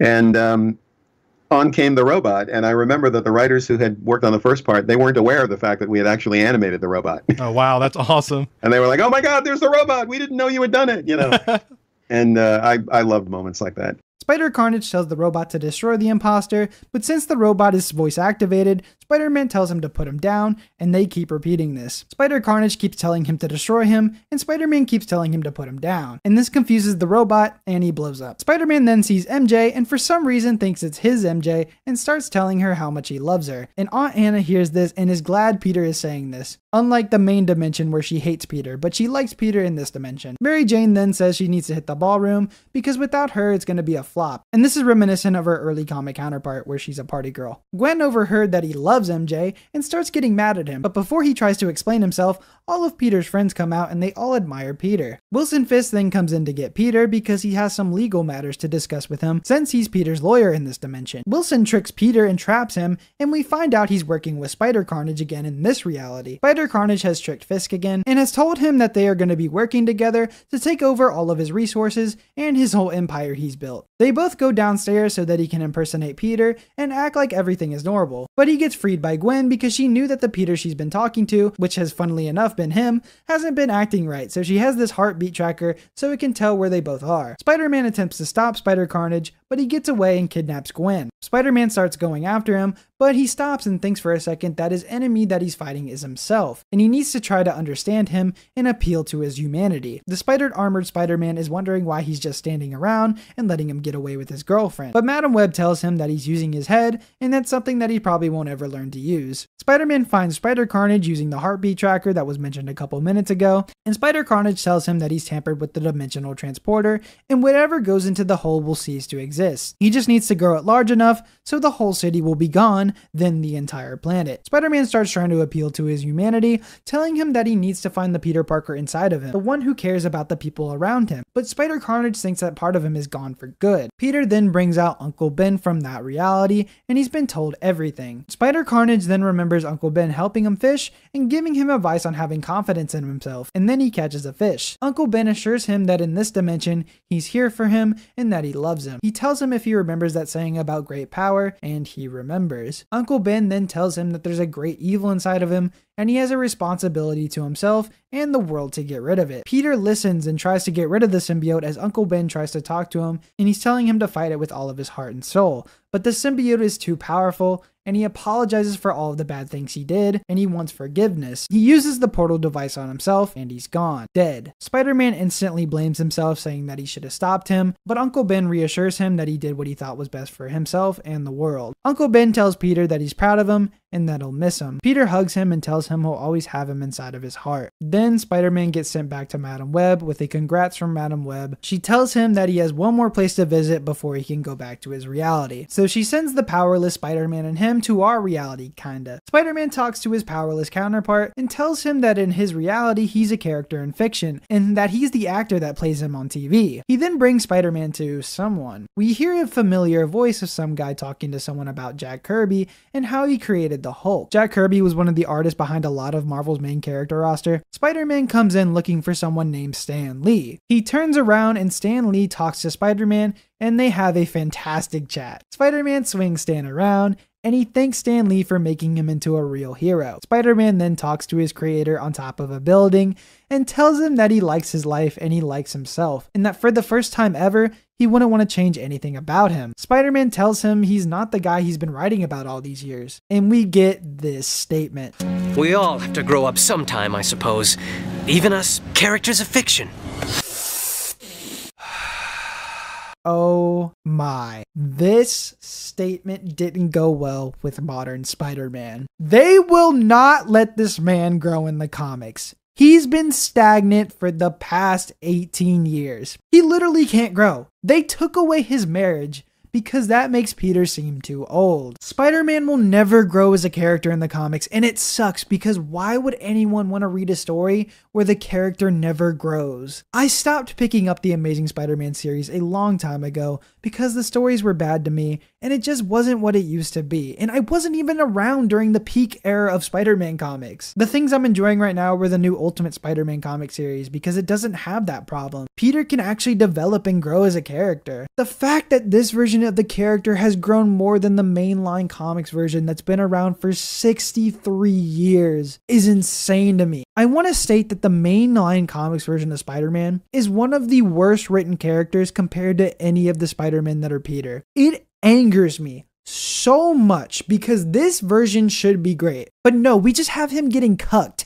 and on every single year. I'm done with my rant, sorry, but I just find it ridiculous. There are two different versions of that character, and I will always say this, there's pre-One More Day Peter being a beast, and everything after he just became a new character, one that's not able to change. Even one of the best writers for Spider-Man, J.M. DeMatteis, has said, and I quote, "I live in a universe where Peter Parker is still married. I'm not familiar with the other guy." End quote. Even some great writers don't even want to touch that book because of that single reason of not letting him grow. This Spider-Man is peak, this one sucks. I'm also going to say I'm done with the hate for modern Spider-Man. You know, I've been thinking about it and I'm just going to let my hate go because Marvel doesn't care about him, and I think that's why they gave us Ultimate Spider-Man, because they finally were like, okay, we're not going to let Peter get married or grow up, so here's Ultimate, and you can do whatever you want to him. Or go watch the Spider-Verse movies with an adult Peter, or go play the Insomniac game. I'm tired of hating it, and I'm just going to learn to accept it, because this Spider-Man is just corporate property. It's sad to say that, but that's all he is to me now. I'll still enjoy his great stories from the pre-One More Day era, and have fun watching a Peter that grew. I still do like some of the stories past One More Day,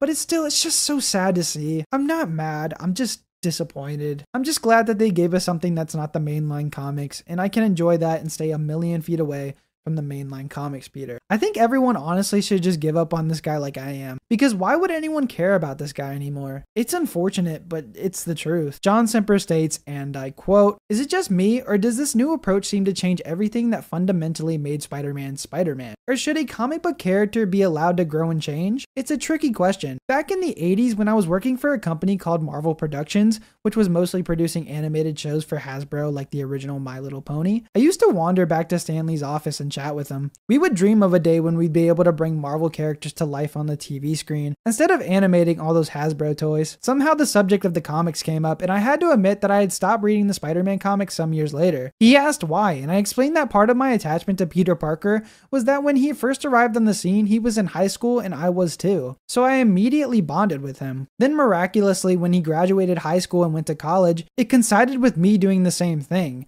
I had never had that kind of immediate connection with a comic book character before, so I grew even closer to the character. But by the time I graduated college 5 years later, I had taken a year off, Peter became to be trapped in some kind of time limbo, forever being chewed out by Jameson, forever trying to scrape together money, etc. Suddenly he became an abstract comic book character, like Superman disconnected from my reality. Peter Parker and I stopped being on the same page. I grew up and he didn't. I got bored, so I stopped reading. I had real life to deal with, and Peter was stuck in some kind of comic book fantasy. I told Stan that I wish Peter had continued to grow with me, like the way the characters in Doonesbury were aging gracefully and logically. What if he had married and had kids? And what if his son or daughter inherited his powers and took over? What if Peter Parker right now was a grandfather and all the variations of Spider-Man and Spider-Woman in the comic books were related to him? Would that be any less strange than all of these bizarre reboots? I don't have any answers. However, I don't know if this was a coincidence or not, but not long after I had that talk with Stan, Peter Parker announced his plans to marry Mary Jane. Was this the very first time I had affected the course of Spider-Man's life? End quote. Madam Web comes to get Spider-Man, and Stan Lee wonders who this exotic lady is. Spider-Man tells him that's his ride, and they head off. They both think Stan Lee's a great guy, and Madam Web thinks he's truly special, which is cool since Madam Web's voice actor is Stan Lee's wife. John Semper says, and I quote, "Joan Lee, the colorful wife of my friend Stan Lee, passed away today. In the final season of Spider-Man the Animated Series, at the very end, I wanted Spider-Man to face the greatest challenge he'd ever face. Throughout the season, I decided to build up this big challenge by having an ominous, almost supernatural creature warn Spidey of what was to come and guide him so that he'd be prepared. I chose as his mentor Madam Web, a strange elderly woman who sat in a giant metallic futuristic chair. She was a relatively obscure character who had appeared in the comic books only briefly. My then boss Avi Arad wasn't too excited about bringing her to life on the TV screen. I can't make a toy out of an old broad, he grumbled, but I stuck to my plan. There was only one person I wanted to provide the voice for Madam Web, Joan Lee, the wife of Stan Lee. I had known Joan and Stan for many years prior to this, and as I wrote the Madam Web character, it was Joan's voice in my head that I was hearing. I knew she could capture perfectly the husky, haughty, almost arrogant attitude I wanted for Madam Web. And of course, she had that wonderful British accent. Joan graciously consented to perform the role, and she was, as I had expected, perfect. In the very last episode after Spidey had fought the greatest challenge and conquered, I wanted Spider-Man to meet Stan Lee, his creator, face to face. I made sure that for a brief moment, Stan also shared the screen with Madam Web, so I'd be able to write a playful bit of dialogue in which they express a mutual fascination with one another. Watching Joan and Stan record this brief exchange was for me one of the supreme highlights of working on the series. I shot my own home video that day, and these still images here are freeze frames from that session, the very last recording session of the series. These images tell only a bit of the story of how important they were to one another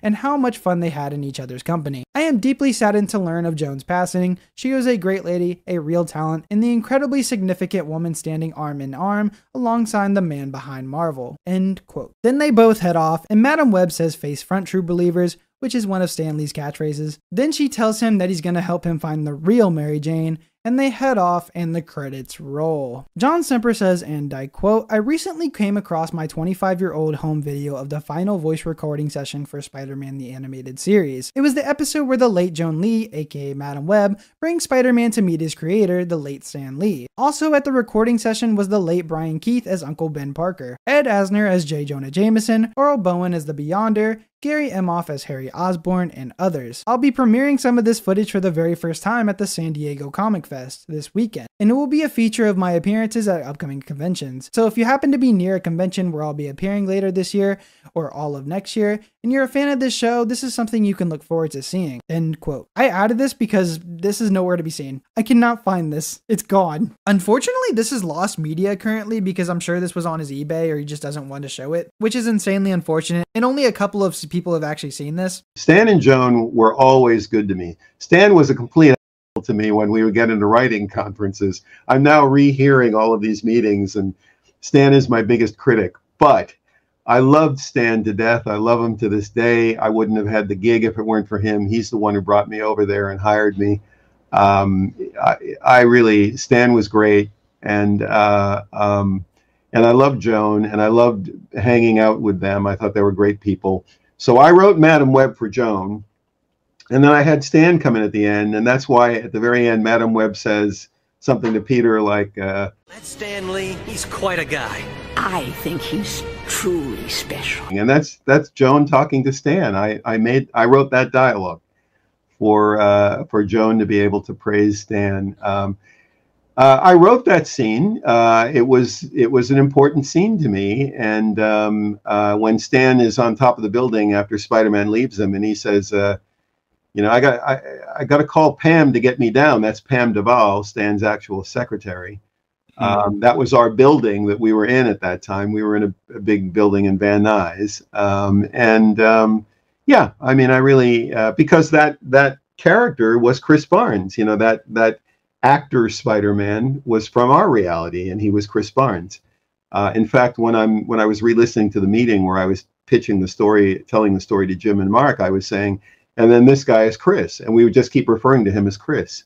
And by the way, during that meeting, we were grabbing toys and we were, okay, we'll use this guy. Okay, what about this guy? What about that guy? And, we're figuring it all out with the toys in our hands. No, I love that episode. I love those last two episodes because I can't imagine ending it any other way. What I will apologize for, though, is the very end where Peter did not get together with Mary Jane. And I'm sure you were going to ask me about that. I've said this many times before, so forgive me for being redundant.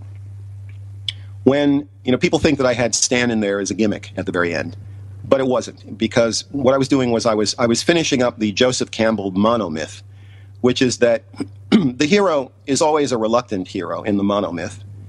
The monomyth is the mythological structure that is the basis of pretty much all mythology in the world. Joseph Campbell was the first guy who realized that no matter what myth you looked at, it all basically had the same structure. And one of the mandates was that the hero has to be reluctant. He isn't somebody who walks into the scene and says, I'm going to be a hero, and then starts doing heroic things. He's a guy who's probably the last person you would expect to be the hero. And he gets dragged into being the hero inadvertently, and he doubts himself. And as he goes through the trials and tribulations, he's never ever sure that he's going to be the man who can handle the task in front of him. That's the classical hero. But when the hero turns to his creator and says, guess what? I believe in myself now, and I like myself, and I know I can kick ass. And in the case of our show, he says that because he just saved all of reality. He didn't just save the planet. He didn't just save the galaxy. He saved all of reality.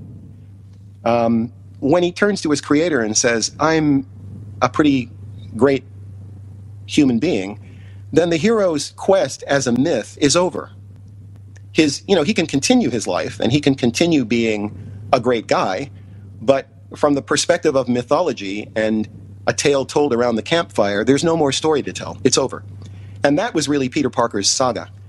Whether he got Mary Jane or not was completely irrelevant, to me at least. But it was relevant to all of you kids, and I really wasn't paying attention to that. And so that was my one mistake, for which I apologized on the panel for traumatizing all of you. I did leave the door open for myself to be able to continue this series if by some miracle we had gotten a few more episodes to do. I wanted to have Peter find Mary Jane in Victorian London and have to deal with Carnage, who was now basically Jack the Ripper. That was, had they called me and said, had they called me and said, we're going to do some more episodes, excuse me, I was going to have Peter traveling through dimensions. He was going to discover that Mary Jane had ended up in an alternate dimension, Victorian London, where fictional characters were real. I wanted him to meet Sherlock Holmes because that's another one of my things. I love Sherlock Holmes, and I wanted him to meet up with Sherlock Holmes. I wanted him to meet up with a kind of a steampunk version of himself. J. Jonah Jameson would have been an American who was vacationing in London, and so yeah, I had this whole thing that I had invented in my head, and Carnage was going to be Jack the Ripper.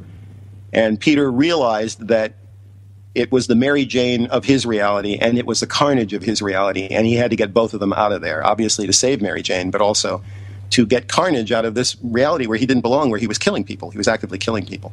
That was what I had in mind, and I don't know that how much of that I would have continued, but you do what you're supposed to do, which is you leave a door open for the show to continue being successful and for there to be a plot and everything. But I thought that I had indicated enough that if we didn't continue beyond the 65, that Peter would find Mary Jane and everything would be fine. But as I said, apparently I traumatized all of you poor little kids by not showing that ending, so I do apologize for that. Peak, peak, peak. 10 out of 10.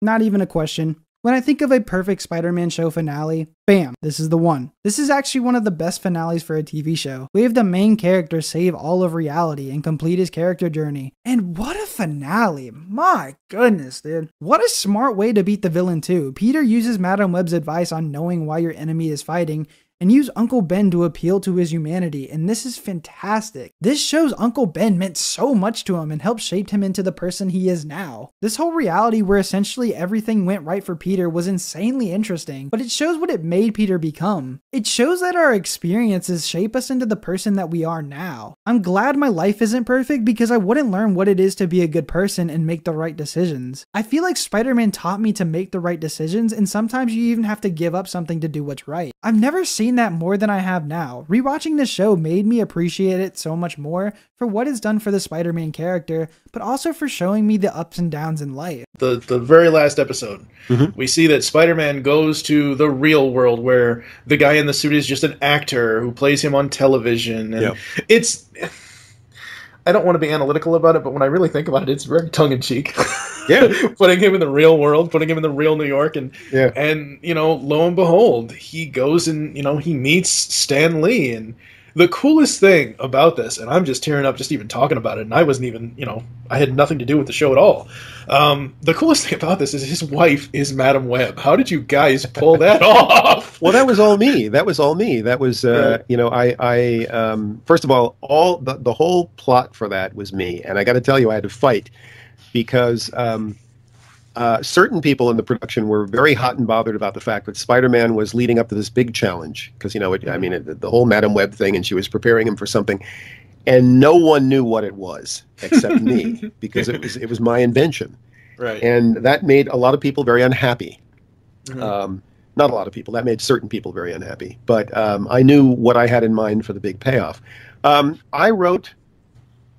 put Madam Web in the show for Joan Lee to play. She was the voice I had in mind. Now, Madam Web came from the comic books, but she was not a character that anybody really would have ever done anything with. I remember when I proposed to Avi that I wanted to use Madam Web, his pretty much exact words to me were, "I can't make a toy out of a friggin' old broad." So one of my favorite, one of my most cherished Toy Biz toys is the Madam Web action figure, because he did actually end up making a toy out of the old and I got a huge kick out of that. But that was all me. I mean, the fact that I plucked Madam Web from comic book obscurity and gave her this very big role. And I knew, because I am a huge fan of Stan's, and I'm also a good friend of Stan's, I knew that I wanted to end the series with an appearance by Stan. That was completely my idea. And it was, to me, very important. Now, it wasn't just a gimmick, because really, and I've said this before in interviews, when you've got your hero looking at his creator and saying, you know, I understand that you created me, or at least in this dimension you created me, but I've kind of grown beyond you. You know, I'm bigger now.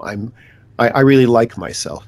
For me, that really was the end of the saga. You know, when the hero accepts who he is and likes what he's done and likes who he is, then that's really the end of the hero saga. And it's really the end of Peter Parker's saga, because you know, you never get Peter liking himself in the comic books. That's just not part of who he is. Right. But I figured, well, this is probably the last episode. Peter's going to turn to his creator and say, "Hey, Stan, I like myself now. I'm a different person than the guy you created."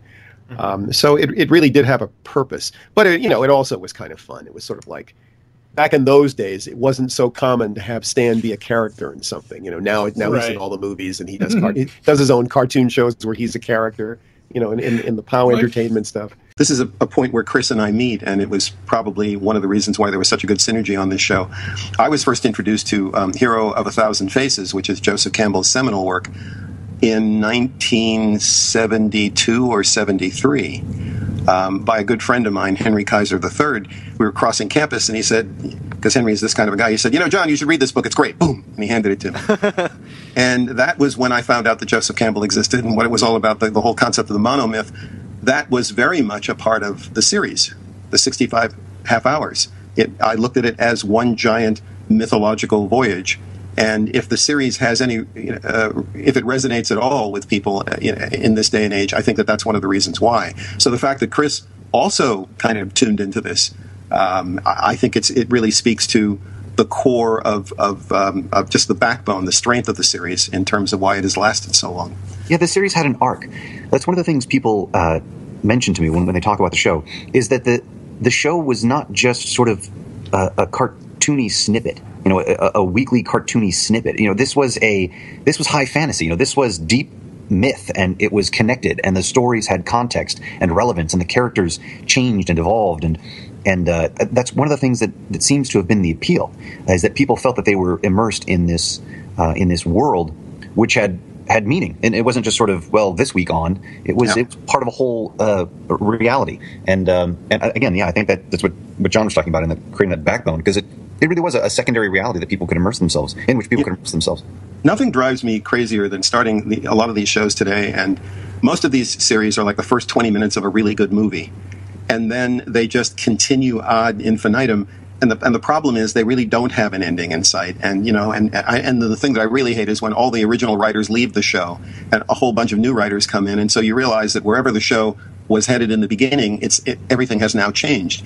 And I always feel that ultimately that kind of leaves you with the feeling that you've wasted your time. You don't hear a lot of people talking about how much they enjoy Lost reruns, and that's because I think that by the time that show ended, it really had lost its way. And so even though it was a very strong show, ultimately you were kind of left with the feeling of, well, where did that really go? Spider-Man really had a very definite voyage, and for all of the frustration that the ending causes for people, and causes for me, I have to look at lists online, the top 10 shows that ended without an ending. Well, in fact, it did have an ending, which was you started out with a very insecure guy, Peter Parker, and by the end of the show, he is so sure of himself that he turns to his creator, Stan Lee, and says, well, Stan, I'm not the guy you created anymore because I like myself now. I just saved all of reality. And I did that by digging deeply into myself and realizing how strong I was and what I had going for me. And so I like myself now. Talk about the hero's journey. Yeah, that's the hero's journey. That's the end of it. So this whole business of, well, why didn't you get Mary Jane? I realized that from a 12-year-old level or a 9-year-old level, I should have done that. But in terms of the epic hero's journey that I was telling, it's got an ending, and the ending is exactly what it should be. John Semper was asked why did the show end with Spidey and MJ not being reunited, and Spidey still spiraling through limbo, when Marvel Films' order was always for 65 episodes. John Semper says, and I quote, "Oh, as I've said elsewhere, when Peter Parker faces his creator Stan, and finally says I like myself, then his story is complete. He's gone beyond his creator, he's now his own creation. A lot of people think I threw Stan in there as a cheap gimmick, but the bigger, more cosmic issue is overlooked. Here's a guy facing his creator, in essence his deity, and saying, guess what? I'm beyond what you created. With all my flaws and problems, I faced the challenge you set out for me, and I've progressed beyond it, and I really like myself. When he can say that, then the hero's journey has been told and the saga is complete. Who cares if he gets the girl or not? But I left it open in case the series was continued, which was always a possibility. The initial order was for 65 episodes, but Fox could have renewed us for more if they wanted. But however, the head of Fox Kids Network at the time, Margaret Loesch, hated Avi and wanted to put him out of business, so there was no chance of the show being continued. The show was canceled, and as she had intended, the studio Marvel Films Animation went out of business. In the end, my show, which was a #1 rated hit, was scuttled because of vindictive internal politics. Welcome to my world." End quote. Very weird thing. I mean, we got canceled when we were #1. Basically, the Spider-Man the Animated Series, what I did was the victim of a very unfortunate political, economic, studio war that was happening at the time. But, yeah, well, that's why we got canceled. I mean, you don't I didn't know this. This is something I never researched. That I just thought 65. You had finished the 65, and that was what the contract called for. No, we would have gone on to do many, but there was a lot of politics involved, and it's very unfortunate. But that's just kind of the way it goes sometimes. That final story arc had a lot to do with the toy line. I always was trying to find a way to incorporate. Well, it was part of my mandate with the series was to showcase the toy line, and I thought, well, this will kind of be an interesting way to do that, to bring in some of these toys that kids are buying and make them a part of our Spider-Man universe and give it a credible reason. There was Spider Armor, Spider-Man. Toy Biz was always coming up with these crazy variations on Spider-Man, and some of them were really quite silly. And I thought, well, what if I took, this multiverse idea and I put Spider Armor, Spider-Man in there, and suddenly there's a credible justification for why this essentially very silly toy exists. So that was kind of a little bit of the inspiration for that. But getting back to your original question, where you asked me if I had some specific ideas, yeah, I did. I had some very specific ideas, and I think that the battle of getting the show on the air for me when I came on was getting my ideas to come across amidst a lot of the political turmoil that was going on surrounding the series at that time. It's crazy that we got two of the best storylines in the show was because of the toys. The original Secret Wars was made for toys, and then the Spider-Verse was made for toys as well. It just proves that good stories can come from toys. Like the Toy Story movies are a prime example of this, and also Cars. Toys gave us some of the best storylines in history. It's so cool to think about how much toys impacted media. How much dictation did Marvel give you guys? Like, when you created the series Bible, what did they say that you had to include? Did they tell you anything that you couldn't do? Or well, this will shock you. Marvel had virtually no oversight over me. Really? Yeah, none. And I'll tell you why. Because Marvel was in a state of complete and total disarray and on the verge of bankruptcy. And it was a particularly bad time for comic books. Most of the comic books at that time, if I may say so, were pretty awful. Marvel was very desperate at that time, and they were doing all these crazy things, the Clone Saga and killing off Aunt May and all this desperate stuff, as opposed to just writing good comics. It was almost as if they had kind of forgotten, they'd lost their way. And what happened was that when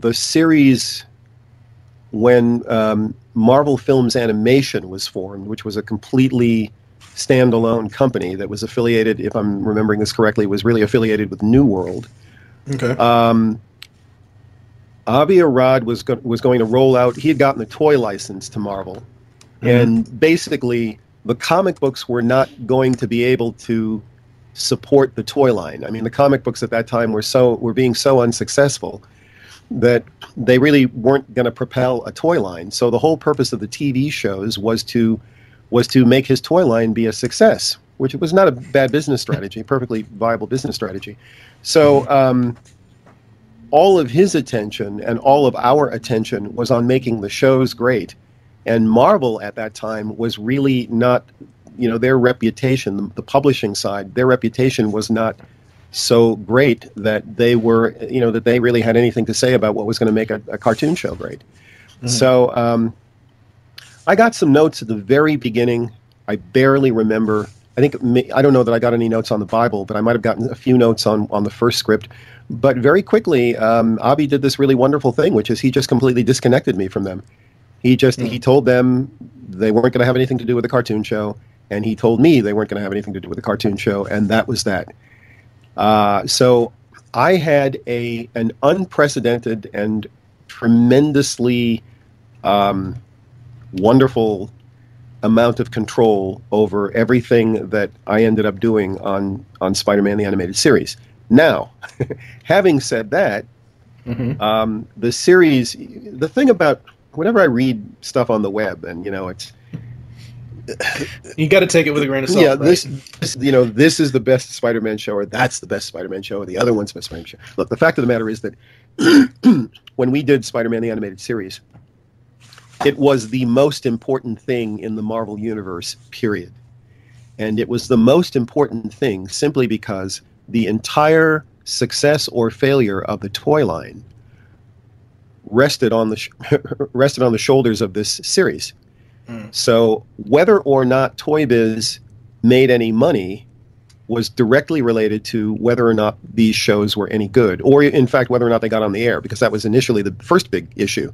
And I'll get into that in a second.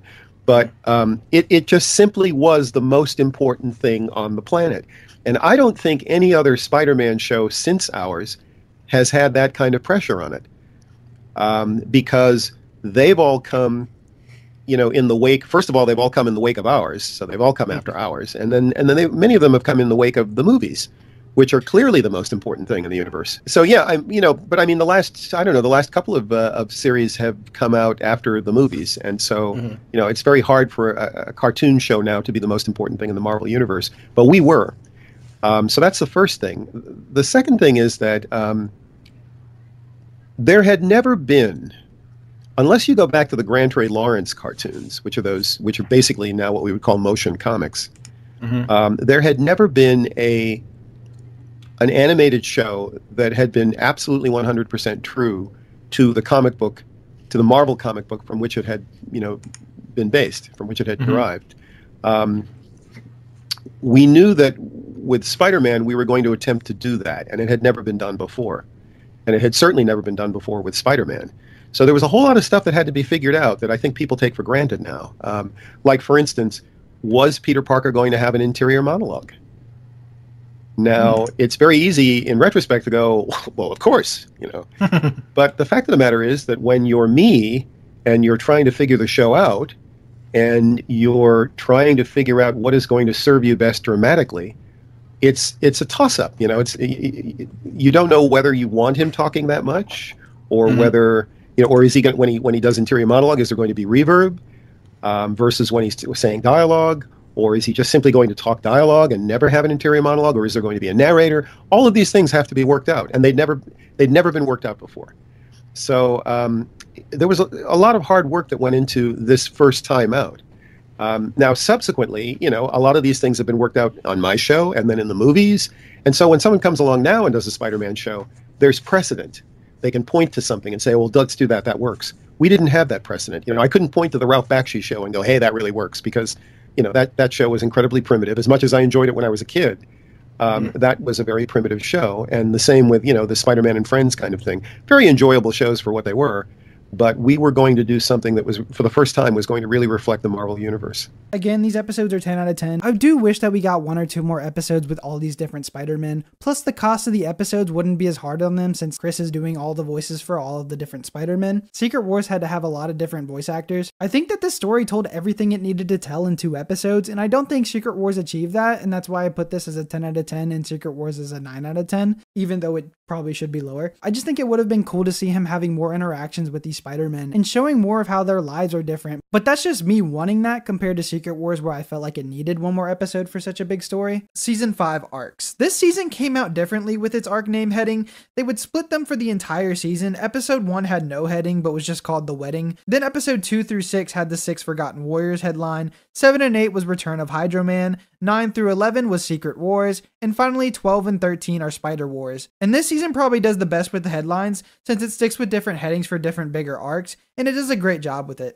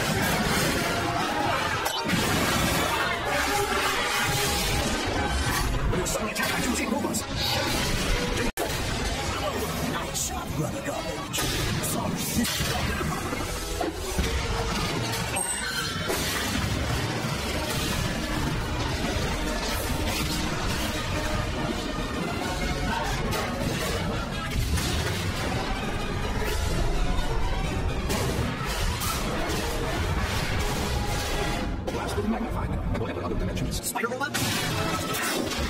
No, wait! Why did you do that?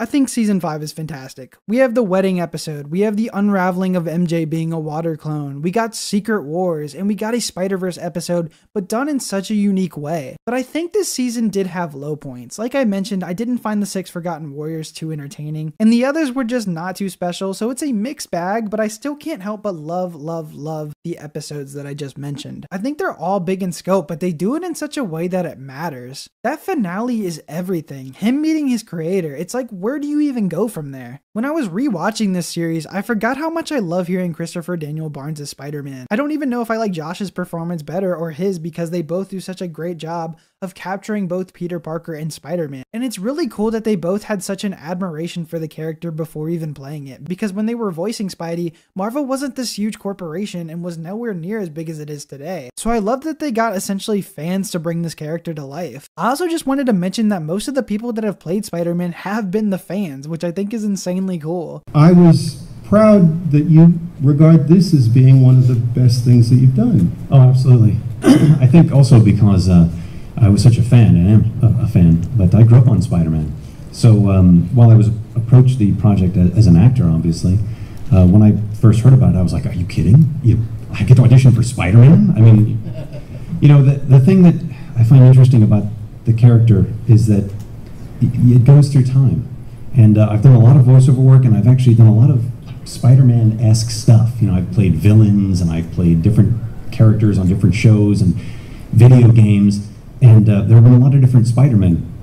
And one of the things I always remark about is that, you know, it really is a responsibility. You are sort of the current avatar of this Marvel deity, you know, and it's something to be taken seriously because, you know, this is our Iliad, this is our Odyssey, you know, these comics, this is our mythology, and this is our passion. I mean, if it wasn't, look at what we're doing here. Look at this whole place. Yeah. It's because we love this mythos. It touches something universal in us.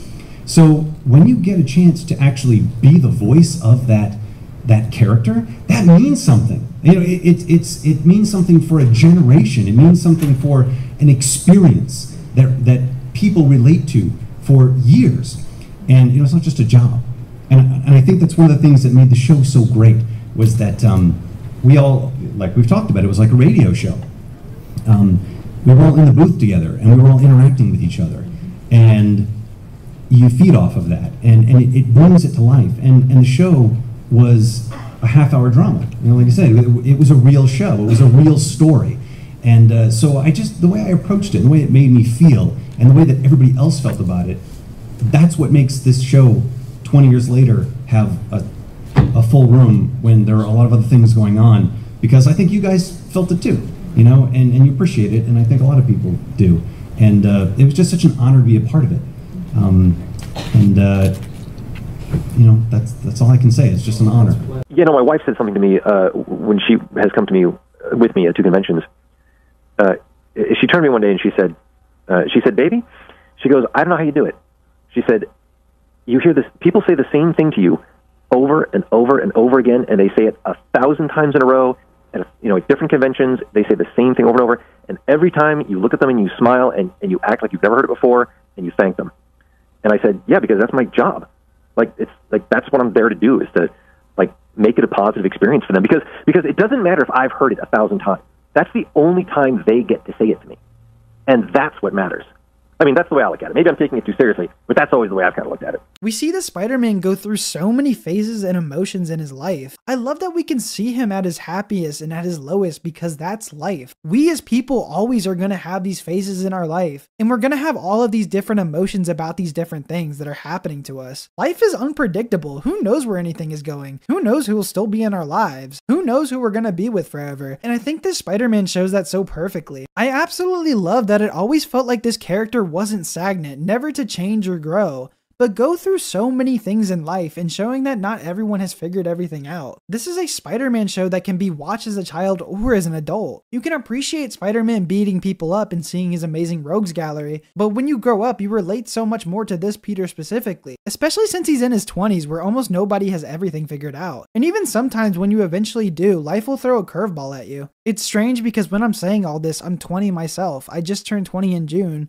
And I'm relating to this version of the character so much more now because I understand what he's going through. I love that I'm appreciating this version more as I grow older, and I think that's so amazing that the show can do that. I love this show, and I think John Semper and the team behind the show really put their love for the character into the show, and you can tell through every episode. The last question I have for you, and I will let you go, is what is the legacy that you want to leave behind? Well, I never really thought about it that much until recently, and I suppose that's the normal course of events when you start to get a bit older. I don't know. It's a good question. I guess I'm very proud of the animated series. It has lasted far longer than I would have imagined that it should have. It's not shot in high def, and it's not shot in the aspect ratio of things today. So it comes on. It looks like it was shot during a different era, and yet still people are watching it. So I'm very excited about that. Most of my career, I've just taken it day to day, and I've enjoyed working with people that inspired me. So that's part of it. I guess just to be remembered for having done some really cool stuff that affected people like yourself. When you talk about a moment in Spider-Man that I remember thinking up. Yeah. And I think, and this happens a lot because I'll usually, when I go to conventions, I'll meet up with guys roughly your age who grew up on the series. And they remember all the little details. To me, it's just like yesterday, a lot of the stuff I put in. Yeah. So when you talk about bringing down S.H.I.E.L.D., for instance, I remember thinking that up in the room. And I remember a lot of these little things. And at that time, we didn't have the internet. So you'd put stuff out there and you didn't know whether anyone got it or not. I was not well liked by my bosses because I was constantly fighting for little moments like that they just didn't understand. They didn't get why those things were important. Yeah. They had a different show in mind that's maybe a little closer to the kind of goofy show for young kids that they're doing with Spider-Man now. And an argument can be made that, yeah, that kind of show works for very young kids. But I didn't want to let the fans down. And so I was always pushing to do things a certain way, and they were always pushing back. And I would sometimes I'd just do them. They'd say, "Don't do that," and I'd say, "Oh, okay, I won't," and then I'd do it. And then they'd come back and they'd be real angry with me, and "You'll never work in this town again," and that's cool. What matters to me now is when I run into guys your age and they say, "Oh my God, when you did that thing, and I'll never forget it. When you killed the water-based Mary Jane." That was one of the most dramatic moments I've ever seen on television. Those kinds of things are very rewarding. Yeah. So I like to think that my legacy is that those moments will continue shocking people and surprising them and delighting them. And then somewhere down the line, they'll say, well, who was behind all that? And then my name will crop up somewhere in there. And that'll, that's pretty cool. That's it for the whole series. I broke down 65 episodes and it was a blast. It took so much time. In total, I've broken down 91 episodes if we're counting Spectacular, which is insane. Again, these take a long time. Please subscribe and like these videos. They were made by 2 people. That's it. The video isn't over though. We still have the second part of the Iceberg. So let's get into that now. James Cameron. One of the other things that I've heard is Sandman never made an appearance on the show. You had Hydro Man, right. Who was very much a D-list character in the comics. Right. And I've heard the rumor that Sandman and Electro were meant to be in Jim Cameron's Spider-Man movie. For those of you who don't know, he was meant to be making a Spider-Man movie in the 90s that kind of fell through, and you guys felt the pressure not the pressure, but the desire not to repeat what he was doing in that movie. It wasn't even pressure. We were flat out told not to. Oh. This was all part of the political turmoil. Now, I'll tell you a funny pre-story. I was at the party. Stan Lee held a Christmas party, and at that party was Margaret Lesh, the head of Fox Kids, and Jim Cameron was there, and Gale Ann Hurd and a whole bunch of luminaries were there. And at that party, I believe that was when the deal came together that there should be a Spider-Man animated show, because Jim Cameron was working on a Spider-Man animated movie, and this was going to be the biggest thing in the world. And I was in one particular circle of people talking where Margaret said, we'd love to do a show. And so my memory is that it was Stan, Jim Cameron, Margaret, and I happened to be standing nearby. And Margaret said, we'd love to do a show. We'd love to, if you're going to do Spider-Man, we want to do a Spider-Man show. And we could have someone really talented who knows the character do the writing. And she actually gestured toward me. Now, unfortunately, when it came time to do that show, I was not the first person chosen. But I was there when that show was at least conceived. It was the whole reason that Fox committed to 65 half hours. Nobody does a 65 half-hour order anymore. But the whole reason they committed to it was because of this Jim Cameron movie that was going to be the biggest thing in the universe. When I got on the show, I was told flat out, there is a document. Jim Cameron has written an outline. It's brilliant. It's the most brilliant outline ever written in the history of movie outlines. And we are not to touch anything that's going on in that outline. So here are the villains you cannot use. You cannot use Sandman. You cannot use Electro. Okay, fine. Again, I take limitations as a plus, not a minus. I wasn't that crazy about not being able to use Sandman because I didn't care about Sandman. I wasn't all that fond of Sandman. It didn't matter. And Hydro Man is Sandman, just with water instead of sand. So I got around that limitation by doing Hydro Man. And we had Rob Paulson come in and do the voice of Hydro Man, and he's brilliant. And, the whole stalking thing was just so much fun. I mean, I loved using Hydro Man. So he's almost more perfect for New York because there's a lot more water than there is sand. There is sand, exactly. Sandman was one of those early characters. Even the way that he was drawn, I just found him boring. So it was kind of like, you can't use Sandman. Great, okay, twist my arm. I'm okay with that. Electro did make an appearance though eventually. Yes, well, with a different name too. Fast forward 3 years later, and Jim Cameron's movie is not going to happen. And I thought, well, the only character that I wasn't allowed to use that I really care about was Electro. So let's use him, but I want to do it. I want to do him in a really big way that nobody's expecting. And so I did that whole controversial, 6 Forgotten Warriors thing that culminated with Electro. Again, I didn't, no one was expecting it. I didn't want to do anything that anyone would ever expect. And I thought, if I have this all culminate with this character turning himself into Electro, people are just going to flip because it's so unexpected. And I know that some people find it controversial because it's not the Electro in the comic book, man, but, who cares? It was just this big, epic, wonderful ending to 6 Forgotten Warriors, which I haven't seen in 20 years, so I hope I'm remembering it correctly. But no, I loved being able to do that with him at the very end. And as I say, at the very end, I was pretty much able to do whatever I wanted because there was no oversight. Everybody was just trying to get the show done. Marvel was falling apart. New World was falling apart. And the toy line had been a success, so I was clearly not going to screw up the toy line, and that was the biggest, most important thing. And so I thought, hell, I'm going to do Electro, and it's going to be a lot of fun. So there you go. It's so funny that you say that the movie was to have Sandman and Electro and be animated, because all the reports I've heard about the movie since have said that it was Green Goblin and Dr. Octopus as portrayed by Arnold Schwarzenegger, and it would be live action. This movie must have gone through the ringer. Well, it wasn't going to be animated, but it was going to be Sandman. It was going to be a live-action movie, big live-action movie. Jim Cameron, I mean, you couldn't get any bigger than Jim Cameron, even now. And he was going to use Electro and Sandman, and that was it. I don't know. I never read the outline. As far as I know, the outline is in a trash heap somewhere out in Cucamonga. The best outline ever.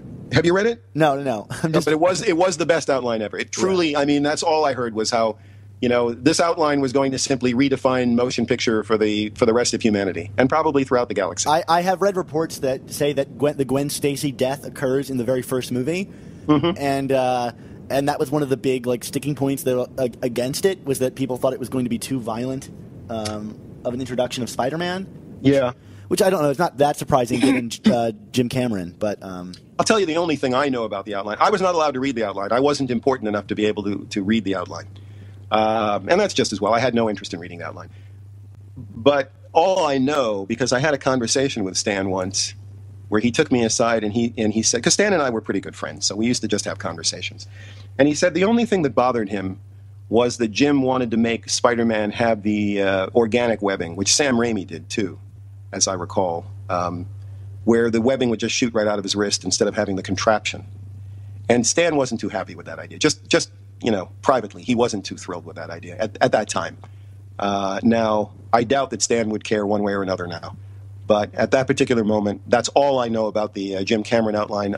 You know, the two villains I couldn't use, and the fact that Stan was not happy with the organic webbing.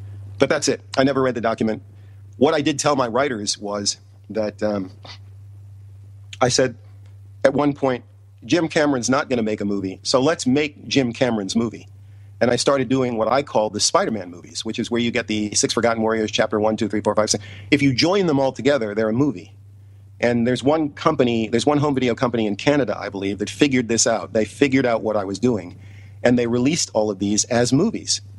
Sins of the Fathers and Partners in Danger, and these are movies because I just decided I'm going to make my own damn movie. Well, it's kind of how comics work now. There's 6-issue trades. Right. Well, imagine if you could do that with 6 episodes of a cartoon show and end up joining them all together and end up with a movie. And that's what I did. And a lot of people, excuse me, a lot of people get very worked up about this. They say, you know, those first 13 episodes are great because they're just individual episodes and they're solid and they tell a complete story. And then later on, the series just kind of fell apart because it's going every which way. And, well, no, if you're not an idiot and if you just simply watch the shows, you can follow what's going on and they're plotted out like movies. And I actually think that that's when the show becomes fun and exciting and epic. So that's my justification for that. We all know about James Cameron's Spider-Man movie from the interviews, and this is a main reason this show happened, thankfully. And thankfully, it never happened since we got Sam Raimi's portrayal of the character years later, but it's still interesting to think about what would have happened if this movie got off the ground. James Cameron said, and I quote, "Superheroes in general always came off as kind of fanciful to me, and I wanted to do something that would have been more in the vein of Terminator and Alien, that you buy into the reality right away. So you're in a real world and you're not in some mythical Gotham City or Superman in the Daily Planet and all that sort of thing, where it always felt very kind of metaphorical and fairy tale like. I wanted it to be, it's New York, it's now. A guy gets bitten by a spider, he turns into this kid with these powers, and he has this fantasy of being Spider-Man, and he makes this suit and it's terrible, and then he has to improve the suit, and his big problem is the damn suit. Things like that. I wanted to ground it in reality and ground it in a kind of universal human experience. I think it would have been a fun film to make." End quote. The movie's plot is something, I'll tell you that.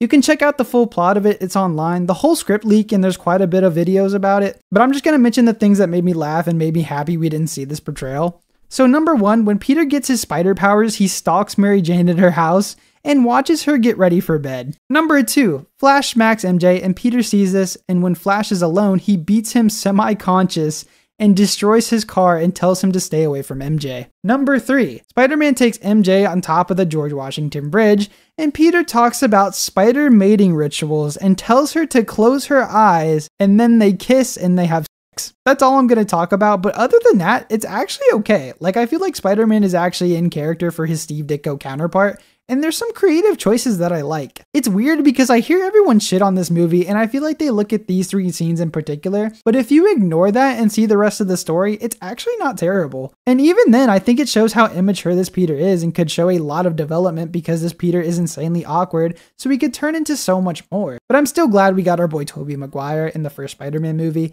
and it's easily one of my favorite movies of all time, but still, I think they had some good ideas in this one, and some of the ideas were actually used in the first Spider-Man movie, like organic webs. In James Cameron's book, Tech Noir, he says, and I quote, "The greatest movie I never made." End quote. I recommend checking this video out for the full story of this movie, and I'll leave this in the description. It actually does a really good job of going over everything in the movie, and it actually gives you a good insight of what the movie could have been like. Toys. This show was obviously made to sell toys, and the toys impacted a lot of things on the show, so there's a ton of toys.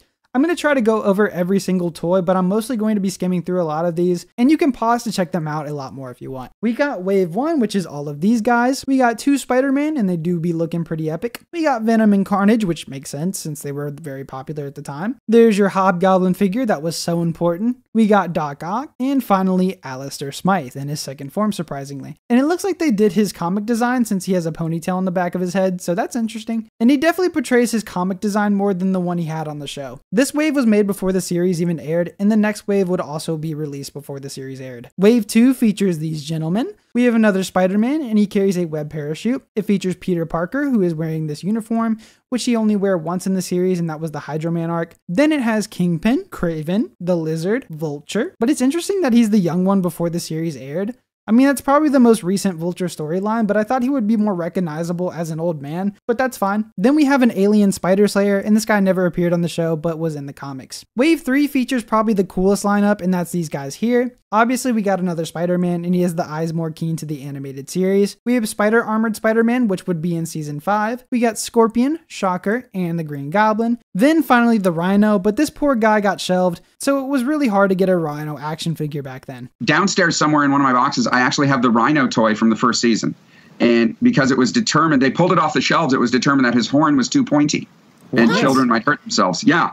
So the first version of the Rhino was pulled off the shelves, but I got a copy before they pulled it off the shelves. So, yeah. Well, yeah, we definitely never had that. No, we never did have the Rhino. Maybe that explains why. I mean, I think that's probably why. John Semper also states another reason the Rhino figure was hard to find, and I quote, "There were very few of the original Rhino figures made because Avi Arad, then the head of Toy Biz, didn't like the way it came out. Consequently, in that first year, the Rhino was the first figure to be valued in the collector's marketplace for big bucks. I recall seeing that one sold for over $100, and this was back in '94. End quote. Okay, so I was gonna go over every toy until I realized there's 22 waves of toys, and you guys don't want to sit through all of that. So now I'm just going to go through the ones that I think are cool, and I'll leave a link to all the waves in the description. We have Spider-Man with black instead of blue, which has always been awesome to me. We have him in the 6 arms, him as the Man Spider, and also the Octo Spidey. Weirdly enough, no Ben Reilly or Spider Carnage, but they did add Ben Reilly's Scarlet Spider to the retro Marvel Legend toy line,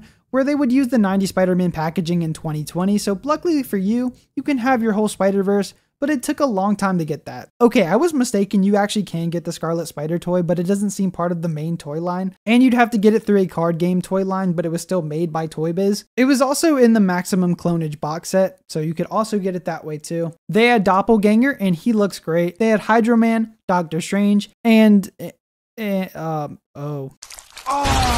also had a Spider-Sense Spider-Man, and I actually used to have this one, and I think this one is sick. It reminds me of the Marvel Nemesis Spider-Man when he's in that one mode that I can't remember what it's called. They have Eddie Brock with the symbiote, and you can put the Venom head on, and a fan had commented, and I quote, "John, settle something for me. I distinctly remember Eddie Brock having a blonde Dolph Lundgren-like appearance in your show with a black leather jacket and white t-shirt. But in every episode I can find, he's got red hair and a blue jacket with a yellow jumper. I even remember the action figure I had for Venom from the show with a detachable mask had a blonde-haired Eddie that matches my memory of the show. Am I crazy? Or was Eddie originally blonde in your show? For a pilot maybe?" John responds, and I quote, "Whatever he is in the show, it's unchanged. Sometimes characters would be designed for animation, the toy creators would use those early designs, and then much later the design might change before we got to the air. Toy creation required some large amount of lead time, like over a year, so a lot of discrepancies might creep in during that period. Also for that first season, the toy designers took their cue from the comic books instead of our show,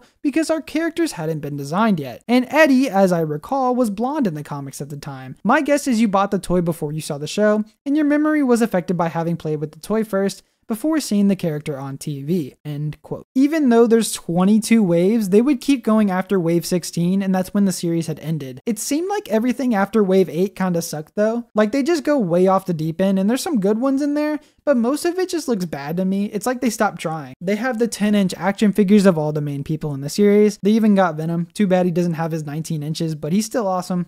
These toys are pretty much the same as the other ones, they're just bigger. I wasn't a fan of these like bigger toys when I was little. I always liked the small action figure toys, so I'd probably have these but would never play with them. Not these specific ones since I had only a few 90s toys, but small toys were better than the big ones in my opinion. I'm definitely not going to go over all the toys. I thought I was, but there's just way too many. Again, I'll be sure to leave them all in the description so you can check them out yourself, but I think they did a great job with a lot of these, and I can see a kid being excited about these in the 90s. It's crazy how much we downgraded with toys recently. The retro toy line with the Spider-Man 90s packaging is essentially its own thing because they'll have different designs for some of the characters and have characters that haven't even appeared. Interestingly enough, they have a Spider-Man Unlimited action figure, and this looks cursed. I still find this toy line to be cool and pretty detailed. Some of them I don't like, but overall good stuff. Also, the reason for these guys being so buff is, and I quote from John Semper, "I had nothing to do with the design or animation. I was in charge of story, but to answer your question, the folks at Toy Biz didn't think they could ever sell a toy that wasn't top heavy with thick muscles.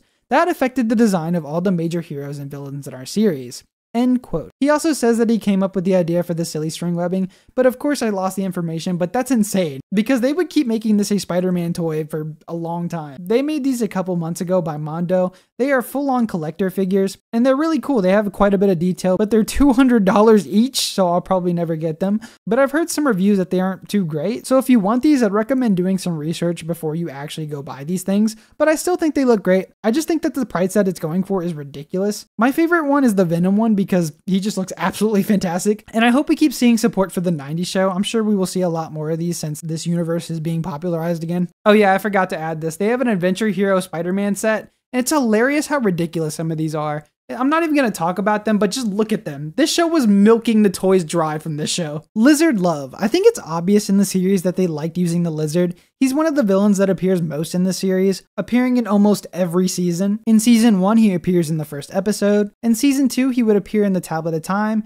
and the episode after Ravages of Time, and the season finale, The Final Nightmare. He would be absent in season 3, but in season 4, they had a whole lizard-centered episode called The Lizard King, then would appear one more time in pretty much all of the Secret Ward episodes. So it's clear they liked using the lizard and liked that character, since I've never seen the lizard used that much in like anything outside of the comics, because honestly you can't do that much with them, but they did manage to do quite a bit of things and most of them hit the mark, so good stuff. Credit. John Semper really likes credit, and I respect that a lot since he did add a ton of things to the Spider-Man mythos, and I think he deserves that credit for pretty much being the main reason why we got such a great show to begin with, and he's why people still appreciate it. Spider-Man crash outs. Spider-Man has quite a few crash outs during the show, but a lot of them are justifiable. But it's amazing when you hear Christopher Daniel Barnes just give it his all. The first crash out would be with Shocker in season 1 episode 14. Say goodbye to your friendly superhero. This Spider-Man plays for keeps. The second crash out kind of is in season 2 episode 4. It would be against the X-Men. It's a very small one, but I like this one a lot since he's asked for help for them for his mutation problem, and they basically didn't even try to help. It's always the same.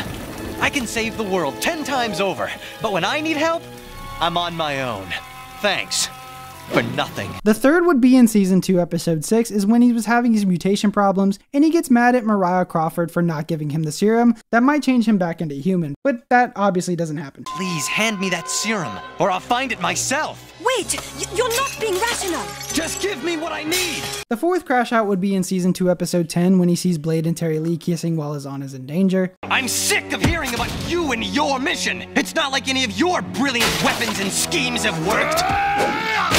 Why don't you all go back into the cave you flew out of? Then his fifth is in season 3 episode 14 when he thinks the Goblin killed MJ. You'll pay, Osborn!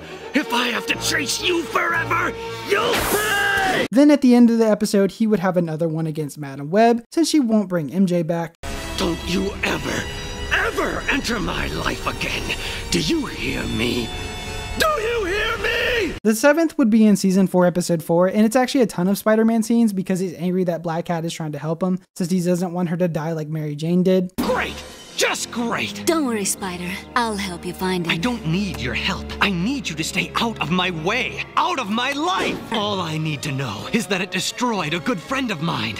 And after I finish with this scum, I'm going to destroy it. The eighth would be in season 5 episode 7, when he stands up to Anna because she was blaming him for MJ's disappearance. How dare you! How dare you accuse me of harming the one woman in the world I would give anything to protect? The ninth is Mary Jane's water clone's death. No! Mary Jane! Mary Jane! And that's all of his crash outs, and they are all done for a good reason. People like to just take these scenes out of context and put them online and say, this Spider-Man was always angry, but no, he's rightfully angry, and that's also why this is one of my favorite versions of the character, because he has such a human reaction to things, you know? We could see him get mad and understand it, and that's always been a highlight of the show, his characterization. John and Stan Lee. My next question for you is, out of all of the episodes, and I'm not asking you to pick your favorite one, but obviously there are so many storylines that are interwoven with the comics that you said that you read. And what are some of your, it doesn't even have to be from the show, but in general, what are some of your favorite Spider-Man storylines, whether they're in the show or not? All of them, honestly. The thing that I told my writers and the thing that I always wanted to do was I said, let's surprise the audience with every episode. So, Stan had come to me very early on and he said, I want to do a thing called the Spider-Man Diaries. And every week, Spider-Man will fight a different villain. And he'll say, I'll never forget the time I fought the Green Goblin and blah, blah, blah, blah, blah. And I said to Stan, no, it's not going to work because by the very fact that he's narrating the story, you already know that he gets out of it just fine. Number one. Number two, I don't want to do the villain of the week. I don't want to do. So, and he fought me on that. I mean, you know, I'm listening to these tapes now, and he's really pissed off at me a lot of the time. Wow. One of the things, you know, you have to remember, the backdrop is I had known Stan for a decade by that point, and we were friends. So I didn't regard him as a boss. I regarded him as a collaborator with whom I frequently disagreed. And I think he regarded me the same way. One thing, for instance, that I totally forgotten about was he absolutely wanted Peter Parker to have a cat. And Really? he kept really being pissed off at me that I had not put the cat in the show. And I might have done it or something. No, I mean a pet cat. He wanted there to be a pet cat, and I refused to do it because I thought, well, that's a dumb Saturday morning thing. I think there might have been a cat in one episode, but no, he was really pretty angry with me. I'm wondering if if memory serves me right, the show Spider-Man and His Amazing Friends that was on in the 80s. I believe. Oh no, it was a little dog. Sorry, I thought there was a cat, but it was like a little dog. Well, that looked like Blofeld's cat. But to me, it sounds like if he wanted to do the diaries of him reminiscing about like the times he fought Spider-Man, that to me sounds like Stan's reminiscing about the time he was writing Spider-Man back in the 60s. And maybe Stan just got a new cat that he loved. He's like, you know what? Peter should have a cat. No, he had a very good reason for both. I mean, the first was that he was looking, you know, he was trying to figure out a format that would be easy for kids to digest. Then the second was that he just thought it would be a fun thing for Peter to have someone to talk to. You know, I did it with Bruce the Gargoyle. Yes.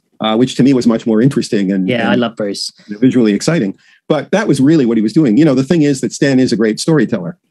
And so all of his suggestions were geared toward telling a great story and making an entertaining show. And again, when you're operating in the dark and you don't know how things are going to go, you have to remember, we were doing this before there were Spider-Man movies. They're really, you know, this whole idea of how to take this character and translate him to the screen in the best possible way, we were totally in the dark.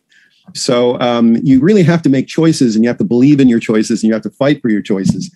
And that's kind of what happened. Mary Jane gone. I find it funny that Mary Jane always gets kidnapped or disappears through a portal. I'm surprised they don't keep an eye on this girl more. She first disappears in season 2, episode 3 by Hydro Man. Then at the end of season 2, she gets kidnapped by Mordo and brainwashed essentially. She gets kidnapped in season 3, episode 8 by the Kingpin accidentally when he was trying to get Smythe. Then she goes into a portal at the end of season 3, never to be seen again. Her clone isn't any better though. She gets kidnapped by Hydro Man twice in season 5, episode 7 and 8, then disappears as the water clone in the same episode. So I don't know how they would explain why she disappears all the time to Aunt Anna. Also, if I was Mary Jane, I would be scared to take a shower, man. Like, Hydro Man is freaky. He can go like through like faucets and stuff, so he'd be peeping on her. So I'd be terrified if he was like kidnapping me while I was like taking a dump or something, you know? He just comes out of the sink while I'm taking a dump. Like, get away, bro. I'm just trying to finish my business, man. Merch. Since this show was made to sell toys, it's no wonder that they wanted to sell a bunch of other things too. And nowadays, some merch is made for nostalgia purposes, so whatever I put on screen, I actually don't know if it's from now or back then, but I'm assuming mostly it's just, you know, clothing for the now stuff. I'm not going to be showing everything because there's just way too much, but I'll be showing what I find interesting. You know, you got your typical stuff like Funko Pops and t-shirts. They had playing cards that actually seem really cool. I love the art on these. They had the 32 days of chocolate, so you know you would open these up for the countdown of Christmas, you know, for each day. They also had just Spider-Man chocolates for Christmas. They had tattoo bubblegum, which, like, you know, what is that? Can you eat the tattoos, or do they just have a bubblegum scent? I don't know. They have a motion lamp. They got candy sticks. Am I the only one like who hated these as a kid? Candy sticks are gross. They got an inflatable Spider-Man you could blow up, a paint and marker book, a backpack, cups and mugs, ornaments, plushies. You can have Spidey as your best friend and only friend if, you know, you're me. A Spider-Man telephone, truly a masterpiece. Need to switch out my iPhone for this, and, you know, you guys can hit me up on my new Spider-Man phone. They got plaques you can hang on your wall, Weedle Spider-Man costumes. I probably should have added this too to the toy section, but there's these little cool little pocket toy sets that you can carry around with you. Here's how they were packaged. Very neat how it looks since you don't see anything like this today. And someone did a small review on how they work, so I'll play that now. Check out this toy from back in 1994. It's a Marvel Comics miniature comic book playset. So you open it up, and it's just like a Mighty Max or a Polly Pocket, except it's Spider-Man themed. We've got Spider-Man and Alistair Smythe, which is one of the bad guys from the animated series. And it's taking place at the Daily Bugle. Now it comes with a little magnet that you can stick to the wall here. Connect Spider-Man. You can scale up and down the building. There's also a catapult right here that you can put Alistair Smythe in, and then if you push this button, fires them off. Once your battle was finished, all you had to do is pack up your little figures, close it up, and take it with you. This review was by CPJ_collectibles, and his Instagram will be in the description if you want to check him out. He has a bunch of old toys from like a long time ago, and they just look really cool, and he like reviews them. So pretty cool stuff. One thing I do like is that they made these busts, and these are really cool. I was thinking about buying some of them, and then I remembered I'm broke, so maybe one day, but for now, nah. Plus, that would have to be when I get my own place, because in this economy, it's a bit of a rough time finding a nice, affordable place, and I have nowhere to store these. They don't have all the Spider-Man characters, but I still love these. It looks like they did a really good job making these too. They also made 90s X-Men ones, so you can put them right next to your 90s Spider-Man ones, which is awesome. Love that. They all look just like the cartoons, and these are awesome. I also wanted to show this Man-Spider figurine statue I found, because it shows him like slowly transforming into Man-Spider, and I just love how this looks. I managed to find some more merch on Matt Dunford's page. There's this cool watch, shirt, another shirt, and hat, and that's about it. Season 6. Season 5 ended with Madam Web helping Spider-Man go look for Mary Jane, and John Semper thinks the fans think this is a cliffhanger, but it's not. He says, and I quote, "My series did not end on a cliffhanger. I hear this a lot, and because as a writer, I believe in the correct use of language. It always irritates me. Whenever somebody says this, they are using the term cliffhanger incorrectly. Cliffhanger derives from the endings in old silent movie serials where the protagonist would be left at the end of a chapter literally hanging off a cliff. This is a form of imminent danger or jeopardy. Serials came to be called cliffhangers because they always left their heroes in imminent danger or jeopardy at the end of the chapter. At the end of Spider-Man TASM, there was no imminent danger or jeopardy. Nobody was in immediate dire peril. Nobody was hanging off a cliff. Peter and Madam Web left with the intention of going to find Mary Jane, and the implication was that with Madam Web's powers, doing so would be relatively easy. So what there was at the end of the series at worst was an unresolved plot point. There definitely was no cliffhanger." End quote. Yeah, I think people tend to stretch out the definition of a cliffhanger. It's interesting that Greg Weisman had a similar statement in my Spectacular Spider-Man breakdowns. It just shows that these two writers know what they're talking about when it comes to storytelling. Anyway, John Semper actually made a script for the first episode of Season 6 where he finds Mary Jane, and this was given to anyone who donated to his project War of the Rocketmen in 2016, which I will be talking about later in this video. I'm going to do this as an episode breakdown, trying to give some visual references of how it would have played out. The episode begins where the season finale left off, which is a first. They go through this huge interdimensional vortex, and they eventually find Mary Jane floating through the vortex. Spider-Man tries to grab her to save her, but as he reaches his hand out to her, Madam Web's chair gets struck with electricity, and Madam Web starts spinning away from them both. Spider-Man goes after her in the dimensional vortex,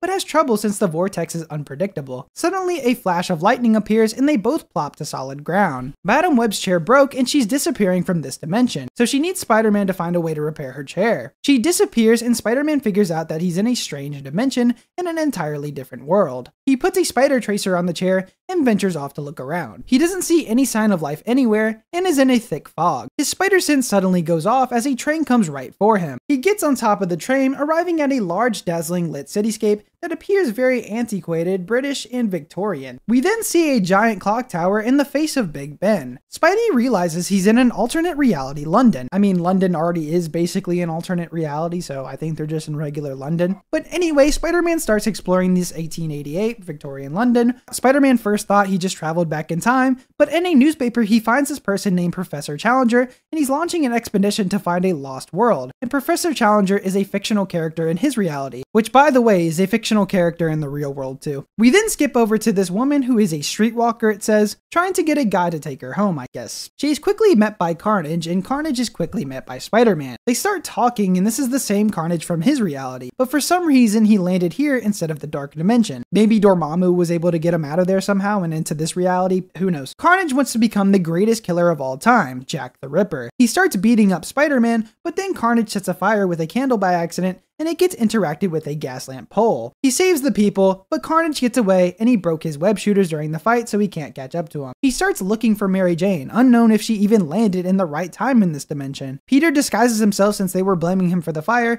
and he's wearing Victorian garb. He then goes to look for her. Mary Jane arrives and meets Elizabeth Stride and Catherine Eddowes, which were victims of Jack the Ripper in real life. They help the confused Mary Jane, who has amnesia, and then a cab passes by them with J. Jonah Jameson and Flash. They've traveled to London to get a Jack the Ripper story for the Daily Bugle. We then go back to Spider-Man and he sees the Green Goblin fly by. Spider-Man starts attacking him thinking it's his goblin since he also went through the portal the last time we saw him, but he finds out that it's not him, but for some reason it takes him like a minute or two to figure out that it's not him, even though the goblin keeps saying he has no idea who he is. The glider crashes and Spider-Man lands in a circus carnival on the fringe of London, and is surrounded by smoke. A head of a giant serpent starts to hiss at him, and then a griffin emerges from the smoke and attacks him. He ends up crashing the griffin, and it's revealed that it was mechanical, and then Mysterio appears. Mysterio wonders who he is and why he's causing trouble, and Spider-Man is about to attack him, but he disappears into the smoke, and he starts getting hit with a fist out of nowhere. He remembers that everything Mysterio does is an illusion, so he closes his eyes and uses his spider sense and then punches Mysterio. Hey, we got a punch. Also cool that this idea was implemented before Spectacular and Far From Home. The Green Goblin appears and Spider-Man starts asking why he stole this huge sack of money. Spider-Man thinks he stole a bunch of money because that's what all the criminals do these days. They go rob a bank with a bag that has a cash symbol on it. The Green Goblin is confused on what he's talking about, and he opens the bag and he just shows him that there's papers advertising the Mysterio's Carnival of Mysteries and Illusions. Spider-Man takes off the Goblin's mask to reveal Harry Osborn. Harry lets him know he's not a thief, and Mysterio reveals himself to be Quentin Beck, telling him that he runs this carnival. Spider-Man tells him that he made a mistake, and they ask him to reveal who he is. He reveals to them that he's Peter Parker, and they get some dinner, eating in one of Mysterio's circus trailers. They try and get him to join the circus because they want something new, but Peter declines but tells him he has a plan that can bring in more attention and draw a bigger crowd. He tells them that they should capture Jack the Ripper. Peter tells them that they'll help catch him, he just needs them to fix his web shooters. They all go to sleep and he remembers what Madam Web had said about keeping his friends close and his enemies closer, and thinks about how he'll need their help if they're going to stop this murderer and help find Mary Jane. They go visit a person named H.G. Wells, who is known for in the real world as the father of science fiction. He was a famous author. He was also played by himself in the Time After Time movie. An actor played him, which he is going after Jack the Ripper in the 20th century. Peter recognizes him and is glad to meet him. In this reality, H.G. Wells is an inventor, and his fantasies and scientific predictions are made into reality, which is actually like a super cool concept. I love that. Peter's spider senses start to go off, and he goes into another room where he discovers that he's building a time machine, just like he did in the Time After Time movie. It's explained that his spider sense was going off because the time machine accidentally pulled them all here. It pulled them out of what they called the time vortex and brought them into this dimension, and it also might be the reason Carnage was brought here too. Peter brings Wells to Madam Web's chair, and Wells is just insanely excited about it. Peter wants him to help fix the chair, and studying this technology can help him make time travel a reality for him in this dimension, so it can be both in their favors. Wells agrees and starts bringing the chair to his lab so he can fix it, and Beck fixes Peter's web shooters. Peter decides that he needs to look for Mary Jane, so he decides to use his knowledge about this reality and go to the greatest detective known to mankind, Mrs. Hudson, which is from Sherlock Holmes. She's the landlady of where Sherlock lives. Peter asks her if she can talk to Sherlock Holmes, and then he meets Sherlock. Peter starts trying to get help from him to try and find Mary Jane. He points Peter into a direction where she could be, and heads out with Sherlock and Watson, his friend and confidant. They start following him unknowingly. Sherlock tells Watson that judging from the things on his shoe, he's been on a rooftop, a wall, and in an alleyway all in the last hour or so. And that's weird, so they follow him. They see him crawling up a wall and are obviously confused, so they keep following. We then go back to Mary Jane, Elizabeth, and Catherine, and they keep trying to help remember who she is, but she can't figure out what's happening. She then spots Flash Thompson and goes to hug him, since she remembers him when she sees him. Elizabeth and Catherine leave so they can talk in private, but they don't get a chance to talk much before they hear a scream. They go to check out and they see, and I quote, "From an extremely low angle, we see the corpse of Elizabeth lying in the street. Her eyes still open, her face still frozen in terror, and blood dripping from her mouth." This was definitely going to be different if we actually saw it in the show, because there's no way Fox Kids is letting them put that on their network, or any network airing cartoons at the time. Mary Jane runs to Flash and he figures out her throat has been slashed. They then hear another scream and Carnage has Catherine in her tendrils, and I'm gonna quote this too, he brings Catherine towards himself face to face, and he licks his tongue hungrily across her. She turns away in revulsion. That's insane. Carnage is a menace, and I love it. Carnage has his hand morph into a multitude of sharp knives, and we hear Catherine scream. And it's also put into the script she has a blood-curdling scream, which again is insane. Carnage then comes to face with Mary Jane and Flash Thompson. Carnage knows who Mary Jane is because he was once a part of Venom, he knows she's connected to Spider-Man, and he licks her face and is about to kill her. But Flash Thompson grabs him, and Carnage is about to kill Thompson, but Spider-Man shoots a web and yanks him off. Carnage gets away, and Peter and Mary Jane reunite. Spider-Man pretty much instantly takes off his mask, revealing himself, and kisses her. She's shocked at first, but kisses him back. She now remembers everything, but Carnage returns and takes MJ. But as he's getting away with her, a giant spider lunges toward Carnage, and we figure out it's Mysterio who sent this giant spider after him. And he also sends 6 different huge demon creatures after him. Carnage is confused, and Spider-Man tries to use this opportunity to get MJ back, but Mysterio gets shot with a gun, shot by J. Jonah Jameson. Sherlock Holmes and Watson stop Jonah, and Mysterio illusions all disappear. Carnage starts getting away with MJ, and Spider-Man checks on Beck to make sure he's okay. He tells him that he just got his arm, and tells him to go after MJ. Jonah starts blaming Beck, calling him a murderer, and Sherlock stands up for him, telling him that Quentin Beck helps him with advice and disguises from time to time, and tells him that Peter Parker here is trying to stop the murderer. Spider-Man webs up Jameson, and goes after Carnage. He starts to try and think where he would have taken her, and figures out that he's taken her to the top of the Tower Bridge to try and make him relive the experience of having her fall off the bridge once again. He throws her off the bridge, and the Green Goblin catches her. Spider-Man had predicted this, and that's why he sent him just in case. Carnage and Spider-Man begin to fight. Carnage seems to have the upper hand, wrapping him in his tendrils, but he gets hit with a pumpkin bomb, and this knocks Carnage off his feet. Green Goblin throws more bombs, and he flies off. Spider-Man lures Carnage to the top of Big Ben, and Carnage is about to kill him again, but a loud bell goes off, and the symbiote for some reason devolves into nothingness, leaving Cassidy. Cassidy tells him that he can't live without the symbiote,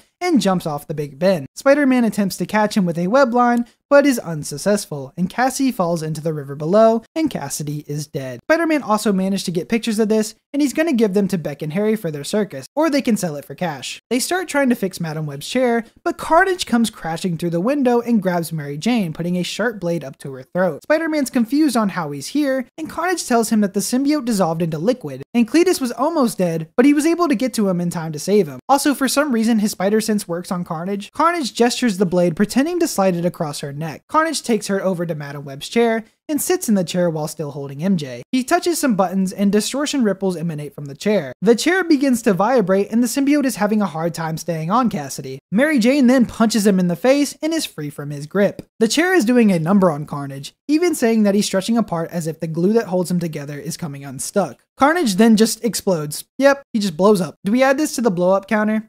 I guess I'll add it. Madam Web then returns because the chair was activated from this experience, and she reveals that whoever uses the chair besides her will make you painfully and slowly blow up. Peter and MJ kiss again, and is surprised that he's Spider-Man. Madam Web sends Mary Jane home, but puts Spider-Man outside of time, space, and dimension, and she shows him an oval-shaped screen or windows that are scattered about the void, and each feature a different Spider-Man character. She points to a screen where a young boy named Miles Morales became Spider-Man. There's one where Gwen Stacy became Spider-Man. Spider-Man is Aunt May in one of the realities. She explains to him that in every dimension, these Spider-Men fight for the weak and oppressed. She tells him that this is his calling, and that he must never doubt it because with great power comes great responsibility. He promises her that he will strive to be that hero, and she takes him back to his reality. It's morning, and Spider-Man is perched on top of his gargoyle he calls Bruce, and he looks down below at the city and repeats his first line that he said in the first episode. He then says, "Ah, well, Bruce, I suppose that might be too much to ask of this reality, and quite frankly, I wouldn't have it any other way." Then he swings off and the credits roll. I absolutely love this even though it's not animated. I'm gonna give these episodes a 10 out of 10 because I think they're so much fun and there's a ton of concepts I like here. Like Jack the Ripper being Carnage was clever and he's an absolute beast in these episodes. I just can't believe the things he was doing and how dark the episode got with its premise. It kind of makes me wonder how they would have even got this on the network because this sounds like something that would have aired on MTV Spider-Man. Carnage straight up kills people. I also like the environment of this 1888 Victorian London. I'm just imagining this episode being perfect in my head. I also like the Goblin saving MJ from falling off the bridge, paralleling her falling off the bridge from Norman Osborn. I think that's smart too. I think that these episodes would have been some of the highlights of the show. They honestly just seem like a lot of fun. Also, I like all the other characters, specifically Sherlock Holmes and H.G. Wells. I thought it was fantastic how they were added into this story and made it feel like they had a lot of fun coming up with this premise. I thought this was rich with ideas and I loved every second of it. Just like that Spider Armor guy's world, I just thought they were so cool because of how much thought was put into these worlds. That scene at the end was definitely added, or he made the script in 2016 when this was released, but I enjoyed that he put a lot of thought into this and I found it insanely enjoyable,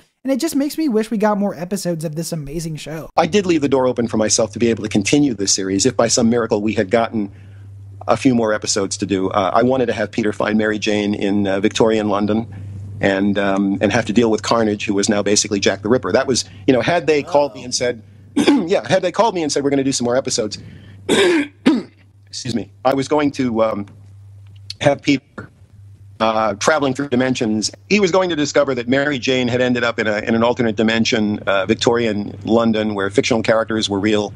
I wanted him to meet Sherlock Holmes because that's another one of my things. I love Sherlock Holmes, and I wanted him to meet up with Sherlock Holmes. I wanted him to meet up with some kind of a steampunk version of himself. J. Jonah Jameson would have been an American who was vacationing in London, and so yeah, I had this whole thing that I had invented in my head, and Carnage was going to be Jack the Ripper, and Peter realized that it was the Mary Jane of his reality, and it was the Carnage of his reality, and he had to get both of them out of there, obviously to save Mary Jane, but also to get Carnage out of this reality where he didn't belong, where he was killing people. He was actively killing people. That was what I had in mind, and I don't know that how much of that I would have continued, but you do what you're supposed to do, which is you leave a door open for the show to continue being successful and for there to be a plot and everything. But I thought that I had indicated enough that if we didn't continue beyond the 65, that Peter would find Mary Jane and everything would be fine.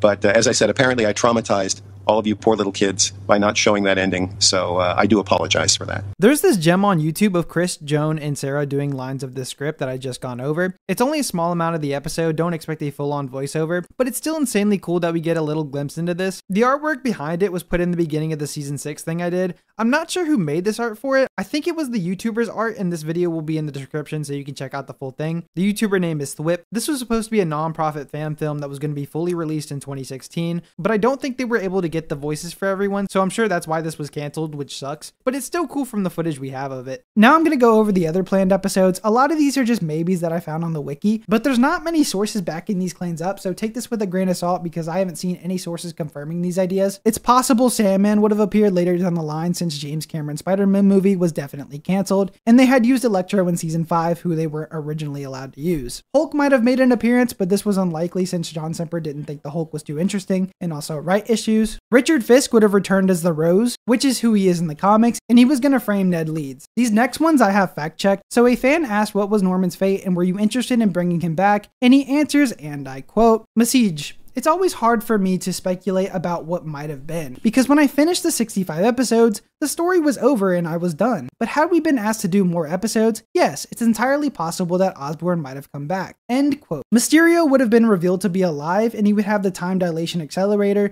and he would use it to rob banks, but one of the portals would end up taking him into another dimension, where he meets Dormammu, and he would become Dormammu's new servant and try to bring him back into the real world, and then Spider-Man would team up with Ghost Rider to defeat both Dormammu and Mysterio. This one is confirmed since John Semper says, and I quote, "Was there a Spider-Man team-up I wanted to do in Spider-Man the Animated Series but couldn't? Yes, only one. I had written an outline for a team-up between Ghost Rider and Spider-Man, and I submitted it to the network for approval. But at the same time, totally unrelated to my outline, executive producer Avi Arad, my boss, had been trying to sell a Ghost Rider cartoon show to the now defunct UPN network. When the Fox network people found out that Avi was shopping around a Ghost Rider TV series, Fox nixed the idea of Spider-Man and Ghost Rider teaming up on my show because Fox didn't want to promote a character who was going to end up on a rival network. So my carefully crafted Ghost Rider outline got rejected. Does the outline still exist? Yes. Can you get a copy of it? Yes. I'm adding it to the perks for the crowdfunding campaign for War of the Rocket Men. Anybody who donates a $25 level or more will receive the outline for the proposed Ghost Rider episode that never got made. The end of the campaign is coming up fast, so hurry, end quote. This campaign for this seems to be closed, so unfortunately I just can't check the outline out and I can't find it anywhere online. So I'm just going to assume that the Mysterio thing was the outline for this because it's on the wiki, and the same fan that had asked if the Green Goblin would have returned had commented about this outline, and I tried contacting him, but he didn't reach back out to me, unfortunately. John Semper has said, and I quote, "People often ask me if there were any characters I would have liked to brought to the screen that I didn't. I was lucky enough to have the entire Marvel roster of characters at my disposal. A freedom that Spider-Man show creators no longer enjoy. I did toy with the idea of bringing Iceman and Firestar into a story, just so that I could do a realistic, more serious take on Spider-Man and his amazing friends. I probably would have even tried to hire the same voice actors. We did cast my good friend Kathy Garver, who had been the voice of Firestar, but alas, I don't think I ever got around to outlining such a story. I probably would have done it if we had more episodes. This is how it would have ended. In the end, after some grand adventure, Spider-Man, Iceman, and Firestar would have all looked at one another and said, hey, maybe we should all hang out together and be friends. Wouldn't that be amazing? Then after a short silence, they would all shake their heads and go, nah, and take off on their own separate ways. Just a thought, end quote. A fan had asked, and I quote, if you were able to do an animated movie for the 20th anniversary, what kind of story would you like to do and which villains would you choose? And which villains or heroes would you have liked to have had introduced to the series and never came to be, whether old or new? Love the Punisher and Blade episode, end quote. John responds, and I quote, I would have liked to tackle Swarm for the visual potential. He's the only villain one considered using but never had a free slot. We did have an outline for a Ghost Rider guest appearance, but that was nixed by the network. If I dig up while going through my old papers, I'll maybe post it someday. I can't speculate as to what I'd do for a new movie, because the first thing I do is get myself up to speed on what Spidey's doing in the current comics, which I don't read, and then base my story on some of that while remaining true to my series of 20 years ago." End quote. They say on the wiki that Betty Brant was set to appear, and she would have been Joe Robertson's assistant, and would have had a crush on Peter, but this is why I don't trust the wiki sometimes, because I found something on his Facebook saying otherwise. So a fan asked if he ever considered using Betty Brant, and he responds, and I quote, "I considered it, and there's a character design of her somewhere. I posted it ages ago, but dramatically speaking, she wasn't a very interesting character, and she was pretty much out of Peter's life by the time Mary Jane had arrived. So bye-bye, Betty." End quote. And another fan had asked a similar question saying why she never appeared, and he responded, and I quote, "Betty Brant never appeared because I didn't need her. In the comics, by the time Peter got to college, the relationship was over. Also, she had no personality, and you can't do anything dramatic with a character who has no personality. We did do a model guide for her, so I must have considered using her at one time, but in the end, there's only so much time, and Betty wasn't ever a very compelling character." End quote. This is why I take the ones I found on the wiki with a grain of salt, because I'm unsure if it's true because I haven't found anything where they say what they're saying, so that's why I fact check everything. Finally, John Semper said he would have liked to see more of the Fantastic Four and the Secret Wars crossover, and he likes them a lot, so there's a chance we would have saw more of them later down the line. Chris did say something about coming back on Spider-Man 98 if that were to happen, and I quote, "Hey everyone, I just wanted to say thanks for all the positivity and support surrounding the idea of a Spider-Man 98 revival. I'd obviously love to participate in such an awesome venture. Unfortunately, I haven't been contacted by anyone regarding this possibility, and I also currently have no connections to the X-Men 97 show. But hey, let's remember Stan Lee and remain true believers. Maybe I'll get that magical phone call and have to sign an NDA and then go weirdly silent on the issue. Here's hoping." End quote. And if what's happening with X-Men 97, where they're getting a continuation, would you ever consider doing that? Yeah, I'll tell you why that won't happen. First of all, the reason X-Men can happen, bottom line, is that Disney now owns X-Men lock, stock, and barrel after the purchase of Fox. So they can do whatever they want with X-Men. But Disney will never 100% own Spider-Man.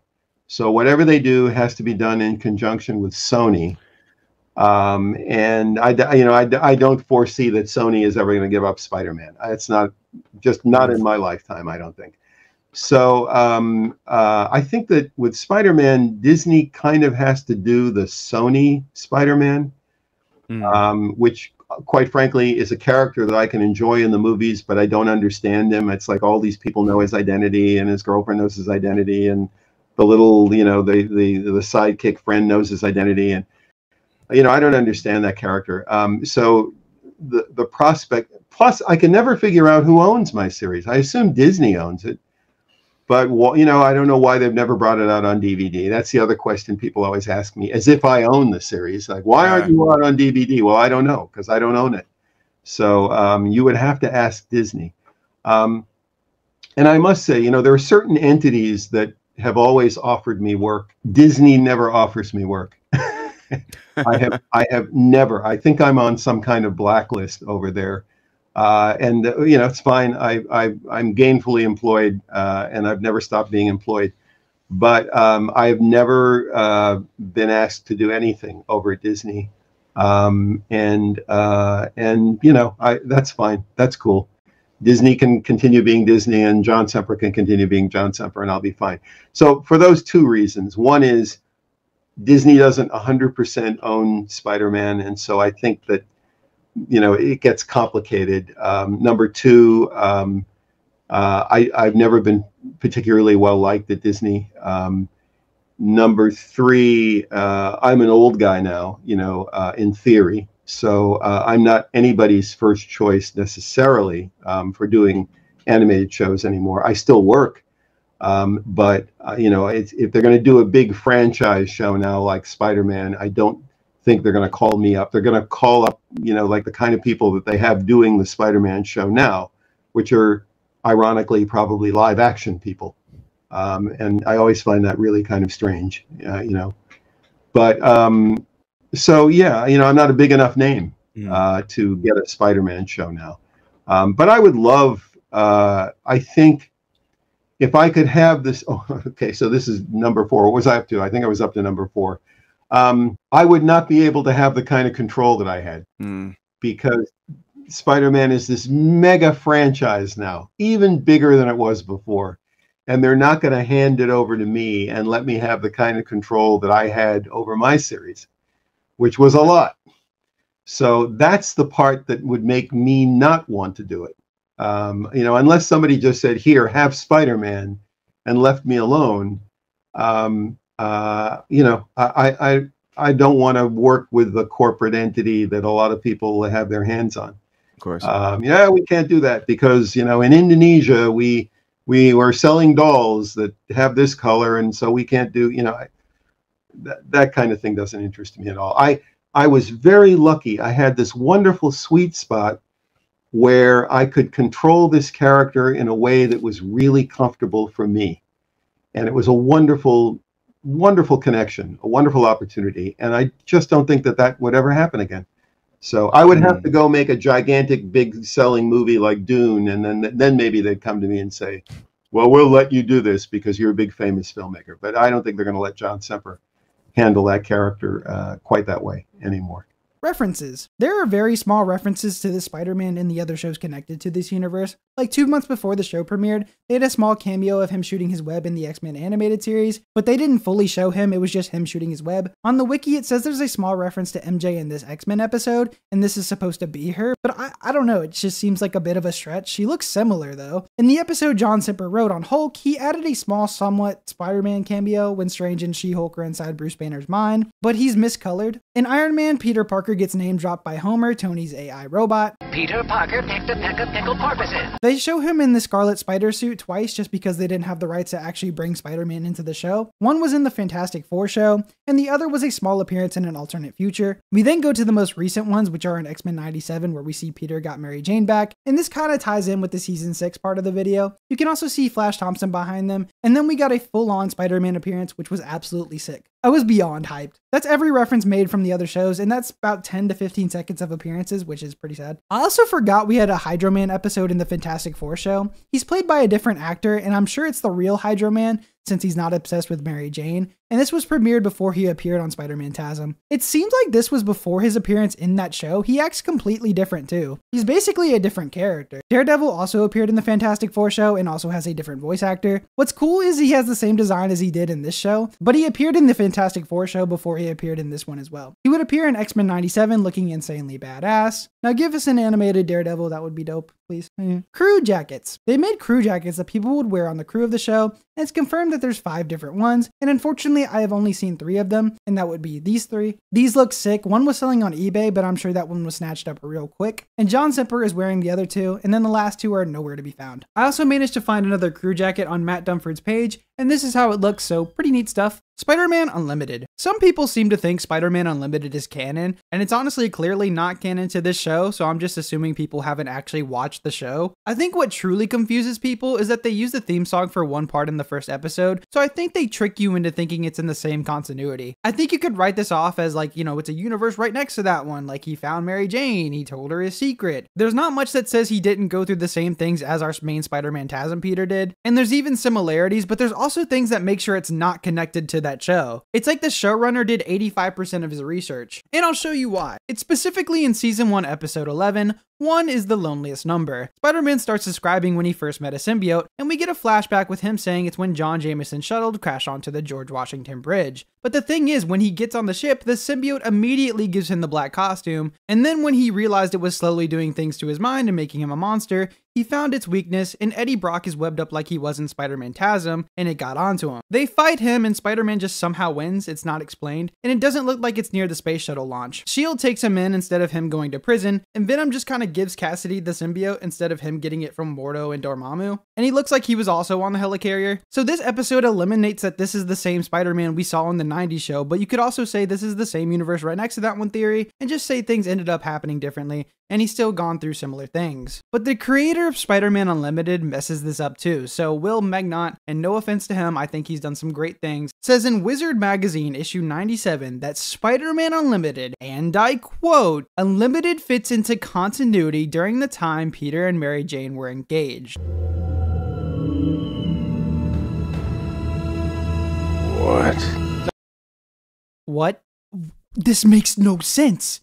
How? Try to fit that into the continuity and it just doesn't work. And even the timeline of this show doesn't allow this, which I will briefly talk about later in the video. I'm sorry, but the showrunner has no idea what he's talking about. Anyway, they have comics of Spider-Man Unlimited as well that give more lore, but I'm unsure if it's canon. John Semper absolutely hates this show, and he's not shy about that at all. John Semper was asked, and I quote, "Were you consulted at all for Spider-Man Unlimited?" John responds, and I quote, "Good lord, no. Of course not. No, I was persona non grata with Avi by then because I fought too much with him on the previous series. He wanted to work with story editors who would do what he wanted without conflict. Hence, you get arguably the worst Spidey series ever." End quote. Another quote. "However, if you want to see what would have happened to my series without me there to protect it, check out Spider-Man Unlimited. It's nothing but a toy commercial devoid of any real creative spark. It's junk. But Avi had it all his way on that one, so you see what you ended up with." End quote. Another quote. "As for two Spidey animated series that have come after mine, I thought Spider-Man Unlimited was garbage. Badly designed, badly written, badly conceived. Just awful. And the recent MTV Spider-Man show was exciting to look at, but surprisingly weakly written." End quote. Another quote. "I only watched the first 2 episodes of the show and promptly blanked it from my memory banks." End quote. Another quote. "The first thing I noticed in that flawed Spider-Man Unlimited series that followed ours was that they had Venom and Carnage in the first episode and both were speaking in the singular. That's how I knew right away that the writers of that short-lived series hadn't done their homework. And let me state for the record that my series and that Unlimited series are not connected in any way, shape, or form." End quote. He also makes a good point when a fan asks a question, and I quote, "Always wanted to know if there was a reason to why Venom appeared in only 3 episodes, being apparently killed within his last appearance." He responds, and I quote, "Venom's hard to fit into a story because he is so powerful. I thought we really couldn't top what we had done. It turned out so well. You can't just throw villains into a story for the fun of it. You don't have a strong story to support them, then it wastes the opportunity to use them. It's all about telling the strongest, most memorable story that you can. Who remembers Venom in Spider-Man Unlimited?" End quote. Am I the only one who kind of likes Spider-Man Unlimited? This is probably like the only time I'm going to be able to talk about this show, so I just want to talk about it real quick. I think the animation is well done, and the backgrounds can be absolutely stunning. Just the way the show looks is absolutely fantastic. I honestly don't know how anyone can say this looks bad or worse than the 2017 show. Just look at this, man. The amount of detail is astounding. It's not just the art, I just genuinely like the show. Rino Romano does a great job like he did in the old PlayStation games. The intro is fire. Sometimes I just listen to the intro while I'm working or driving and it gets me pumped. Spider-Man's costume is sick and the cape is dope. Episode 1 is my favorite, with the people of New York hating him when he's only trying to help. I think they got to the core of his character sometimes. Sometimes it was a bit rough, but in the first episode they do a great job. You're blaming me? After all the times I've risked my life for this stinking city, this is the thanks I get? It kind of makes me wish they just kept him on Earth and we got a regular Spider-Man show with this art style. I know it's so different, but I still love it. The thing is, when I'm thinking of the best Spider-Man shows, it just won't be above things they got right about Spider-Man's world. So it's always this show being at the high bottom tier when ranking any show. Also, hot take coming up. If Ultimate didn't have the Spider-Verse events and a handful of good episodes, then I'd put the show above it. Sorry, not sorry, fight me. This isn't a Spider-Man Unlimited breakdown, so let's move on to the next one. Christmas. John Semper posts a Christmas post every year, and I just found it cool, so here's what it says. "Here's my traditional Christmas post. Yes, the toys are all mine. I acquired them during the run of the series. The sweater and hat are relatively new. I wish you all a very Merry Christmas, and I hope Santa leaves a lot of 90s Spider-Man toys under your Christmas trees." End quote. I just love that he keeps a bunch of toys from the show. Respect. I've said this quite a lot in the breakdown, but I love how respectful and kind John Semper is to his peers. Every time one of them passes, he pays his respects and appreciates their talents. When they have a birthday, he'll make a Facebook post every single year on the same day. He says that everyone on the cast is still friends and everyone seemed pretty close on set, and that definitely makes things easier with, production. And I'm glad they all felt like they had a passion for what they were doing, and I think they all deserve an appreciation for bringing their voices into this show, and for the talented people that they are in this project and all the other things they've worked on. Also, he revealed in a birthday post where he says, and I quote, "Happy birthday today, August 15th, to my baby sister, Terry Lee Semper. I will always be older and therefore wiser than she is, the fact of which I consistently have to remind her. And yes, Detective Terry Lee was named after her." End quote. Green Lantern. Green Lantern Beware My Power was written by John Semper and Ernie Albacker and wasn't received well, and this is what John had to say about the criticisms, and I quote, "There's a link to a good review of my last effort, Green Lantern Beware My Power, which I co-wrote with my former Spider-Man TASM writer Ernie Aubacker. Naturally, there are some bad reviews out there too. Given what happens in the story, we expected the reaction to be extreme, with half of the fans loving it and the other half losing their collective minds. So far, we were right on target. The handful of bad reviews tend to fixate around the fact that we didn't do a direct translation of the fans' favorite comic books. Instead, took it off in a new direction with an entirely original story, which only borrows elements from the comic. In fact, most of the people complaining the loud list probably haven't even seen the film yet, since it doesn't officially come out for a few days. But since the internet never misses an opportunity to be outraged about something, the critics don't let the fact that they hadn't actually seen the film get in their way. With all the outrage over the changes we made to the comic book canon, it got me to wondering what would the reaction be to Spider-Man TASM if the dreaded Twitter cesspool of outrage and anger and other social media had been around back in the early 90s. How would people react to all the changes I made to Spidey's lore? Having the Hobgoblin appear before the Green Goblin, not my choice, but we did it. Eliminating Gwen Stacy, boosting the profile of Felicia Hardy, having the Black Cat be a result of the Super Soldier Serum, having Mary Jane turn out to be a clone, changing the origin of Venom, creating what is now known as the Spider-Verse. All of these things were radically different from the comics, but I did them in the interest of telling great compelling stories that kept viewers on the edge of their seats. Based on the reaction some people are having to my Green Lantern movie, I'd have to assume that if social media had existed back in the 90s to the extent that it does today, a huge swath of fans would be ready to hang me from the nearest lamppost. And yet, Spider-Man TASM was arguably a hugely popular show. Some fans have even told me that they were disappointed by the comic books when they found out things in them were different than what I did in my series. Today, so much of what I did in the animated series has seeped into the live-action films and actually become a part of Spider-Man lore, like the aforementioned Spider-Verse. Comics and TV/movies are two radically different media and need to be handled differently when it comes to storytelling. The greatest compliment I received back in the day from fans was that Spider-Man TASM retained the essence of the comic book while introducing new ideas and approaches. I feel the same way about Green Lantern Beware My Power. It tells a wholly new and original story while retaining the essence of the comic book character. I hope you agree and that you enjoy it when you see it." End quote. I think this is an example of what I said in the beginning. Good ideas are a good thing, it's just how you execute those ideas. And I guess the fans didn't like how they were executed in this movie, and I respect that. I've never watched this movie, but I agree with the things he's saying here. If John Semper didn't make these fresh ideas or make them interesting, I don't think this show would have been better off without that. With him just sticking straightly to the comic books, and that's what an adaptation shouldn't do. It should have good and new ideas. I think not having social media back then and not knowing how people reacted to this like we do everything now, with over-analyzing and hating on everything, I think this show was better off for that. John Semper may have second-guessed on some of his ideas,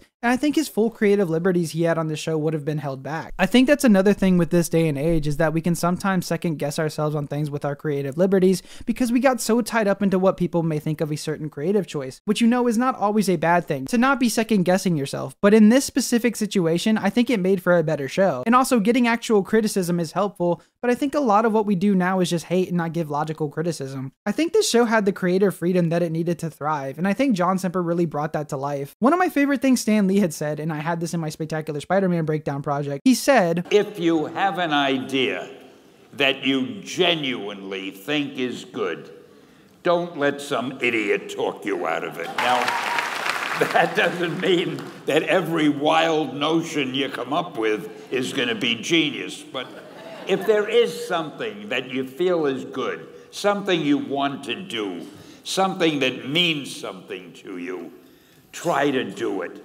Because I think you can only do your best work if you're doing what you want to do, and if you're doing it the way you think it should be done.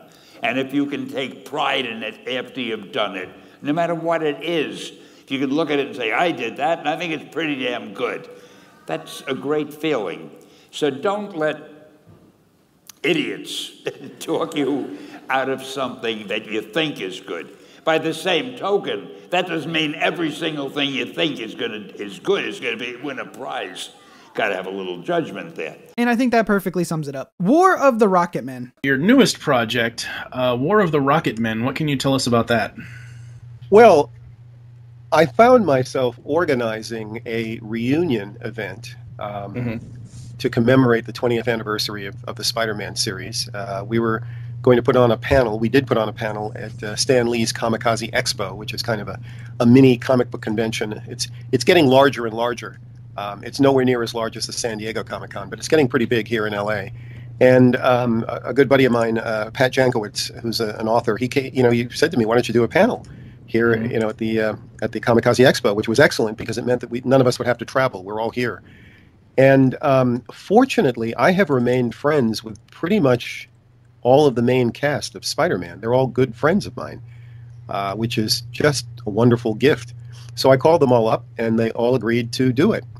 And then I thought, well, all this energy that's going to be directed toward us and the anniversary, and it's kind of a shame that we don't have anything new to promote. I mean, ideally, wouldn't it be great if Disney had said, John, we want you to do a sequel to your series, and then we could have gone out and promoted that. But unfortunately, I did not get that phone call, so I thought, well, wait a minute, why don't I just come up with something new and get everybody involved? And I asked them all, and they all said very enthusiastically, yes, we want to do something, new with you.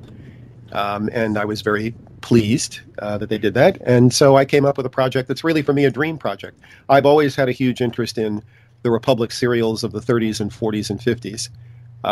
I think that, especially the serials of William Whitney and John English, I think that they're amazing, just incredibly well directed and brilliantly done. The special effects by the Lydeckers, working with very little money. And yet they came up with some amazing effects that look incredible on screen in the very pre-digital era. So I've always loved those kinds of serials and those kinds of films. And I've always been intrigued by the Rocket Man character, who later became known as Commando Cody when they recut all that stuff and brought it to television. And I thought, well, why don't I just merge we're living in this wonderful era where you can pretty much do whatever you want. There's Kickstarter and Indiegogo and places like that, and it really was just a no-brainer. I have this wonderful cast, and I wanted to do this idea. It's very much going to be in the spirit of the old Rocket Man serials. The piece of artwork that I've generated so far very much looks like Rocket Man. It'll probably change. The design of the characters will probably change away from that. But for right now, it conveys the feeling and the spirit of what I want to do. One of the perks of War of the Rocket Men, which I think actually is the best perk, for $25, you're going to get, among a whole bunch of other things, you're going to get this virtual ticket to this online streaming little film festival that I'm going to put together. I discovered that I have something like 3 hours of footage of us in the recording booth. Chris, did you know this? No, I didn't know this. What? I have 3 hours. That's awesome. I had a home video. I had a high 8mm camera, and I think originally an 8mm video camera, and I brought it into the booth. I brought it into the booth at the very beginning. Oh my goodness! And I brought it into the booth for the very last episode with Stan and Joan and Stanley and Joan Lee and Brian Keith. And so I filmed this stuff. I never looked at it. I put it in a box. I dug it out about a year ago, and I started looking at it, and I was shocked at how much footage I had of us in the booth. I got to see that. Yeah, it's great. It's you just doing your Spider-Man thing. Linda Gary, before she passed away, may she rest in peace. Goodness. It's great stuff, and I was surprised because I remembered recording the last day. And I thought, okay, I know I've got about 45 minutes, maybe an hour of footage. I have probably over 3 hours of footage of us recording. So a lot of this stuff is going to be part of the Spider-Man Behind the Scenes Film Festival. And I'm going to also throw in some other stuff, a lot of surprises. So for me, that's like the greatest perk of all that we're offering. I forget about the books and the cells and all that kind of stuff. Just to look at that, I still haven't looked at all the footage, so I'm looking forward to seeing it all the way through. And then, Dan, you'll get a really good idea of what it was like doing recording a Spider-Man. I'm just going to run it nonstop, and you'll get to see probably an entire recording session. There's some footage he shows, and I'll show that now. This is us working in the recording studio. So you want to get to see us recording? Yes. Okay. Let's do that. None of this is queued up. This is just sort of raw, naked footage. And this is Majel Roddenberry, Gene Roddenberry's wife, Nurse Chapel. She is Mary Jane Watson's mother, and this is Linda Gary, who was Aunt May, and during the course of our production, it was discovered that Linda had cancer. So Linda actually did a lot of Aunt May while undergoing chemo. You'll see that she's got the hat on because she has lost her hair and she is sitting down. Linda actually did pass away during the course of our production, but she was a wonderful voiceover actress, and she did a wonderful job with Aunt May. Here they are, having a conversation about Peter Parker. It's sad. What is? Well, I had always hoped Mary Jane would settle on Peter. Oh, pardon my frankness, May, but Peter was never there for her. He's always running around late at night taking pictures, and then... That's good. I like that. That was a good read. That was good. Excellent read. Excellent read. So anyway, Majel Roddenberry, Nurse Chapel, as Mary Jane Watson's mother. Now I'm going to jump forward and give you a little bit of. This is Chris in Saratoga. You can see Chris mugging for the camera already. Here we go. Let's. 126, take 276. I wanted to tell you myself before you found out from somewhere else, but Harry let the word out. Sometimes he's so impetuous, like a kid on Christmas morning. Close. Okay, real close. Sorry, Tony, because I thought maybe I should go back to Hello Tiger, so... Yeah, I know what you did. I know what you did. I probably wasn't clear enough for you. But I want you to be one-on-one with him until someone else. But then take your side. But, you know, Harry, there's no way. Then you go into the girl you are now. So let's go 125. Just waving at 125, take 277. Yeah. I was a little surprised. I wanted to tell you myself before you found out from somewhere else, but Harry let the word out. Sometimes he's so impetuous, like a kid on Christmas morning. I'm very happy for you. Actually, that's a lie. Okay, then prove it. I'm very happy for you. Oh, shit. I'm not going to lie to you. See what I mean?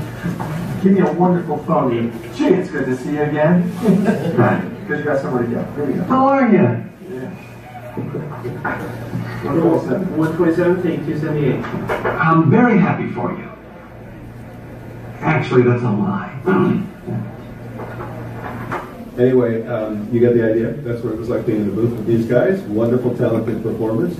And I had a great time with them, and I love them dearly. They're all still good friends. Unfortunately, he makes people turn off the camera for the Joan Lee and Stan Lee part, so it's lost footage right now until either he releases it or one of the fans there was still recording and he releases it. I think he's only put that footage out to a small majority of people at the cons he's gone to. The great thing about that was that I got to have a recording session where Stan and Joan were together in the booth doing lines that I've written.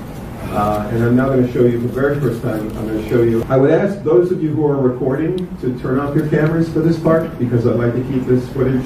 I'm getting a little off topic since this section is about War of the Rocketmen, but you heard it from John, a lot of the cast was supposed to get back together for this fun project, but it never got the funding it needed to get off the ground. They raised over $17,600 it seems, and John Semper was trying to pay the rest out of his pocket, but I just don't think this is happening anymore just because there's not many updates about it. So it's unfortunate. This project seems really cool and the people on board seems passionate about it. They also did little audio promos that were pretty cool, and they did a trailer, but it's just singular frames of what it might have looked like. People seem to be mad that they didn't get their money back for the project, so that sucks, but hopefully this continues and he's using that money for the project, or he does something charitable with the money or something. I don't know.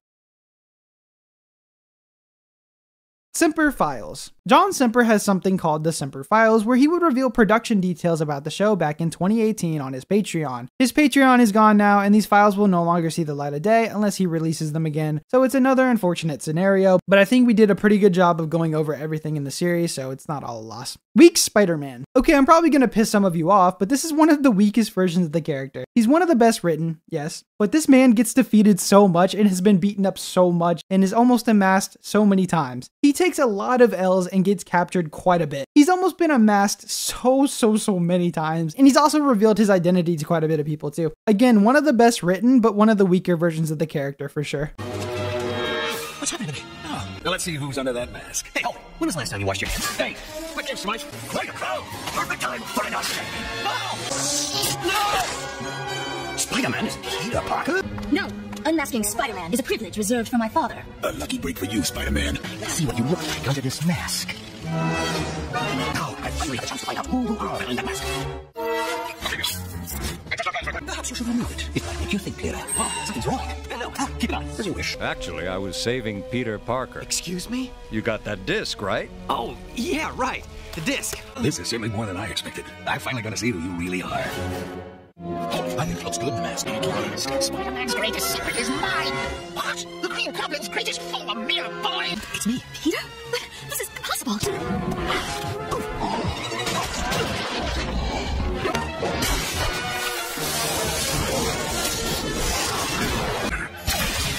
museum trick. You're not going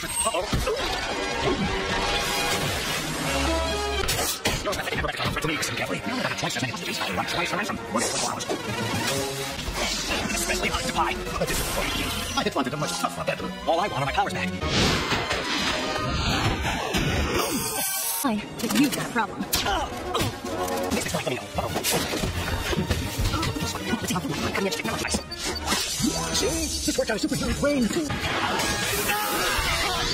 Thank you, my friend. You're super straight.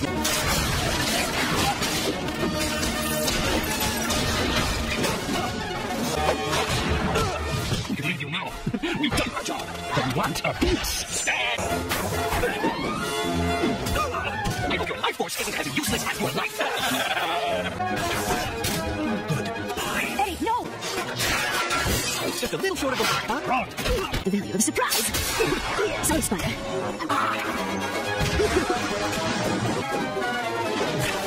Hang on tight. If you ever try to stop me again, I promise I will destroy you. Spider-Man, jump with us. See straight. We'll move.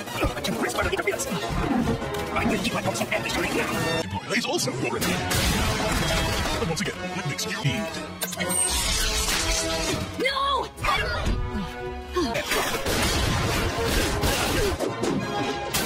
Small weasel. Ethan said we all gain a new lease on life. We'll start by depriving you of yours. I'm going to protect him. Oblivion. Glory! You think I'll let this whip step? This time, I'm not leaving anything to chance. I'm facing you off myself. Goodbye, Spider-Man. It's time to flush the bucket down the drain.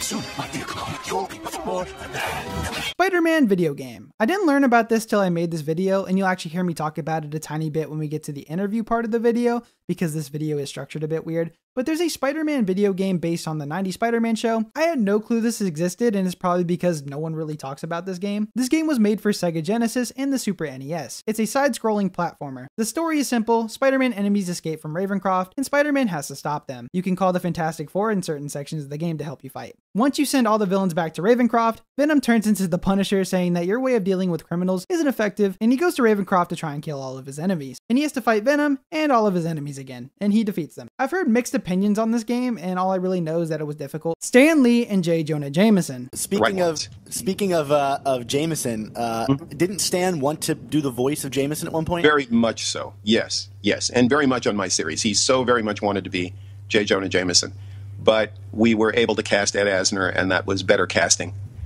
Yeah, so, I love Ed Asner in the show. Yeah, but I think Stan was always a little bit bitter that he did not get cast as J. Jonah Jameson in the series. So yeah, he gets to be J. Jonah Jameson in real life. Yes, yeah. Well, it was great having him involved, and I've always gotten along really well with him. I have nothing but great respect and admiration for him. I get very tired of people that bash him and his contributions to comics and to Marvel, and they want to make this the creation of that artist and that one's the creation of this artist, and it's not true. You know, Stan was the driving creative force behind everything that Marvel became. Nobody got credit for anything in a comic book until Stan started giving people credit on a regular basis. I mean, I never knew who drew anything or who wrote anything in a comic book until Stan started putting those credit banners on the first page. And I had no idea that writers were involved until Stan started making it clear that writers were involved. But he is a genius when it comes to thinking up storylines, thinking up plot twists, coming up with incredibly clever characters. I think people have a hard time separating the creator, the creative entity, from the public relations entity, and both were integral to the popularity of Marvel. When we were just reading those first Marvel comic books, and Stan started doing things like having catchphrases like "Face Front True Believers" and the Merry Marvel Marching Society and Stan Lee's soapbox. That stuff was cool. It seems kind of corny now, but that stuff was very cool circa 1965 or whatever. And everything that comic books are now starts with Stan Lee, as far as I'm concerned. So the hell with the Stan Lee bashers. I'm really tired of that. Matt Dunford. Matt Dunford has been considered multiple times to be probably the biggest fan of the series. He gets mentions in interviews, and you can even see him appear at the anniversary panels. He's a super fan of the show. John Semper says if you have any questions, ask this man because he can probably answer them better than he can. So I ended up getting in contact with him for an interview to get his experiences with watching this show in the 90s and some of the things I wasn't able to answer in this project. So let's get into that now. Hello everyone, I am interviewing Matt Dunford today, a true Spider-Man TASM fanboy. He's met John Semper a lot of times and is friends with him, and from what I saw is in pretty much all of the big panels John has done for the show. And John even calls him out in a bunch of podcasts and interviews as him being the biggest Spider-Man TASM fan in the world. And today we're going to be snatching that title away from him. No, I'm kidding. Matt is also a chairman at the San Diego Comic Fest, and he's a senior talent relations coordinator at Upper Deck Entertainment. It was on Love on the Spectrum. How are you doing, Matt? Doing just fine. You know, I actually never heard it called Spider-Man Phantasm before. It's just like always Spider-Man animated series or Spider-Man the animated series, but like Spider-Man Phantasm actually does just actually have a good ring to it. It's nice to meet you. I feel like I've heard your name a million times doing this project of mine, and it's great actually being able to talk to you today. Oh yes, you've actually already been. Oh, sorry. It's great to talk to you too, and finally meet you too. It's because like if you know, I know our names will come up in same circles and stuff with all this, you know, geeky comic book stuff and trading card stuff. But it's like, yeah, it's finally nice to, you know, finally cross paths and, you know, get to chat with you. Oh yeah, you've already been mentioned a couple times in this project, so it's nice to have you here. Yeah. I'm just gonna tell you what I'm doing a little bit in this conversation. This interview is going to be in a huge 12-hour Spider-Man the Animated Series video that I'm making, and it shows everything about this show and shows that the people behind the show really cared about this character, and it shows through a bunch of quotes and interviews from John Semper and others that have worked on the show. Yep. And I can show you what I have after the interview if you want. Oh sure, I'd be I didn't delighted grow up to. with this show. And you know, I even saw John 2 nights ago. I went up to LA for a talk on Robert Crumb, and lo and behold, like, you know, I go for my seat, and then, you know, next to me he's like, "Well, if it isn't my biggest fan again," it's like I just can't stop running into the man. That's funny. That's actually really funny. That's awesome that you have like a wholesome relationship with John. That's amazing. Yeah, he's just the nicest guy in animation and in writing and stuff like that. He is just so forthcoming to the fans, and he does generally appreciate like the work that he did and how it influenced kids like me. Yeah. Every interview I've seen, he's just been super respectful to everyone. He loves the fans. It's an honor to have just a showrunner that really respects the fans to this day. I didn't grow up with the show. I'm 20 years old, born in 2004. So I also wanted to kind of get your experience of the show as a kid when watching these episodes for the very first time. Yep.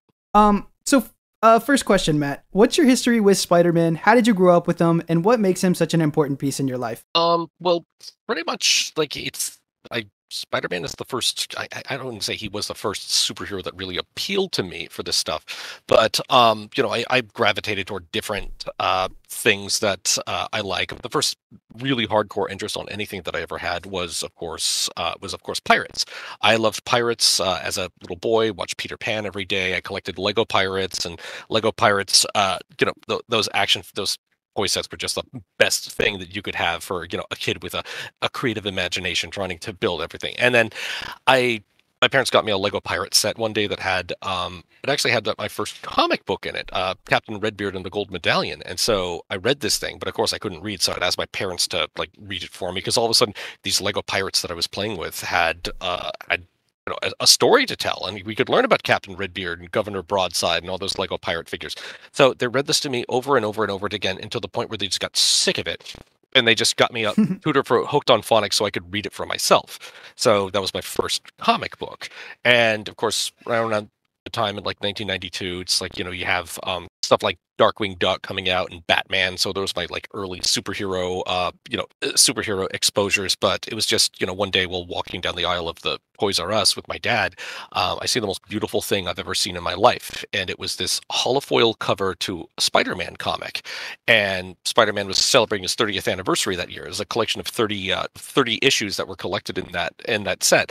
And so the cover I was looking at was Spectacular Spider-Man 189. It had this, you know, beautiful hologram cover on it. And I think it's really cool. And they're sort of the holograms that you started seeing in like some of the early like Fleer cards and other Marvel cards at the time. So holofoil covers were a thing. It was a gimmick, but it worked. And it's like it got us to collect trading cards. It got us to get into comics. And so I got into Spider-Man from that. And because I just said to my dad, you either buy this for me or I have a crying fit here in Toys R Us. And and so he got it for me, and I would just like read through those issues until they absolutely fell apart.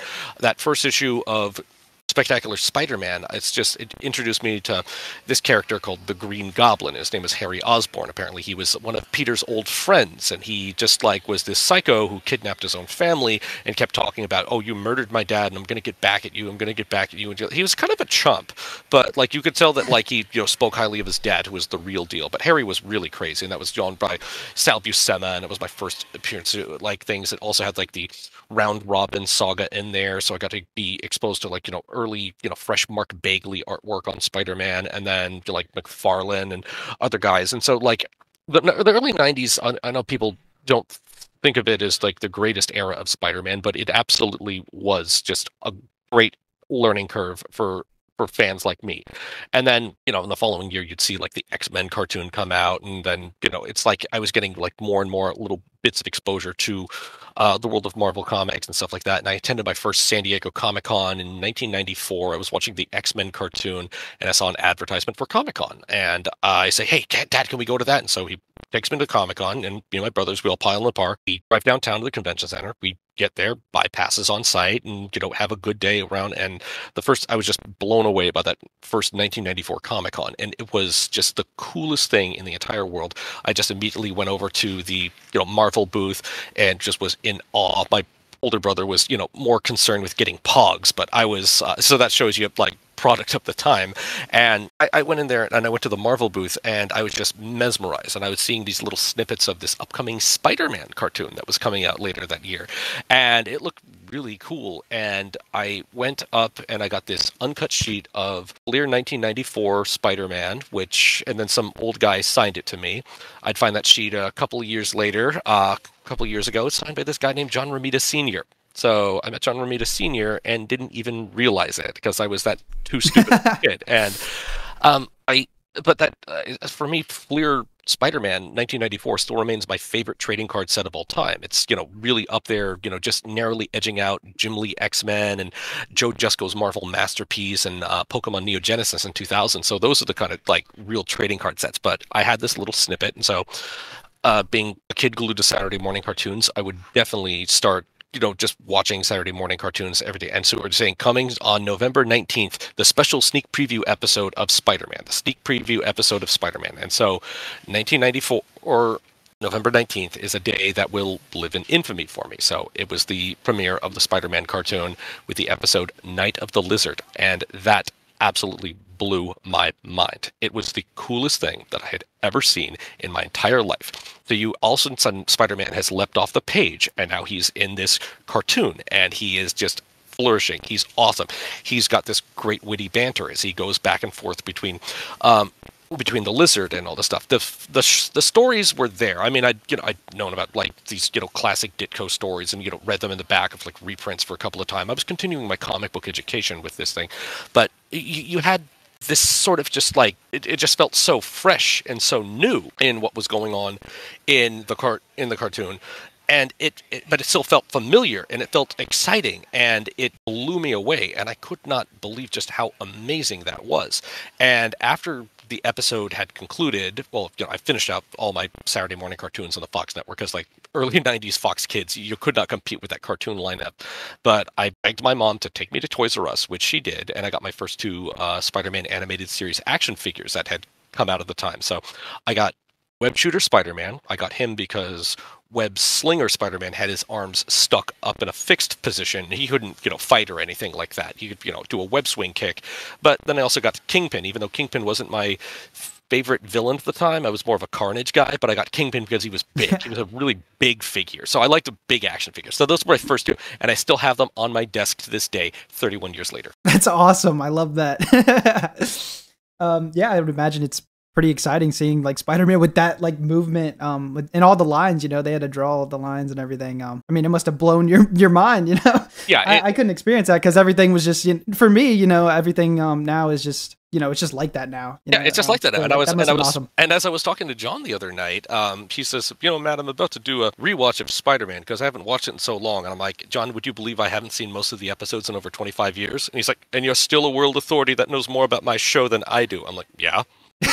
just remember them that well because they had that much of an impact on me. Oh yeah, I didn't watch them for like 5 to 7 years. But then I rewatched it for this project, and I just remembered every single thing from every single episode. I was like, whoa, and I can crazy. just tell things beat for beat, and it's still just really great. And so the whole logic behind the special sneak preview episode, for the people who may not know, is that John was given something like a 8 or 9 month timeline because they had lost all the lead time with the original showrunner after he'd been fired from the project. Then John comes in to pick up the slack, and John gives up like every moment of free time just to work on this, and they have a hard deadline to meet. So they have to get one episode in the can and on the air before the holiday season, because you have an action figure line to promote. So, but you know what had happened? They got one episode in the can, and it hit on November 19th. And what did it get me right after? Got me to Toys R Us, buying the figures there. So, and what was every item on my Christmas list? They were all Spider-Man toys. So that's where that all came from, and Spider-Man cards and X-Men cards and stuff like that too. Because I'm a equal opportunity geek. I love comics, cards, and and action figures and all the stuff that goes into it. It was a really great, flourishing ecosystem. I love that. When first watching some of these episodes, what was your sort of reaction to, like the X-Men coming out of nowhere, or these other different versions of Spider-Man, or the Green Goblin, quote unquote, killing MJ? Okay. I would imagine that must have been quite as surprising to you as a kid. Yeah, because once again, it does blend in with my comic education. There's certain comics that I always wanted to read. However, they were out of range of my meager allowance. And so if I go to the comic store and buy those things, I didn't have room for them. So where did I learn about them? I learned about them from the backs of trading cards. And I think the Spider-Man Fleer 94 set definitely does do that, and it resonates the hardest. So it's like these web zingers that we have on the back of them, where you learn, it's like talks about the appearances of these first characters, say like Extra Arms, which, first appeared in Amazing Spider-Man number 171. So you have this Lizard and Morbius dynamic going in with it, and like the Sentinel, they had these cool like mug shots on the back. And so I just like this, because this set felt like so out of the comics, and like it just like felt what was cool, because these 9-panel grids that Mark Bagley was doing, kind of like he was definitely, now looking back on it, he's like echoing off of what they were doing with like the Jim Lee X-Men set. But it was just so cool to see these like characters that I had gotten the information from, and I didn't always read the comics just yet, but I was, trying to. But it just was so exciting to see them come to life. And then, of course, I hear their voices while reading the comics and this. So, like, the X-Men crossover was insanely cool, because it was just like everything I wanted to see. Plus, it also was cool to see them with a brighter animation style, because now that looking back on it, the original X-Men cartoon doesn't really age well. I still think Spider-Man does, but it's nice to see them with that brightened sort of like John Romita Sr. tone look on them. So I think it was really cool there. And then, like, we'd all seen in from cards, of course, like the legendary comic, The Death of Gwen Stacy. But, it's going back and, because I'd watched the Mary Jane, quote unquote, death first. And then when you actually do get in there and like, you see like how John was so respectful in his writing to the Spider-Man comics of the time, how he actually, got like that, whole first Romita issue with that Green Goblin fight, and then the later like the capture of things. It's just like it is a brilliant love letter to the character and all that was going on in the show. So like I think that was just really cool to see. And of course, like the is she dead? No, she's missing it. So there's that ambiguity that goes in right there. Yeah, and it's also like he didn't even know she fell through a portal. So she's like, he's actually dead. He thinks she's actually dead. Yeah, and then like that's crazy. And plus your other question about how did I react to other Spider-Men? Well, this was like the ultimate spoiler when I first saw Spider-Wars, because I saw it before anyone in America did. And so like what? And it's like here's the thing. In the summer of 1997, I was on vacation with my family. We went to Canada, and Canada had this amazing, really cool like network that was for kids called YTV. And YTV was like just awesome. They'd show like nothing but cartoons and Power Rangers all day, and they'd have TV hosts talking about, it's like, hey, so we heard there's going to be a Spider-Man movie or something like that. So they talk about like geeky trivia and stuff like that were going on there. And people who were pirating shows off of Kazaa in the early 2000s would notice that there'd be like a YTV logo, because these were all sourced from YTV, because YTV for some reason would get shows in Canada before America did. So I mean, I still remember this day quite well. We'd gone, to see this glacier a day before, which is no longer there. It's all melted now. And then because we had a couple of weeks to spend there, we went to go see a movie. So we went to go watch the Spawn movie that came out, and I was like, okay, this is just Spawn. I wasn't a big Spawn guy. I'm a big Spider-Man guy. I could see that Spawn was a knockoff of Spider-Man. But then I go outside and we go heading back to our car. We have to wait a while because there's big moose outside our car. It's bigger than our car, and people there in Canada are like just so unfazed. I'm like, people, there's a freaking giant moose here. It's like, typical Americans. So I'd go home and go to our hotel room and watch YTV, and it's like Spider-Man's coming on, cool. And then all of a sudden, I'm watching this episode called Farewell to Spider-Man, and it's Spider-Man fighting against Spider Carnage, and he's like and there's like other Spider-Men from different dimensions, and like, what did I do? I'm just like, I almost felt like I was hallucinating, like because we hadn't even gotten the final season of Spider-Man in America yet, and all of a sudden I'm witnessing the final episode. And like, I asked John about like, why was Canada getting the episodes before America was? He's like, I don't know, because they do like a lot of this stuff, like when you're working on comics and trading cards and cartoons, it's done so far in advance, so you don't really have a say in the matter about like, when it does come out. That's the powers that be. But like, I thought Spider Wars, when I finally got to see it in its entirety, I got this lead up, and the final, like, I got to watch all the like final seasons and see like the Secret Wars and then Spider Wars, and then I finally got to see that final episode of the Spider-Man cartoon when it premiered on January 31st, 1998.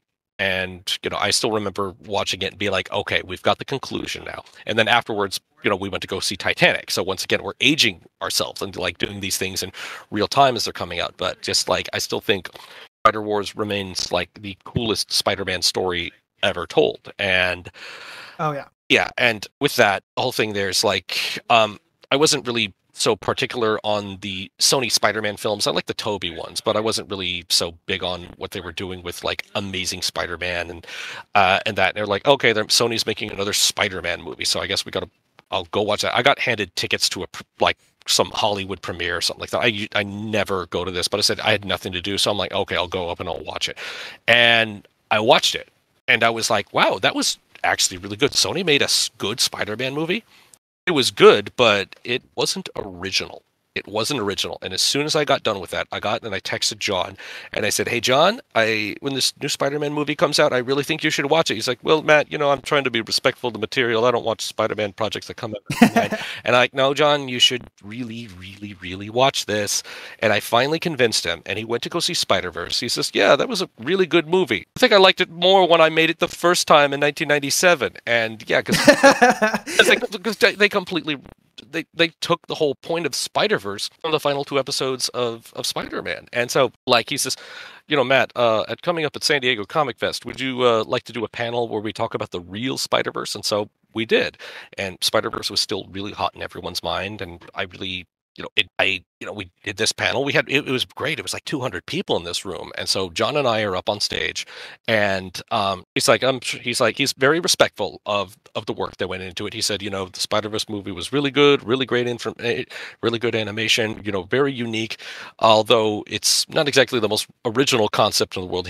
And so he said, here's how, I actually created the Spider-Verse. I just thought it was the most wonderful, unique thing, and it ends so well when Spider-Man gets to go into the real world dimension, where he's like, wait, so you're just an actor who plays me on TV, and then ultimately ends with him meeting Stan Lee. And I think it's the most beautiful moment, because that's the first time, and I think really only time in Spider-Man, where he says, you know what, I'm happy, I like who I am, and I like myself, and I like that people like me. And I think that's the most beautiful moment in Spider-Man history. I got to agree with you right there. That's, perfect. Perfect way to end the show. Definitely the perfect ending for any Spider-Man show. Yeah. What's your favorite episode? Well, this might be obvious, but what's your favorite episode or arc of the show? My favorite episode of the show, actually, really, it's the wedding episode. And I was telling it to John the other day, because there are times when I get, I would still go and I'd read the comics and I would read stuff, and I would be like super hyped for things that were going on in comics. So I'd have to save up my allowance for a couple of weeks. And so I saved up my allowance. I remember it was $15. I saved up $15 for the wedding issue of of Spider-Man. And I was left on a little bit on the disappointed side by that, because when you had the cover of it, it's like, Spider-Man and Mary Jane are getting married. In the back, there's like Captain America and Wolverine, and like they're about to throw down against like Kingpin and like the villains. You think it's going to be something like that, but no, it's just a wedding ceremony. And Peter shows up late to it because typical Parker luck again. But like, I felt the whole story landed a little flat, so I wasn't really so excited about it. However, the wedding episode of the Spider-Man animated series, oh my God, that is just the absolute jam. In fact, I'll even call it what it is. It's the greatest Spider-Man story ever told, because like Harry going crazy and hearing his father from the other dimension like saying you should steal her back, and like and so like, and then selling Osborn off to like Silvermane and the Spider Slayers, and like just going ham on Peter crashing their wedding. And of course Kingpin and J. Jonah Jameson have that like feud with one another, saying it's like, you can't like hijack his wedding. I'll get a cake for me. I'm going to the finest pastry chef in Queens. Well, I know the Queen's best pastry chef. And so it's that. I love that line. It just never had dull moments in it. It's like, it was just so wildly entertaining, and it was so great. And then Harry even earns his redemption after Liz says that she does care about him and she doesn't need to like go into it. And so I just thought it was so cool and so great and so wonderful to hear with all those guys, and it was the nonstop action of a wedding that I wanted. And then of course, just when you think the whole cast is like there, and it just never had a dull moment. And like, just at the end, when you think that Jonah is going to be like actually spending money on the wedding, he cheaps out with the spider van. Yeah, it's awesome. Peter and MJ are never married. I don't know what you're talking about. Oh, you're Bethesda. No, I'm kidding. Yeah, no, it's like, no, and or water clones too. Oh yeah, water clones. That was before. I feel like if they wanted to do like One More Day, I feel like they should have done something like that. So Peter and MJ weren't married to begin with. Yeah. Oh, don't get me started on One More Day. I've got feelings. Me too. I definitely got feelings. I got 18 years and I still got feelings about that one. I was pretty much not even born yet, and I have feelings towards it too. This might be another obvious question. I was surprised with your answer for the last one. That's awesome that you love the wedding issue. What's your favorite season of the show? What is my favorite season of the show? Sins of the Father. It is just like, damn, we got a lot of bad dads in here, and it has that sort of like optimism followed by mysticism, because you have like the integration of Madam Web, who was voiced by Stan Lee's wife Joan, and she's like, Spider-Man, you have this to Did do, an amazing job. this to do, and of course you must have the faith of a child. So it really allowed Spider-Man to be integrated as a character into a larger universe of sorts. And so, because like, he didn't get a lot of play in the mainstay Marvel universe, but Sins of the Father allowed him to go all over and do all these things and meet other Marvel characters. I mean, you'll come out swinging in the first episode. He meets Doctor Strange, and then just like, I feel we're being observed by powers larger than ourselves. And of course, that led into Madam Web coming in. And Madam Web, as John Semper said, he wanted to have a mystic to kind of guide Spider-Man along the way, and felt like he didn't want to go with like Doctor Strange or someone like that, but someone a little more with more mystery, because like you can only go to Doctor Strange like down in Greenwich Village for so long before it gets redundant. Oh, yeah. But if she comes in, gives some cryptic advice and goes it like that, there's all that cool stuff there too. But initially, the head of Toy Biz, Avi Arad, was going to reject the idea. It's like, no, we can't sell action figures of some old broad. And John eventually won out, and so I think there's like this really nice thing that he did is basically like casting Stan Lee's wife in, because you can't get rid of the character if since she's Stan's wife, otherwise we can't do it without upsetting Stan. So that's a good way to keep her around. And even Stan, subtly hitting on her in the final episode, saying, "Who is that exotic lady?" And so, yeah, so that is that funny moment. But John says his favorite action figure out of all the Spider-Man figures is that Web Trap Madam Web, and he loves that action figure of that old broad. And now, like, Avi Arad, he went on to go make the Madam Web movie, which is like, you don't want Madam Web in the cartoon, but you'll make a full big budget film of it. Okay, whatever. I'm sure it'll John do Semper well. definitely changed his mind on that. Since the Father was great because it's like, okay, we got the bad dads. You see that, Mary Jane dealing with her own like deadbeat dad walking out of the family. For me, it's like, oh yeah, Carnage showed up. I'm a big Carnage fanboy, so it's like you get to see like, yeah, it's like that. And I love how they made Carnage the absolute menace, where it took like I think he's Venom, War Machine, and Iron Man teaming up to maybe like have just some kind of threat against them. And even then, it's like, you can't have Carnage going around killing people. But I think like him sucking souls for Dormammu actually really helps there too. So that's cool. And they implied it too. It's like, it's crazy. They're like, I think Robbie says something to Jonah. He's like, I can't remember the exact line, but he was like, this guy does something that even the press can't print. Like it's crazy. yeah. It's like that's how they get around with the whole Cassidy as the serial killer or something like that. And they came out swinging. I was so excited when they like the headline episode of Venom Returns, like wanted criminal Cletus Cassidy. I got so hyped. I immediately went to my toy box and got my Venom and Carnage. It's going down. It's going. So I could have. So that's how hyped. They definitely did the best Cassidy. Cletus Cassidy Carnage than anything. I mean, it's like it's sad that we haven't gotten a good one since the 90s. I mean, the Let There Be Carnage one, I don't know. It just didn't feel like Carnage to me. Didn't watch it. I have no interest in Spider-Man movies without Spider-Man. Yeah, that makes sense. I respect that. Yeah. What did you think of the shows that preceded Spider-Man TASM? The shows that came after, I've never been more disappointed by any show in my life than Spider-Man Unlimited. I stand by my absolute statement when I say that is the absolute worst depiction of Spider-Man ever made, and it was done basically intentionally by Avi Arad so he could can that Spider-Man show and work with Chaim Saban to make a show that where they have more control over the action figures and stuff like that. But that show came out, nothing about it felt like Spider-Man. I think the costume was pretty cool, but like you had Venom and Carnage being able to like form bodies without host organisms. You had to like go to the other side of the solar system to battle the High Evolutionary. Nobody cared about the High Evolutionary. I mean, Guardians of the Galaxy 3 was great, but nobody cared about the High Evolutionary. It's just thing. And you have Spider-Man teaming up with a weird Green Goblin guy and trying to have a life in a boarding house where humans are it's like you're trying to make it Planet of the Apes and Spider-Man at the same time. And I love Planet of the Apes too. It was really, really bad. And on top of that, it's just 1999 was a kind of a rough year for me because like the two fandoms that I was most passionate about, Spider-Man and Star Wars, they started to, I didn't like to admit it, but they started to suck. It's just when you were reading the comics in the late 90s, you'll talk about like the Clone Saga and stuff like that, but nobody talks about the Spider-Man comics coming out in 1999. Those ones were really, really not worth it. It's just like I almost quit reading Spider-Man because they were that dull.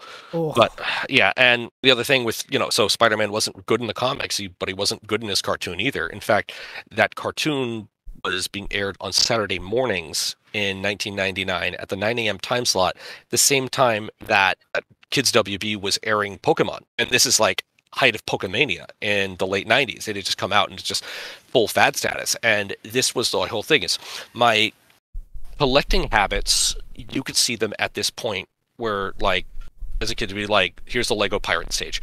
Here's the Kenner Star Wars toys phase. Here's the Spider-Man and X-Men Toy Biz phase. And then it all just dries up in 1998. Because why? Because all the kids were gravitating toward Pokemon, and Pokemon just had too strong of a pull. And I'm 13 years old, and so I've given up my personal collection of Marvel card collecting for Pokemon card. And I was reading less comics, and I wasn't really too hyped on Star Wars Episode 1. So so that's pretty much what happened. But can you imagine what a disaster it would be in television ratings to go up against Pokemon in 1999? So once again, Spider-Man Unlimited was ultimately canceled without even finishing its first season. I tried to go back and watch it on Disney Plus. I can't do it. I cannot finish it. I mean, I don't think it was nearly as good as no, it really wasn't. I stand by saying it was its own. The 1984 animated series still remains the high mark of not only Spider-Man, but and Spider-Man animation. But I think Spider-Man Unlimited represents the low point of Spider-Man. So they're absolute opposite ends of the spectrum. So with that being said, there was also this after the Spider-Man movie came out in 2002, they did a weird CGI MTV one. It was weird, and it was just like nothing but trance music, and so like I just couldn't like get that out of my head. And so wasn't freaking like Neil Patrick Harris voicing Peter Parker, and that was kind of weird. Do you have any opinions on like Spectacular and the new show that just came out recently? I actually really like Spectacular. I wasn't expecting to like it because once again I hold the 94 show in such a high standard, but Spectacular was great because for me the Spider-Man cartoon in 1994 edges out another cartoon that I absolutely really love. And I think also, when you go back, it just remains a timeless masterpiece. I still like Spider-Man more because of it, but it's Gargoyles, and Gargoyles was written by Greg Weisman, and Spectacular Spider-Man was also written by Greg Weisman. It was a great show. It came out swinging. I'm not into the idea of taking Peter Parker back to the high school age. I think he does need to be a little more mature, and I liked the 94 thing about he was college age.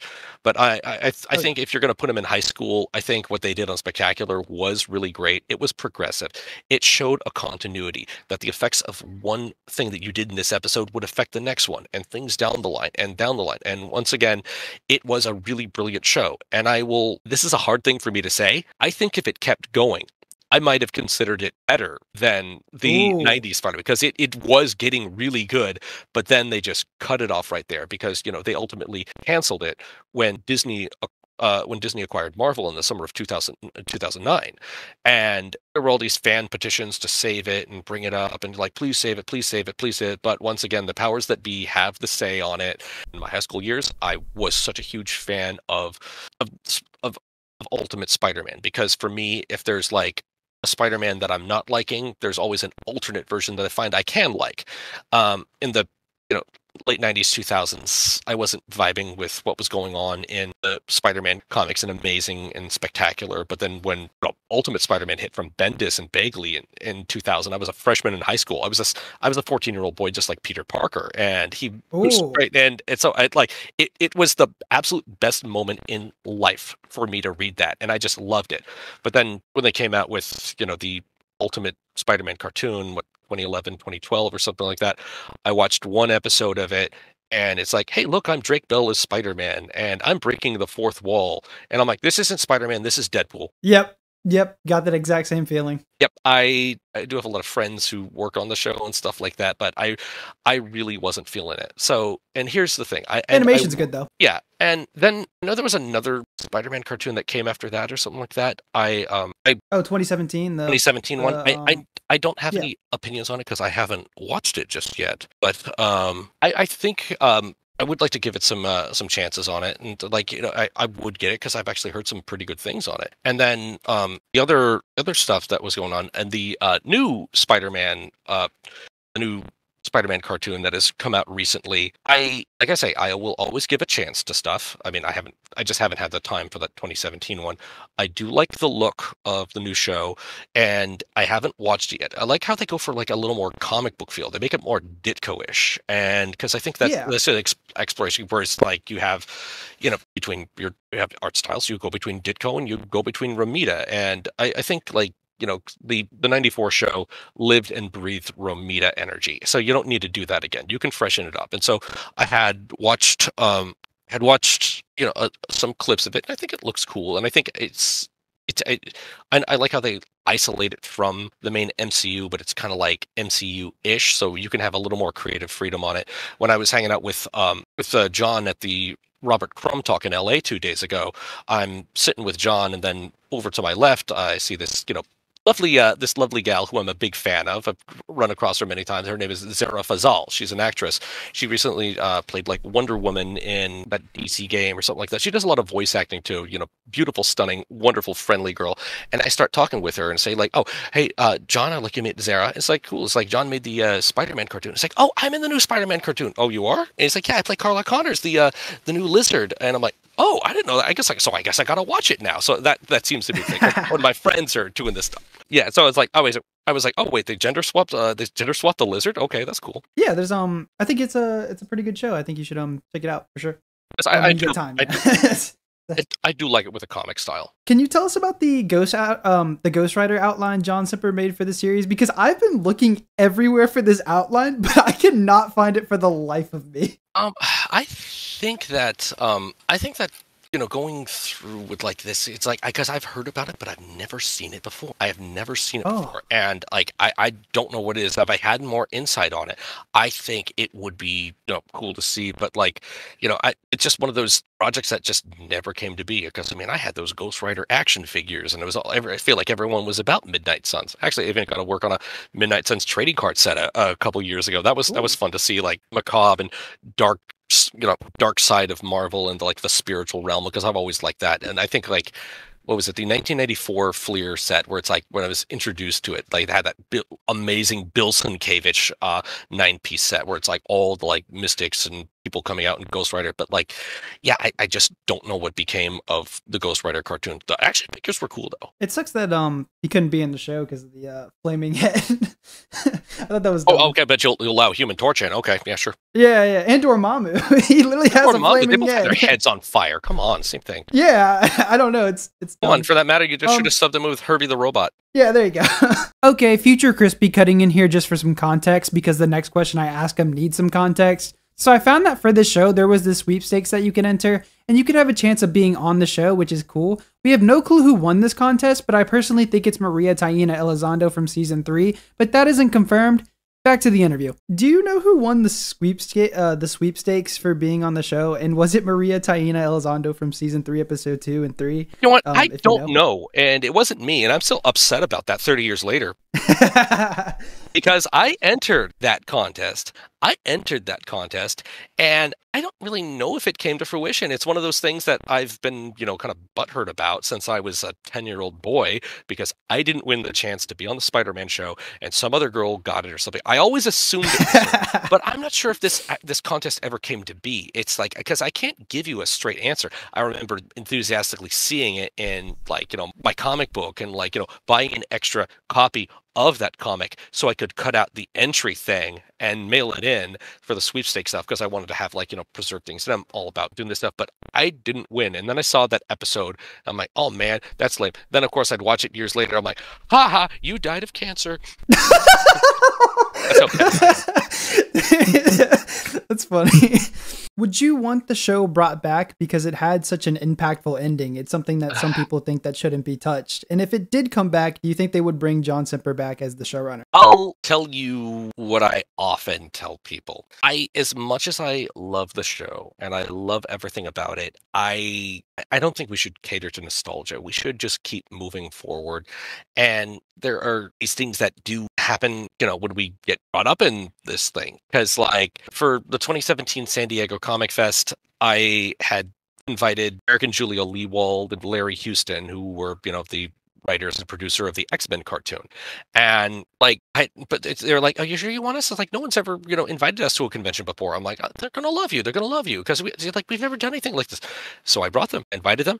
And what happened? We did 4 X-Men panels with them. And every single one of them that we did was an absolute smash hit, like standing room only crowd on everything. And then as soon as I had brought them to a convention and they're being covered on like Comic Book Resources and Bleeding Cool and Forbes and stuff like that, then everybody wanted them on the convention. And then all of a sudden they were doing every show and still having these massive lines and still going and still going and still going. And then just a couple of years ago, I had heard from Julia. It's like, we got something good. And it's like, what?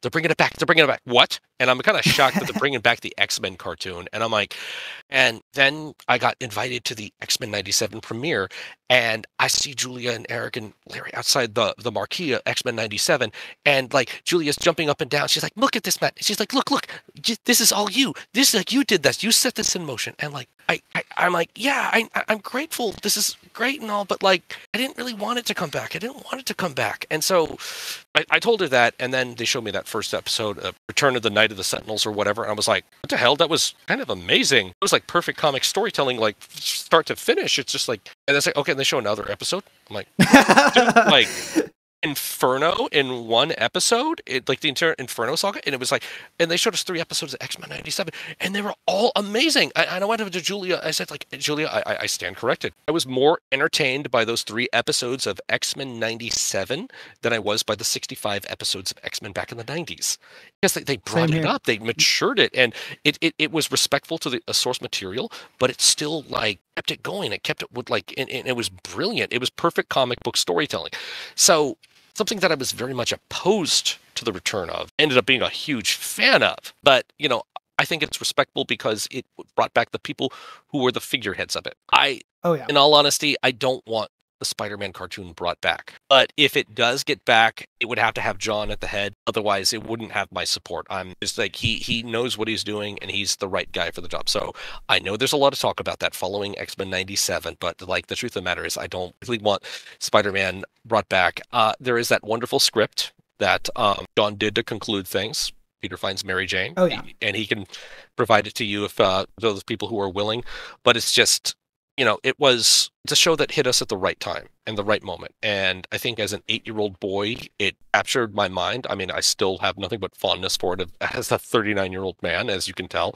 And, you know, I can talk about it for days, but I think it just was the right moment in time. And, you know, there's a billion ways to do Spider-Man as a character. And I think but ultimately that one still remains the best of the best of the best, standing on the shoulders of giants. I'm assuming your reaction to him, like seeing him in X-Men 97 was like, oh my God. Actually, that was cool. I was like watching it like in the morning, and I was just like, and I was like these things, and just all of a sudden, like Peter, MJ, and Flash come on screen. I scream so loud, and my roommate comes out and says, "What's wrong? What's wrong?" I'm like, "Look! It's on TV. It's the people." Oh, it was cool seeing them on TV, but like people like, "Oh, do you think this is like, guys? This is a separate continuity." It's like, well, how would you know that? Like, why is Captain America there? If Captain America is not stuck in a time vortex fighting the Red Skull for all of eternity, that means that's a separate continuity. And I have to say that. Just treat this Peter as a different Peter. X-Men 97 is not Spider-Man 94. Just like, and I doubt that the writers of the show were looking at every single detail. And so, like, I'm the one who's like, but that gives us hope because they're there. Yeah, but like, guys, just chill. It's like, you don't need to. It's separate continuity. It's like, do you have any like special things that you want to share for this complete breakdown of the show, if you have any? I'm just happy answering questions. I mean, I've got like so many stories and so many great things, and John absolutely spoils me rotten as a fan. I'm really happy that he's enjoying this success, and I was really one of my favorite things was at the San Diego Comic-Con of 2023. The folks at Comic-Con actually asked me for John's contact information, and I said, "Oh, are you going to do it? Are you going to do it? Are you going to give him the ink pot? Are you going to give him the ink pot?" I'm like, "Yeah, yes, Mr. Dunford, we're finally going to." And because John had never been invited as a special guest to Comic-Con, and I'm so happy that I set those wheels in motion, and we spent this like very like wedding ceremony at his they did this great ceremony for him at his spotlight panel. So he does his spotlight panel, and then they give him the Inkpot Award, and they're finally, and I'm like, "Hey, John, I did that. He's like, "Why am I not surprised that Matt Dunford did that for me?" And I'm so happy that they do that. And then John, he's like, okay, he's doing this. He's going through a presentation slideshow of his career and stuff like that. And then all of a sudden, like through the speakers, it's just like, help me, I'm lost. Where am I? Is this Comic-Con? And John says, Mary Jane? He's like, John, you can hear me? I can see you. Like how are you here? It's like, I'm fading through reality. Well, I don't see you. I'm over here. I'm sitting on Matt Dunford's lap. I'm like, oh my, and the entire audience just like, and it's actually Sarah Ballantine who did the voice of Mary Jane on the show. She actually had recorded that segment, and they just publicly humiliated me, and like it was the funniest thing. It's hilarious.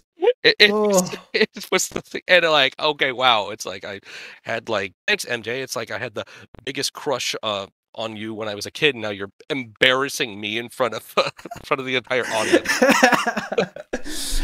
All right, this is my last question. What makes this Spider-Man show such a timeless show, and why do you think we keep coming back to this mythos, this character, and this show in particular? Because everything it does it does right. As a respectful look at the character, it is respectful to the characters. It just gets them all right.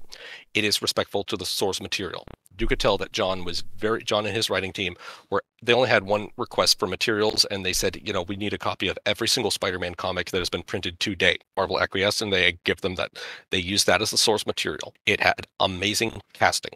Every character in this was given a great voice to these characters, and were given to all of the wonderful people that were just coming in and just breathing life into them. And I think coming up with these really iconic figures, and John knew that as part of the casting and stuff too, because John would go see a lot of theater. John would, watch a lot of TV. So he knew, what was going to inspire them. He knew to put this person in this role, this person in this role, and ultimately everything to bring it to life. And you put all of these elements together to create something so cool and so unique. And like he said, he wasn't just doing it for himself. He was doing it for the kids too. He was thinking about the kids. He was thinking about the action figures. He was thinking about the trading cards. He was thinking about everything in this ecosystem.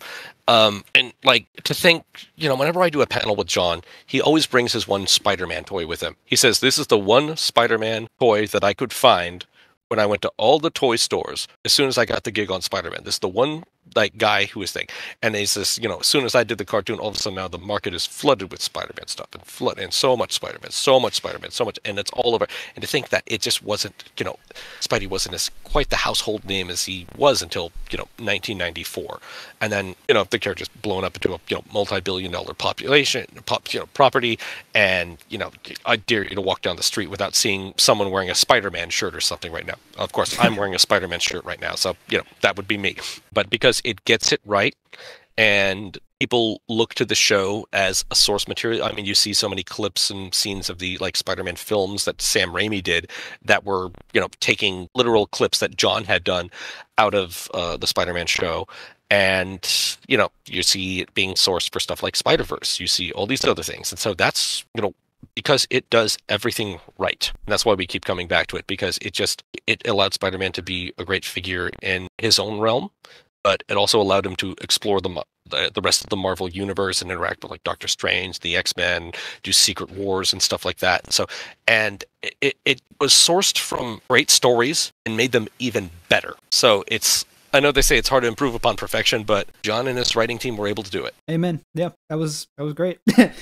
Yep, they really pulled out. The show is just it just impacted everything in the Spider-Man world. And I love that, amazing. Thank you for being here, Matt. I really appreciate it. And if you have anything you want to say or promote, you're more than welcome to do so. Oh yeah, it's just I'm always happy to do stuff like little things there. If you can find some packs of Spider-Man metal, that's a trading card set I worked on. There are some inserts in the back. Some of the holofoils are actually that we used are actually the 1994 Spider-Man. Are actually from the Spider-Man cartoon. They're actually some of the character model sheets that you can find down. So I'm happy to say that was my it's happy to say I worked on something that actually came to be and actually paid tribute to the animated series. So that's my little note there, so you can find that there. But just watch the show, enjoy it, and if you want to find me or talk more trading cards, comic books, other stuff like that, it's as you can see, I can talk about this stuff for days. I absolutely love it. But you can just find me. I'm Matt Dunford on everything, Facebook, Instagram. It's yes, you have that guy from Love on the Spectrum. You probably see me talking comics there too. But I'm approachable, and I want to do what I can to help people. If you're into comics and you just want to talk, I'm happy to help. It's if you're seeking if you're an artist seeking a trading card project, happy to look at your portfolio and lend a helping hand. I want to do this because I love this community and love these people and love all this stuff. And it's all from passion. Again, thank you for being here. And I'm glad I could interview today. Thank you. It's been a pleasure. That was an amazing interview with Matt. Insanely nice guy. I will leave his links in the description if you want to check him out. It's funny because after the recording session, we just talked about the show and he told me some stories for a bit. And I showed him what I had done for the project, and it was just super great to meet him. Matt also told me that Joan and Stan Lee's voiceover in that booth was only shown one singular time, and that was in that one anniversary panel where he tells everyone to turn off their cameras. And he said people were crying because Stan had recently just passed, so it was a wholesome moment. Captain America, We all know Captain America appeared on the show, but did you know that Captain America was going to have his own show in the 90s, but was ultimately canceled due to financial problems? But this series got into development. There's even a minute intro demo reel to this unproduced show. This series would have been produced by Saban Entertainment, who had worked on the X-Men and Silver Surfer cartoon. There are storyboards of the show, which from what I know haven't been shown publicly, but there were 2 images shown of the show. Captain America's name in the show would have been Tommy Tompkins, which makes no sense, but the name Steve Rogers would have been given to him as a secret name created by the United States Army. There were 7 episodes of the show that were written. Steve Englehart was going to be one of the writers for the series, and he says, and I quote, "The series was going to be set during World War II in Europe, but in true TV fashion, the enemy forces were not going to be called Nazis. The main villain was the Red Skull, and I had developed a plot in which the skull was going to deconstruct Stonehenge and rebuild it as a gigantic swastika on Salisbury's Plain. That's when I first heard that we weren't doing swastikas either, and while I was working around that, the skull was going to prolong the Stone of Scone instead and crown himself the King of England. Marvel's monetary troubles got the series cancelled." End quote. I honestly think this is interesting, and it's unknown if it would have been good or bad, but who knows? I think Daredevil would have worked better since they already had solid groundwork from Spider-Man TASM, so I just find that Marvel's decisions back then to be interesting, and it seems like they made a lot of stupid decisions, so honestly there's no telling what they were thinking with everything back in those days. Spider-Man comics. We don't have Spider-Man 98, but you know what we do have that I count as canon to the series just because of how good it is? It's made by Don Aomoto, Jacob, and then finally Godzilla Mendoza, which is probably a bigger Spider-Man fan than me. Love his videos, and he definitely gave me inspiration for doing YouTube, so thank you, sir. And thank you to the other 2 gentlemen that are making this amazing comic series. This is everything I would have wanted if the series got a season 6. It gets down to the core of the show. Get these people to make Spider-Man 98. They understand the characters in this world. There's currently only 3 issues, sadly, and they've been working on it since 2019 when I was still in my freshman year of high school.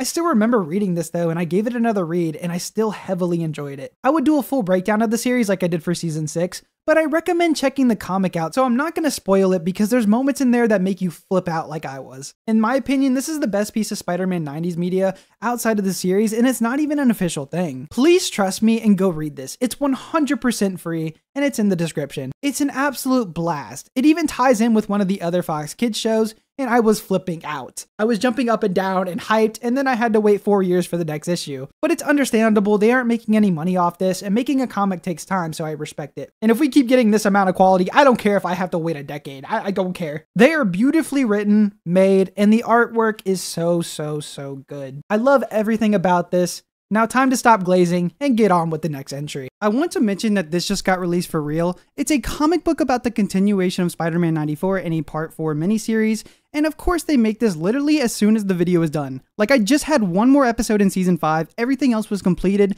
so this is super last minute. So this has already come out by the time I'm recording this, which sucks so bad. John Semper says about this, and I quote, "I got a text message this morning from my good friend Matt Dunford, telling me that Marvel is continuing my Spider-Man animated series in comic book form in a 4-issue limited series called Spider-Man 94. Since I will no doubt be asked about it by the fans of the series, no, I am not involved with this comic book and no one at Marvel approached me to be involved in any way." Matt's text message was the first I heard of it. The internet tells me that J.M. DeMatteis is the writer of the comic book, and I have nothing but the greatest respect for him. His amazing body of work over the years in both animation and comic book speaks for itself, and I'm positive this new comic is in great hands. I hired him years ago to participate in writing 1 episode of my series, which ran for 65 episodes. I thoroughly enjoyed working with him. Where he now chooses to take the series story-wise is entirely his decision, but for the record, they are not my creative choices, nor do they represent any oversight by me. Yes, it would have been nice, I might even say respectful, if Marvel had reached out to me at some point as a courtesy, but I have long ago abandoned all expectation that Marvel would acknowledge any of my contributions to the Marvel Universe,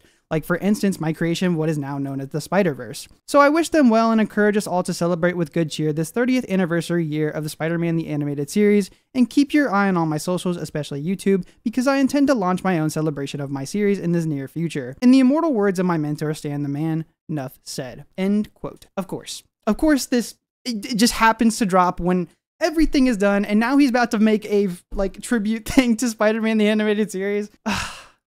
I'm missing so much stuff. I don't know why they decided to do it in comic form, since X-Men 97 was very popular. I would assume maybe it's like a similar situation to the Spectacular Spider-Man. Like, since Sony made that series, they're gonna have to like get the rights from Sony, like all the character designs and everything. So I think it's a Sony thing, but I don't actually know. But I would assume it applies to the same thing because, you know, Spectacular was made by Sony, and also that show was made by Sony too. So I don't know why it wouldn't apply to the same thing. So I think that's why they did a comic book form. So they could probably do the same thing with Spectacular, to be honest, but who knows? That's basically all from Future Me. I don't know where we are in the video, but I hope you keep enjoying. See ya. Cartoon Maker. The Spider-Man Cartoon Maker was a game where you could essentially do whatever you wanted with the things the game gave you. Basically, you can add any character, and it had pretty much all of them. It also had Beetle, who wasn't in the show. You could add backgrounds from the show. The character you pick had 3 separate animations. You can add props to the screen. You could click on Spider-Man and he would explain all the different options. If you had a microphone, you can narrate your own story or mess around. You can have Spidey fight against his enemies, or you could just have him jumping around. Essentially, you had your own little playground for making stories. It was made for children and wasn't hard to use. This came out in 1995 and was developed by Knowledge Adventure and was available on the Windows 3.1 operating system. Christopher Daniel Barnes is in it, Sarah Ballantyne is in it, who voices Mary Jane, and the voice of the Lizard is in it, Joseph Campanella. There's also some stories in the game that are original to this game, and they are written by John Semper, and he has confirmed he worked closely with the Knowledge Adventure people for this product. So if you want some silly stories of the show written by the creator, check this out. My favorite part about this is you can see some of what people made in the program on YouTube, and they are absolutely hilarious.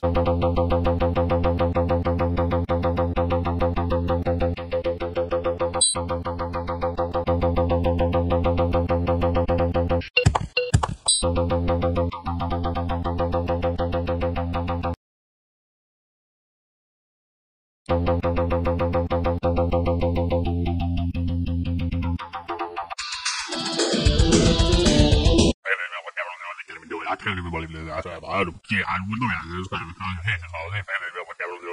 I can't even believe this.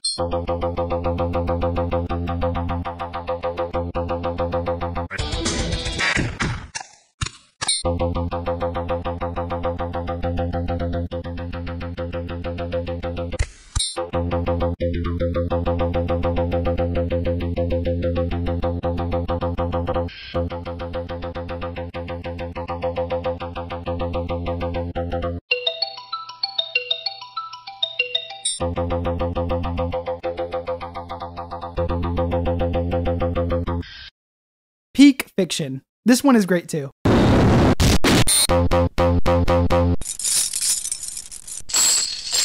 Help! Help! Help!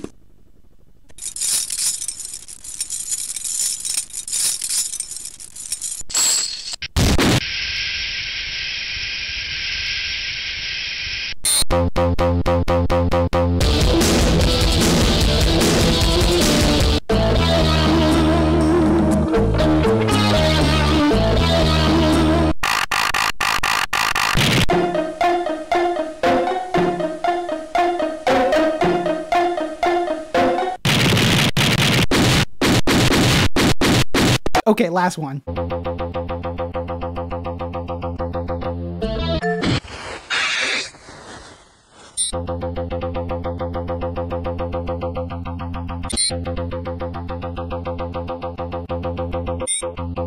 My spider sense is tingling. My spider sense is tingling.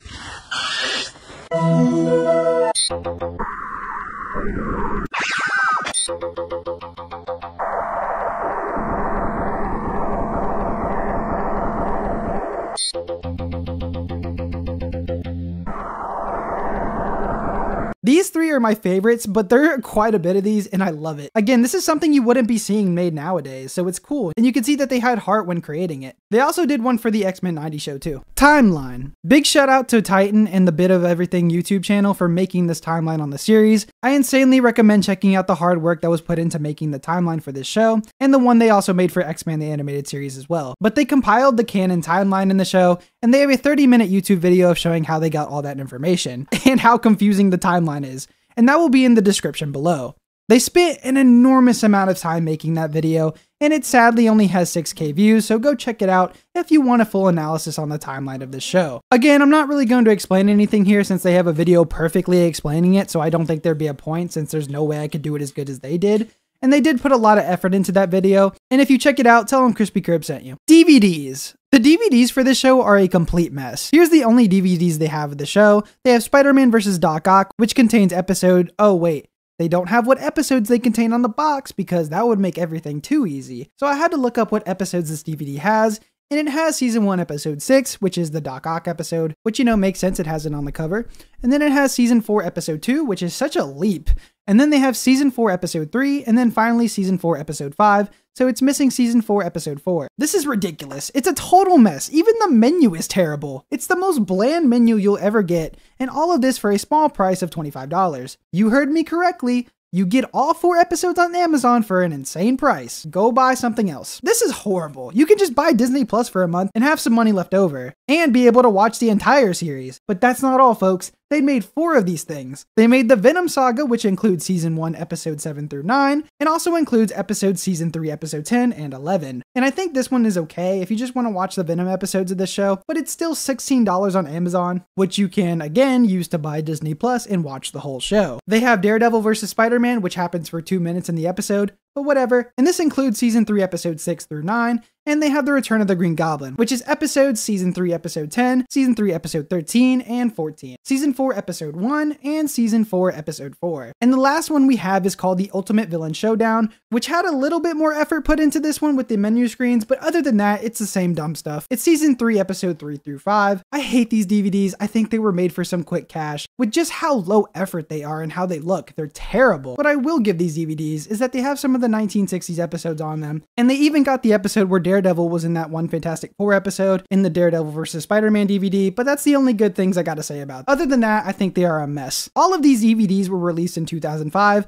but they also had VHS versions in 1996, so if you wanted garbage on VHS, you can get that as well. They also had a lot more episodes released on VHS, like they had The Mutant Agenda and a bunch of others that I can't find. So if you wanted to watch this before streaming, it was a nightmare to trying to watch this show, because they never came out with a complete set of the series, and still haven't to this day. Because apparently there's a bunch of right issues, so we might never get a complete set, but they did manage to get a complete set in France, so if you wanted to get that, that will be 336 euros, which in US currency is $343, which again isn't worth the price, and it's also not highly rated on Amazon. They also had all of the episodes released on DVD in Region 2 territories, which is insanely unfortunate. It's only the ones here highlighted in orange, so an extreme chunk of the world didn't get this, but you can get it on eBay or something else, but the DVDs are region locked, so it won't work on a regular PlayStation or Xbox. And since these are a collector's item, it seems now that they've gone up in price a lot, so if you wanted this, you gotta go through some hoops to play it, and be prepared to spend some money to buy it. So yeah, just watch it on streaming. It's the best way to legally watch the show right now. It sucks too, because the box set legitimately looks fantastic. Even looking at the art on the disc, they have some really nice looking art, showing a bunch of the characters. My favorite is the 6-armed Spidey one and the mutated Spider-Man one. Those look sick. Again, it's unfortunate that they haven't released this in more countries, and I hope they can get the rights to do that, because I would love to get this. This looks awesome. They also had the complete set in the Region 2 countries, which is the same, but you don't get the cool art for the seasons on the front, you just get this on the front, and then all the discs inside. I also had found this special edition one, which I had never seen before, and it looks like it's in book form. That's neat, and I would love to have that on my shelf. I think this is sick, and this is the only one I've seen around, so cool stuff. I was thinking one day, and I thought, well, you know, 4 episodes, each episode is 22 minutes, 4 episodes is 88 minutes, 88 minutes of animation is a movie. It's a movie. So if I start thinking in terms of every 4 episodes is a movie, is a self-contained movie, so I went to my writers and I said, we're going to do a thing called the Spider-Man movies. And every 4 episodes or so, it's going to be a completely self-contained story that will connect up with the previous one and connect up with the one after, but it'll be its own self-contained thing. And then someday, if they release these on video, they can release them as features. There's only one company that ever did that. It was a company in Canada that released every one of these arcs as a separate VHS feature. They're the ones who figured out that that was what I had in mind. But that was what I had in mind. Bought them all. That was what I had in mind. I think I have most of them. So you could literally, they're movies. They are movies. And I plotted them out as movies. So, you know, they still had, you know, beginning, middle, and end for every 22, but they were basically plotted out as movies because I thought, why not? Why not? Spider-Man TASM ranking. I'm going to be ranking every episode in the show, but I'm going to put the arcs together because the other episodes don't really work without the other ones. And then of course there's some standalone episodes that I'll rank separately as well. I won't be fully diving deep into the episodes because I've already done that, so you already know my thoughts about every episode here. I won't be giving the title of every episode because I feel like you won't understand what I'm talking about, so I'll say something that coincides with the episode sometimes. Also, all of this is my opinion. Starting off at the number 40 spot, we have 6 Forgotten Warriors, Season 5, Episode 2 through 6. Number 39, Rocket Racer, Season 3, Episode 5. Number 38, Morbius Returns, Season 4, Episode 6 through 7. Technically, they aren't together, but they are both equally okay in my opinion. Number 37, Robbie Framed, Season 4, Episode 1. Number 36, Lizard's Return and Identity Reveal, Season 4, Episode 10. Number 35, Tablet of Time, Season 2, Episode 11 through 12. Number 34, Baby Silvermane, Season 4, Episode 5. Number 33, The Prowler, Season 4, Episode 11. Number 32, The Hobgoblin, Season 1, Episode 11 through 12. Number 31, Mysterio Mary Jane, Season 4, Episode 9. Number 30, Craven, Season 1, Episode 7. Number 29, Vulture, Season 2, Episode 13 through 14. Number 28, Spider Slayers, Season 1, Episode 2 to 3. Number 27, Scorpion, Season 1, Episode 6. Number 26, The Return of Craven, Season 4, Episode 4. Number 25, Doc Ock, Season 1, Episode 4. Number 24, Ultimate Spider Slayer, Season 3, Episode 8. Number 23, Night of the Lizard, Season 1, Episode 1. Number 22, Black Cat, Season 4, Episode 2 to 3. Number 21, The Spot, Season 3, Episode 12. Number 20, Green Goblin First Appearance, Season 3, Episode 4. Number 19, Tombstone, Season 3, Episode 9. Number 18, Mysterio, Season 1, Episode 5. Number 17, Doctor Strange, Season 3, Episode 1. Number 16, Blade/Morbius, Season 2, Episode 9 through 10. Number 15, Goblin War, Season 3, Episode 13. Number 14, X-Men, Season 2, Episode 4 through 5. Number 13, Hydro-Man's First Appearance, Season 2, Episode 3. Number 12, Punisher/Harry as Green Goblin, Season 4, Episode 8. Number 11, Insidious 6, Season 2, Episode 1 through 2. Number 10, Make-A-Wish, Season 3, Episode 2 to 3. Number 9, Wedding, Season 5, Episode 1. Number 8, Return of Hydro-Man, Season 5, Episode 8. Number 7, Man-Spider Arc, Season 2, Episode 6 through 8. Number 6, The Alien Costume, Season 1, Episode 8 through 10. Number 5, Secret Wars, Season 5, Episode 9 through 11. Number 4, Carnage, Season 3, Episode 10 through 11. Number 3, Green Goblin Finds Out Peter's Identity, Season 3, Episode 14. Number 2, Daredevil, Season 3, Episode 6 through 7. Number 1, Spider-Verse, Season 5, Episode 12 through 13. I'm also going to rank the seasons of the show, so I'd say Season 4 is the weakest. There's not an episode too memorable, besides the one with the Punisher. Season 1 is fine, there's a couple standouts, and the rest are just okay. Season 5 has some of the best storylines, but they don't carry it throughout the whole season. Specifically, there's one storyline I would just say is boring, but all the other episodes are top tier. Realistically, this is either my number 1 or number 2 pick for personal preference, but quality-wise, I think it's half and half because 5 episodes I consider boring, and then the other 8 I consider fantastic. So that's almost half a season, but still great season. Season 2 has so much good about it, and there's only a couple of episodes that I'm just not a huge fan of, but the big plot with Spider-Man being mutated was insanely entertaining, but could be a drag on with the Morbius stuff. Season 3 is goated in my opinion. Only one bad episode, and that's the Rocket Racer episode because I find it boring. But everything else ranges from good to fantastic, and that's my ranking. I think Season 2 and 5 can be somewhat interchangeable, but that might be just because I like Season 5's high point so much that I'm not thinking clearly. But I think Season 2, 3, and 5 are what people remember the most when talking about how great this show is. I have no doubts that a Spider-Man 98 revival will happen, and probably will as soon as I'm done with this video just because the universe hates me, and it would be stupid of them not to. People love this version of Spider-Man, and people love the revival of the 90s X-Men show, which I absolutely love the revival of too. I thought it was fantastic. I hope they can capture that spirit of the original 90s Spider-Man just like they did with the X-Men, and maybe even bring John Semper back as the showrunner. I want to say that this show in some people's eyes is considered the best Spider-Man show, and I wouldn't disagree with that opinion. Just because I have Spider-Man's best show as the title for my other video on Spectacular doesn't mean I don't adore this show, and I don't think other people should tear the other one down just because they like whatever show they like better. The both of these shows understood the character in so many ways, and you can tell that there was a ton of love put into both of them. I think we need to stop this stupid argument about this is better than that and just appreciate them in the ways that they matter. And that doesn't mean you can't say your criticisms that you have about the other show, because we're humans, we compare things all the time, and criticism in media needs to be a thing, but at least be respectful and trying to give these criticisms. Don't put the other one down for dumb reasons, and try to understand where the other person is coming from. I personally have Spectacular Spider-Man as my favorite Spider-Man show, but I absolutely adore the 90s show for how much respect they had for the characters and the creators had for the show. I think this show had its flaws, but this show mattered and made its mark in not only Spider-Man, but a lot of things in Marvel history, and I will always appreciate this show for that. I'm not gonna look down on the other just because I have Spectacular as my favorite show. I said what I think both did great and the problems I both think they had, and appreciate what they both did in their own different and unique ways. Both of these shows had an impact on me in amazing ways and made my childhood fantastic. And I can't wait to show my kids these when and if I have them. These shows mean a lot to a bunch of different people, and I hope we can all respect what makes them both great. That's the end of the video, guys. I'm giving a shout out to all the podcasts and interviews again. The clips I used are not a substitute for their videos, and I'm not involved in any way with them. If you're interested in checking them out, they will be in the description below. Also in the link below will be all the quotes and everything, because I want you to know that I didn't pull these quotes out of nowhere. Please, please, please subscribe and like the video, because these take so long to make. To the researching, the script, me voicing all this, the editing, making sure everything is finalized, this takes a lot of work to do.